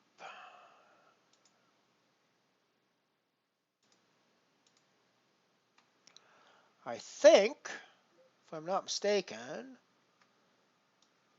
we'll get a few more Sam the Butcher Brady Bunch ads in this one, but I think we start to see some of the promos from the show in this one as well, which are quite amazing.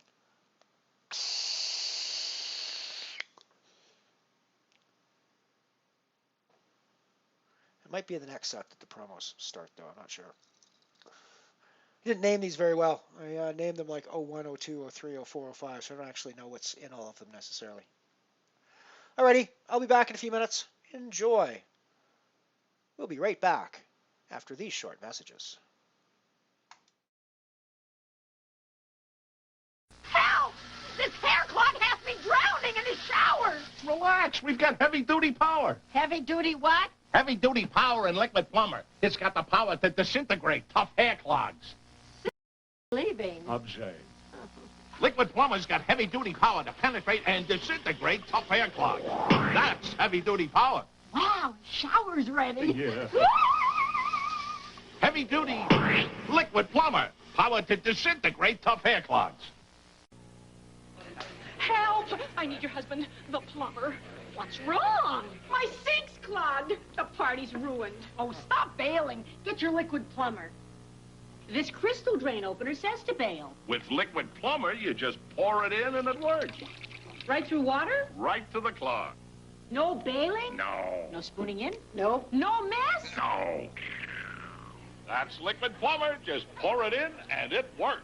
The hit of the party.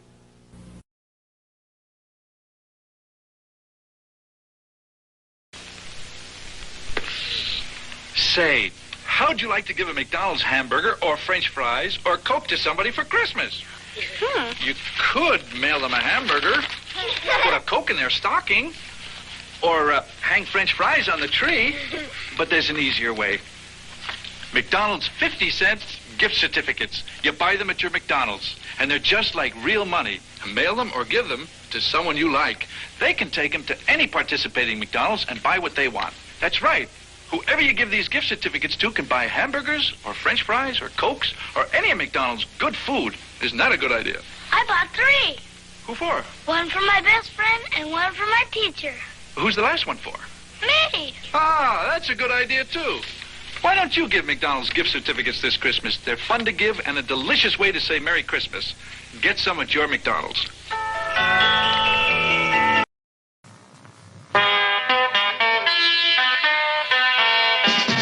Today, everything rocks with a special excitement of rock groups, rock music, and rock fashions.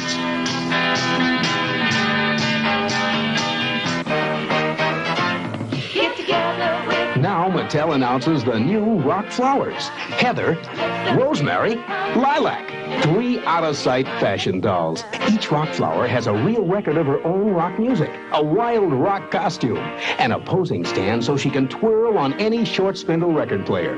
The rock flowers.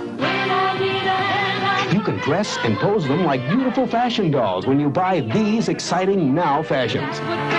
Or you can play that they're famous rock singers performing for you and your friends. Get Heather, or Rosemary, or Lilac. The new rock flowers. Each comes with their own rock costume, posing stand, and record. Dolls and other costumes sold separately. Now you can get your own rock scene together with the groovy new rock flowers from Mattel. 3 out-of-sight fashion dolls dressed in wild rock costumes with a real record and a posing stand for each one so she can twirl on any short spindle record player. And look, you can buy these exciting rock fashions to dress and pose them in. The new rock flowers. Each comes with her own costume, posing stand, and rock flowers record. Dolls and other costumes sold separately.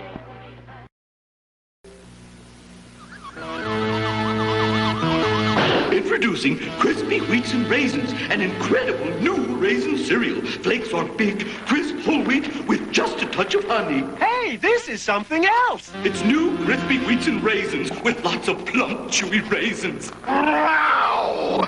This is something else. It's new crispy wheats and raisins, part of this nutritious family breakfast. Hey, this is crispy wheats and raisins. It's new!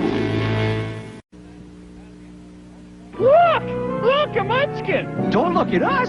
Look at these raisins. Yum, yum. Yes, raisins. Crispy wheats and raisins with lots of big, plump raisins. Look at these big raisins. Look at these plump raisins. Gosh, it's crispy wheats and raisins with big golden crisp wheat flakes touched with honey. Part of this good, nutritious breakfast. Look at these raisins. Crispy wheats and raisins. Oh, yum, yum, yum, yum.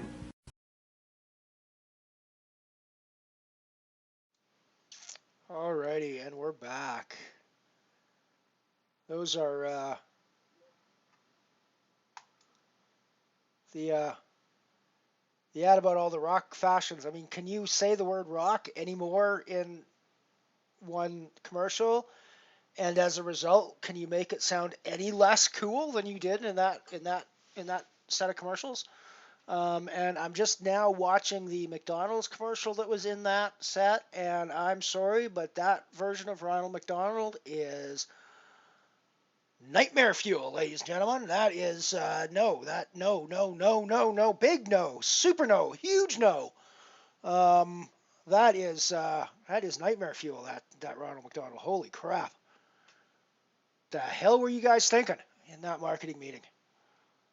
You know, how does that guy come out of makeup in your commercial and you look at him and go, hey, kids are gonna love him? Holy crap, that was creepy as hell.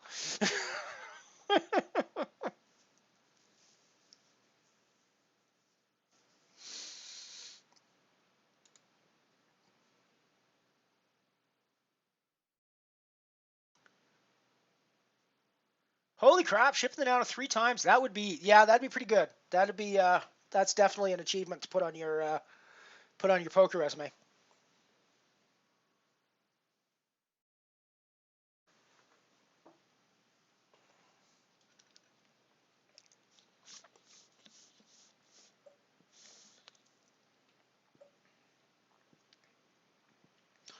So I guess we didn't get to the promos in this one. They must be in one of the later sets I have. I've actually only cut half an hour of the commercials that I found for the Brady Bunch. I've still got another half hour to cut if I want. I got a bunch of others. I've actually got a bunch of toy commercials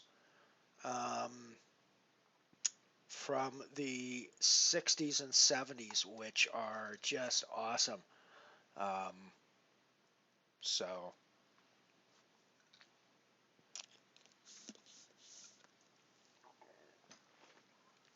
I'm going to cut together some of those for later commercials sets as well, for later streams.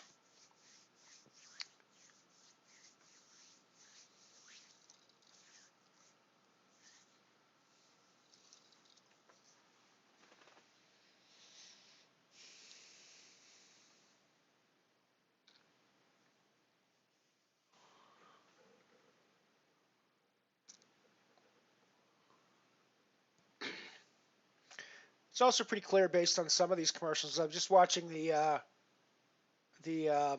Wizard of Oz crispy wheats and raisins mix roll up on there and mash up, and I gotta say it really makes you ask what the hell they were smoking back in the 70s, because that's some weird shit they got going on there. That's some weird shit going on there.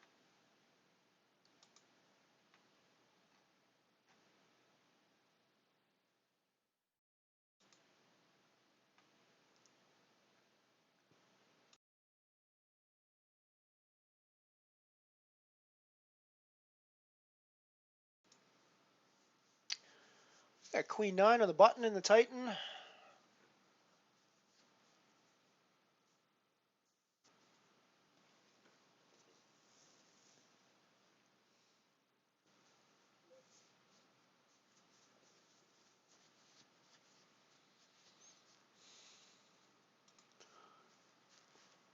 I'll get rid of that one. Even with Mullican, who we know who we know can be quite wide, played against him a fair bit. Definitely, we're definitely getting involved here. Mullican's a pretty spewy player.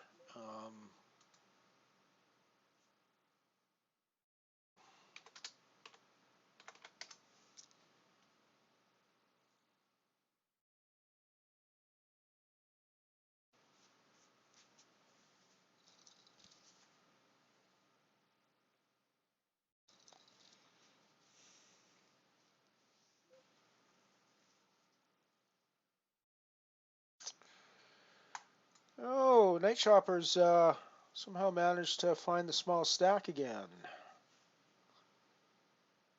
It's okay. We got faith in Night Shopper's ICM skills. He can build back from this one, I think.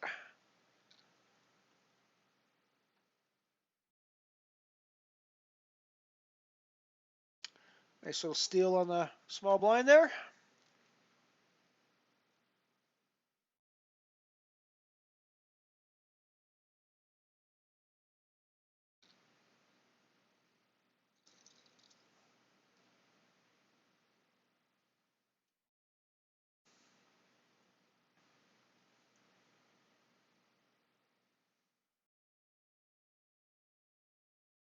Oh, I guess, sorry, I'm wrong. Night Shopper's not on the small blind. Timo's on the small blind.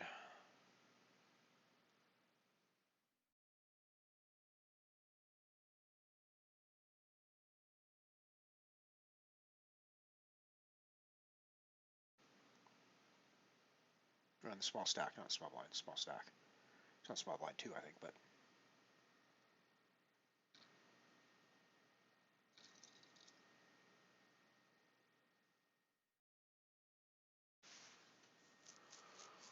I don't have my, I should add. That's a browser source, right? Yeah, that was a browser. Add existing. No, that one's a text box. That's right, it's a text box. Add existing, uptime.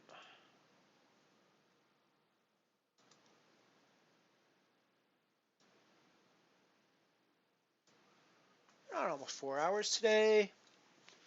Been playing about half an hour longer than that. I didn't quite get on. I was eating some breakfast before I started the stream. I thought about starting it up with the camera turned off and the mic turned off while I ate my breakfast because I don't like chewing in your guys' ears. But alrighty, so Pouring Sun's just Night Shoppers just laddered up to third place money at least in the Comet, and is now the short stack.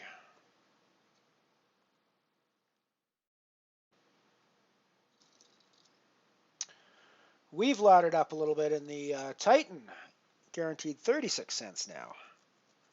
8 of 11 places. 8 of 11 currently.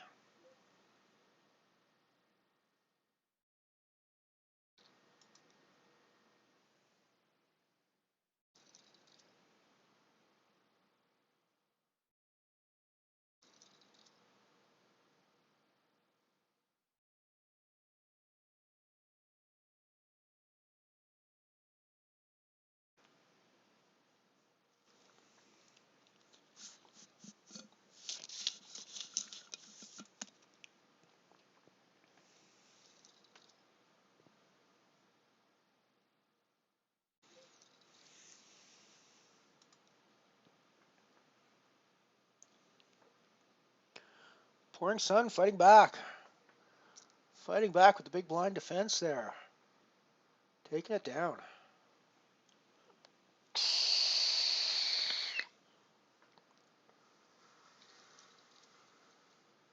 Family pot. Three-way family pot on the Comet final table.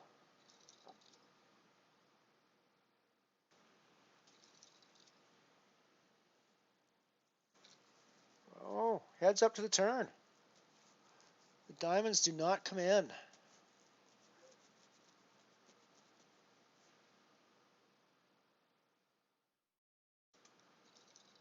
Oh, diamonds don't come in, but the straights do come in.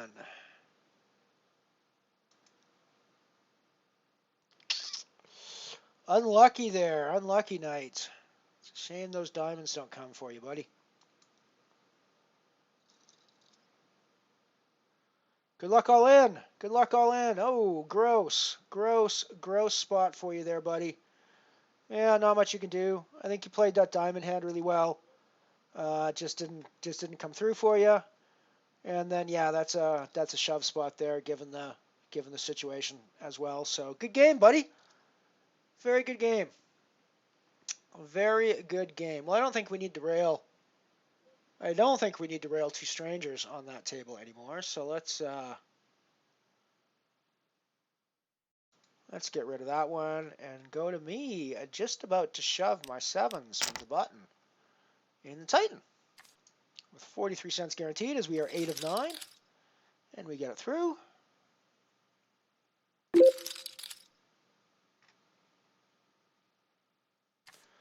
Good game, Night Shopper. Well played. Well played to get to third.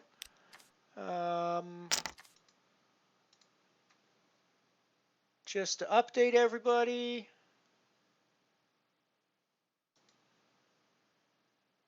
That is $7.62 that Night Shopper gets to add to their bankroll today. Nice one. I think no matter what happens to us, we won't add that much to our bankroll today. We're still gonna add some money to our bankroll today, though. So it's a good day. No matter what happens, we're adding money to the bankroll, and at the moment we're just racking up more and more pennies to the bankroll as we go deeper and deeper into this Titan tournament here, folks.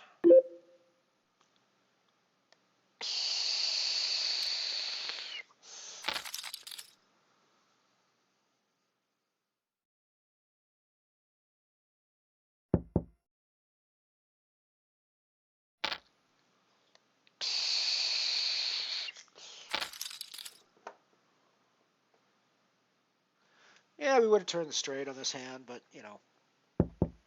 And I guess that's a nice example of me being super nitty, where something like a suited one gapper like that I should probably be getting involved with, especially when I know Mollican's as wide as he is with the raise he put in. But, yeah.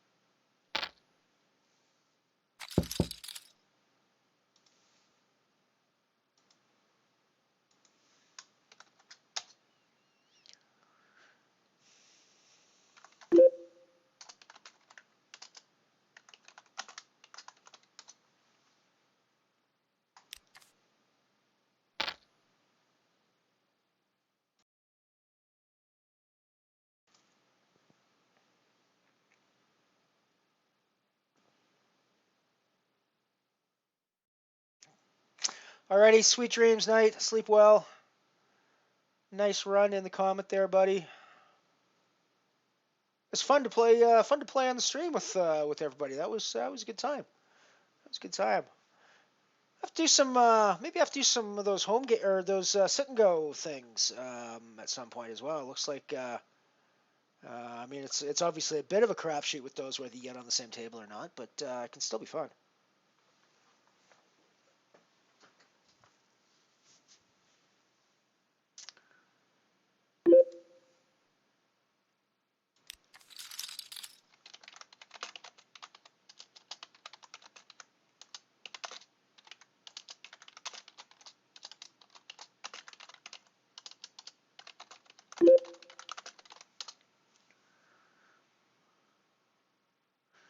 I make the call with the Jack King here.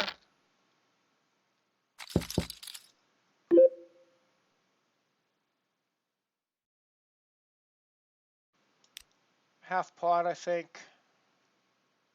Since it was limped pre-flop, I think leading out here isn't bad. I think we get action light from Mollican quite a bit. And I think we can make some chips on this hand. Either way, I think we make some chips on that hand. So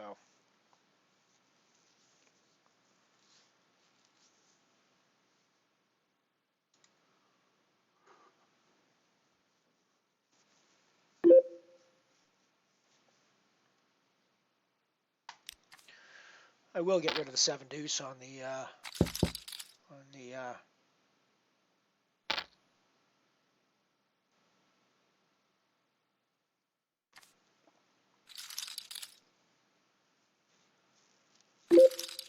Actually, speaking of 7 deuce, it's not really something people usually do in tournaments necessarily, unless they're, it's like a one table sit and go, and you got like prop bets and stuff going on the side. But Hustler Honey does actually have a 7 deuce challenge on her stream where, and I can't remember exactly what it is, but it's some sort of a sub or donation amount where you can make her bluff with 7 deuce next time she has 7 deuce. Which, can either go really well or can end horrifically for you, depending on, how it all goes. But the one that I saw that actually happened was actually ended up going pretty well for her. She took it down. She took it down. Ha! Go ahead and update. I'm big on my graph porn, man. I love my graph porn.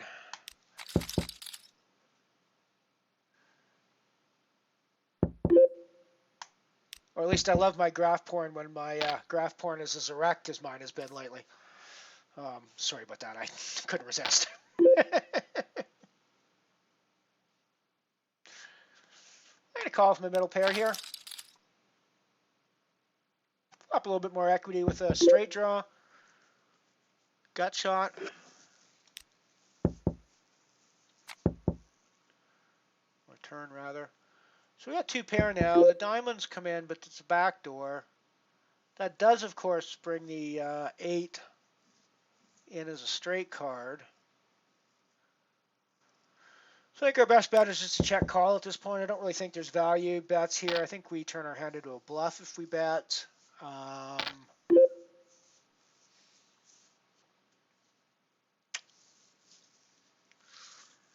So, I mean, what hands is he going to be value betting here that I'm beating at this point? It's obviously bluffs, so I can call as a bluff catcher here, but with Mullican behind, again, well, you can't really, very wide there. I don't think I'm beating enough, frankly, to even call as a bluff catcher here.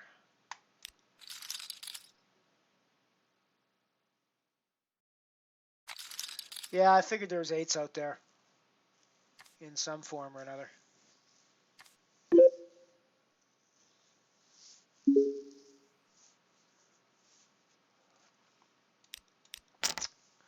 All in with my ace-10 on the small blind.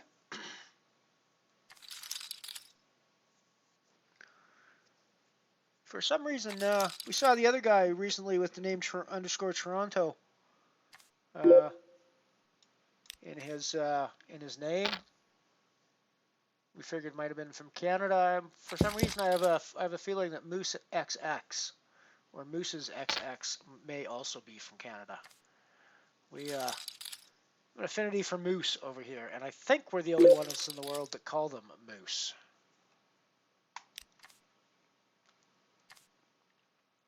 I think there are places in the world where what we call moose are called elk, but we have a different creature called an elk here.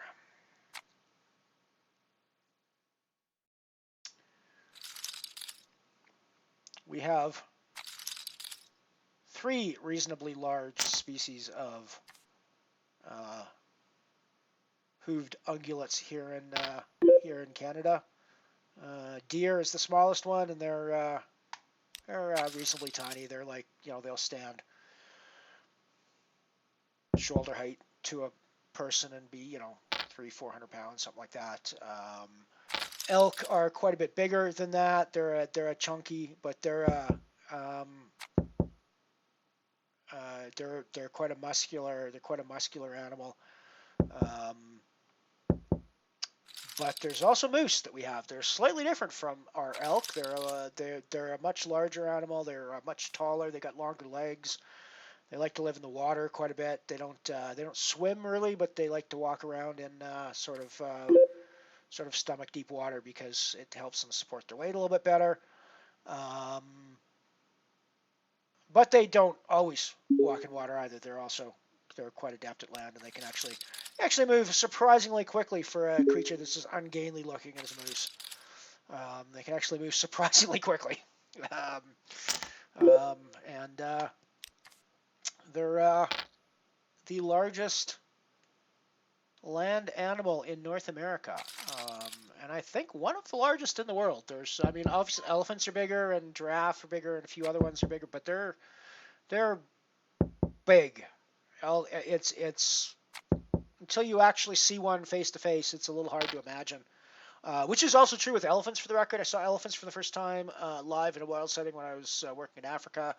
And there is nothing that prepares you for that experience. Not going to the zoo, not seeing them behind a fence, not seeing them in a cage setting in any way.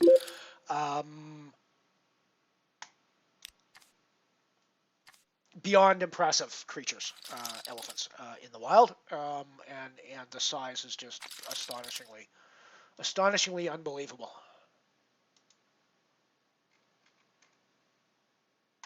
Boom! Nice one, Knight.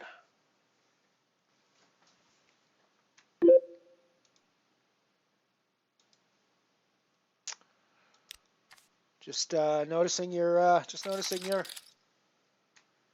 tweet there. Good job, buddy. Good job.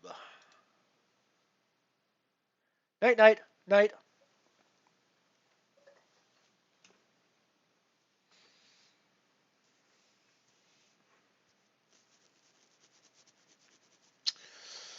Alrighty, I think we're probably going to be all in with our King 10 here. We're getting pretty low. We need to build up some chips again. So I think we're either in or out now. We're either in or out.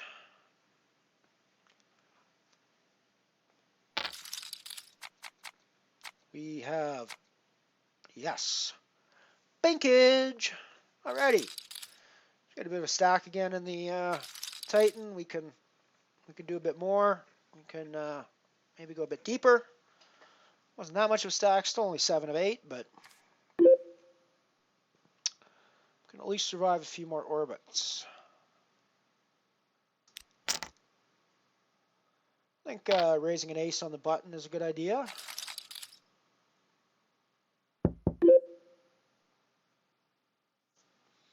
I think doing a delayed c-bet here is probably what I'm going to do. I'm going to check back the flop and then bet the turn if he checks to me. That was actually a pretty nice. Turn card for us, to be honest. Run better, Lyle. Run better.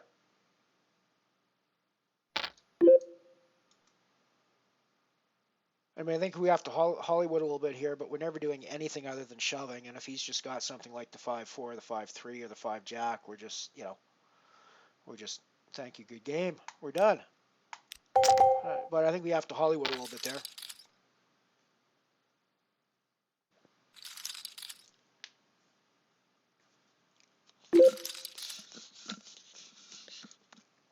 Alrighty, now we're playing the pokers. Now we got some chips to play with. We almost got an average stack now. 5 of 8. Got a chance to build up some money. It's always fun to hang out with you guys. I love the streaming. I love the hanging out with the people. I love streaming regardless. So I'm so grateful to have you guys here to watch and have you guys enjoying it as well. And I love having you here.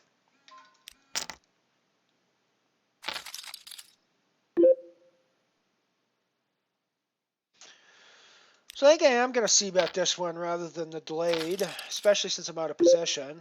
I'm obviously not thrilled with the spade coming up, and I'm probably check folding this flop if he bet, or this turn if he bets, because I feel like he's got a spade here enough of the time, especially with a bet that small. That's like a please call me, please call me, please call me kind of bet. So I think we're just going to get out of the way.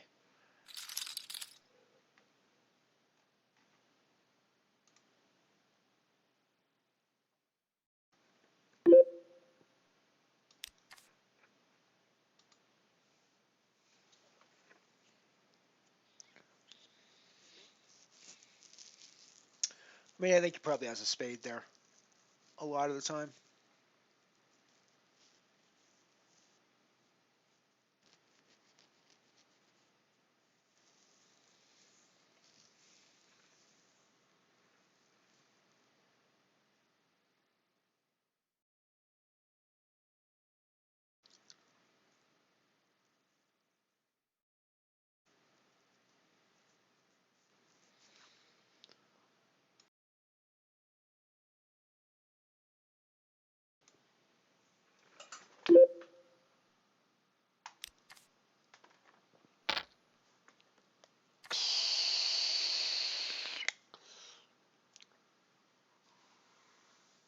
Down to 7 players remaining now in the Titans, so we're 1 away from we're on the final table bubble now.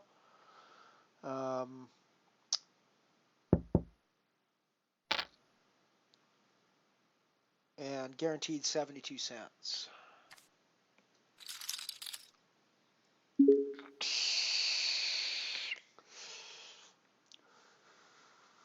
Of course, I guess I don't need to tell you that since you can see it on the status panel there on the screen, but you know, I like to talk, so.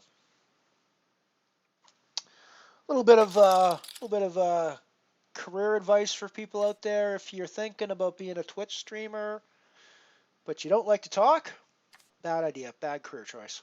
You're pretty much loving to talk, loving the sound of your own voice, thinking that you have something to say, even if those things are just silly jokes and stuff like that. It's pretty much a prerequisite of being a Twitch streamer. You don't get on here to be quiet, I don't think. I don't necessarily have anything profound to say, but I'm just here because well, I mean, maybe I'm here because I like the sound of my voice. I've always had a love-hate relationship with performing in my life. I'm an absurdly introverted person in the real world. I'm not a party type guy. There are lots of situations where I will enjoy a party and I'll have a good time. I'm the kind of person that always needs an escape plan, and when I'm done with the party, I'm done with the party. And that's just all there is to it. There's points in crowds when I just am not comfortable in crowds with a ton of people around me. So, I'm not necessarily the best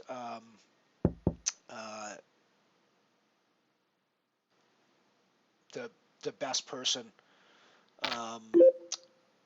in those situations, but I've always had, weirdly, a desire to perform in front of people. And when I was really young, I thought about maybe being a singer. Wow, I just folded the best hand there. Crazy. I thought about being a singer. And unfortunately, the small problem with that is my singing voice sounds like somebody dragging their fingernails over a chalkboard. It's not the best singing voice in the world. In fact, it is one of the worst singing voices in the world. I would wager money on. So that didn't work out so well for me, and I didn't really find much else until it was sort of in my early 20s, and I actually started doing stand-up comedy for a while, and quite enjoyed it. Never got really great at it. Did a lot of open mic stuff. Did some paid shows here and there. Little local stuff mostly. Didn't really do any sort of national thing or international thing or anything like that. And then some other things came up in my life. I got a job where I moved over to Africa for 5 years and worked there. So yeah, it kind of got dropped by the wayside, but it never really left my brain. I was back doing it again. I guess about 10 years ago now. I was back doing shows, and I probably got 100, 150 shows under my belt now for stand-up comedy.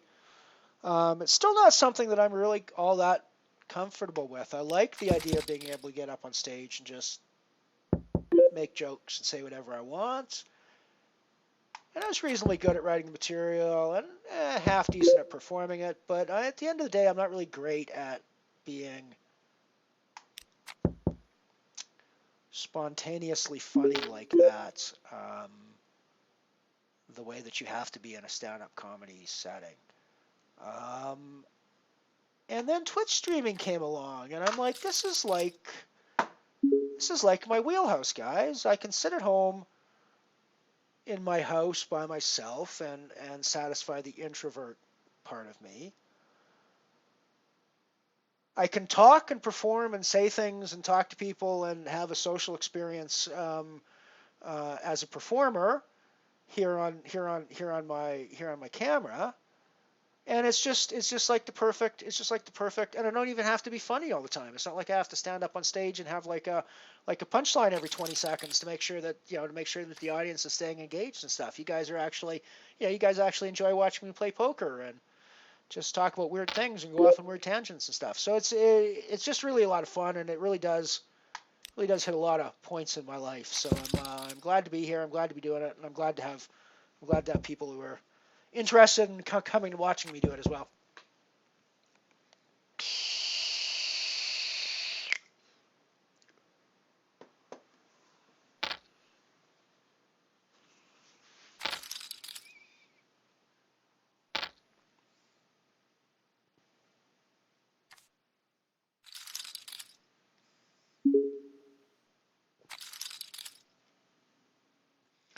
I might end up going back to stand-up comedy at some point as well. I've never actually been fully addicted to anything in my life, so I don't really know if this is being flippant a huge amount or not, but there's a real addiction to the rush that you get from making a room full of people laugh. And I gotta say, it is countered by the absolute devastation of getting to a punchline that you thought was going to kill the room and just having it fall in dead silence. So it definitely goes the other way, more often than you really want as a comedian a lot of times. But every joke that falls on a dead room, for every 10 of those, you get one joke that kills, and it's all worth it. Yeah, it's all worth it. There's I don't know. It's like it's a rush that I've never experienced anywhere else other than getting up on stage and telling jokes and having an audience respond to it.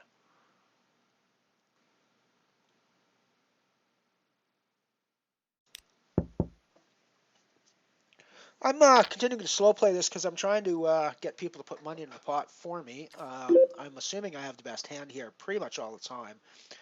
Now that we're on the turn and I'm out of position, though, I think I need to put in the check raise here. And I think our check raise is a shove. Oh, okay. And we're done. Alrighty. That was fun. Well, we're done in seventh place for 72 cents in the Titan. I'm not unhappy with that move. I think he's going to be there with worse aces than us, at least some of the time. Excuse me. He's going to be, I think that was the right move there, and I'm not unhappy with where we busted there, I don't think. So let's add that to our bankroll tracker just to make sure we've got everything updated on the stream before we go. So that was 0.72. Let's take a screenshot of that one as well.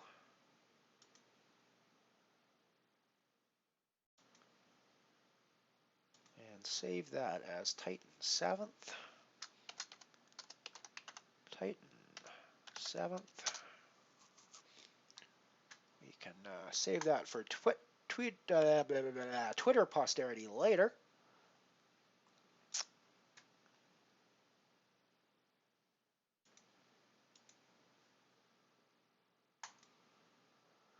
So that's us for the day, I guess. It's pretty much where I usually end my Unibet day, anyways, because there's not a lot of great stuff going on. Although I think I might start playing some of the evening events. I didn't play them before because there was no nanos. I didn't have the bankroll to be paying €1 or €2 to get into an event, especially not when I thought in the evenings there was going to be a lot of regs and a lot of grinders and a lot of people that are playing a ton of poker. So I think the field will be a little tougher at those times. But I think now that I can actually afford to get into some of those relatively easily, I think I might start playing a few of those. And I think if I start playing them, I think maybe we can build a Canadian audience that comes in and plays some of those in the when Unibet is typically having a downtime, and that'd be pretty cool. I think if we could add some extra people to the pool in the evening times, Canada wise, that'd be a lot of fun. So, anyways. I think I'm done for the day. It's been fun. We've had a 4.5 hour stream for the day. We've ended up with cashing out for more than we bought in for, and by that I mean we made back our money. Plus, we made a profit of more than our total buy-ins. So we ended up with up plus 264 today on $2.50 buy-ins. So. That means that we made more than $5 today. Cool. Thanks very much for hanging out. Give me back again tomorrow, I'm pretty sure. Shooting for 11 Mountain Standard Time, as always. I'll probably be a little late because that seems to be the way it goes lately. So maybe 12 Mountain Standard Time, or somewhere in between 11 and 12 Mountain Standard Time. That's where I'm shooting for tomorrow, anyways. See if we can't run up some more money. Where'd we end just before I run off today? Where'd we end today? We got 113.37 as our current bankroll. We still haven't capped our max bankroll that we hit the other day of 114.10, but we're pretty close to that, and we might do that tomorrow if we do reasonably well. We're earning 72 cents per tournament now, with an average buy-in of 40 cents. So our average buy-in is going up significantly. When I first started tracking that, we were down around, I think we were down under 30 actually when we first started tracking that. And the dollar or euros per tournament has gone up quite a bit as well. I was down around 40 when we started tracking that. We've almost doubled that one in the time being. Of course, when you double your bankroll in one day, and David's stream leg, that's the sort of thing that tends to happen. But anyways, thank you very much for hanging out. We'll see you tomorrow.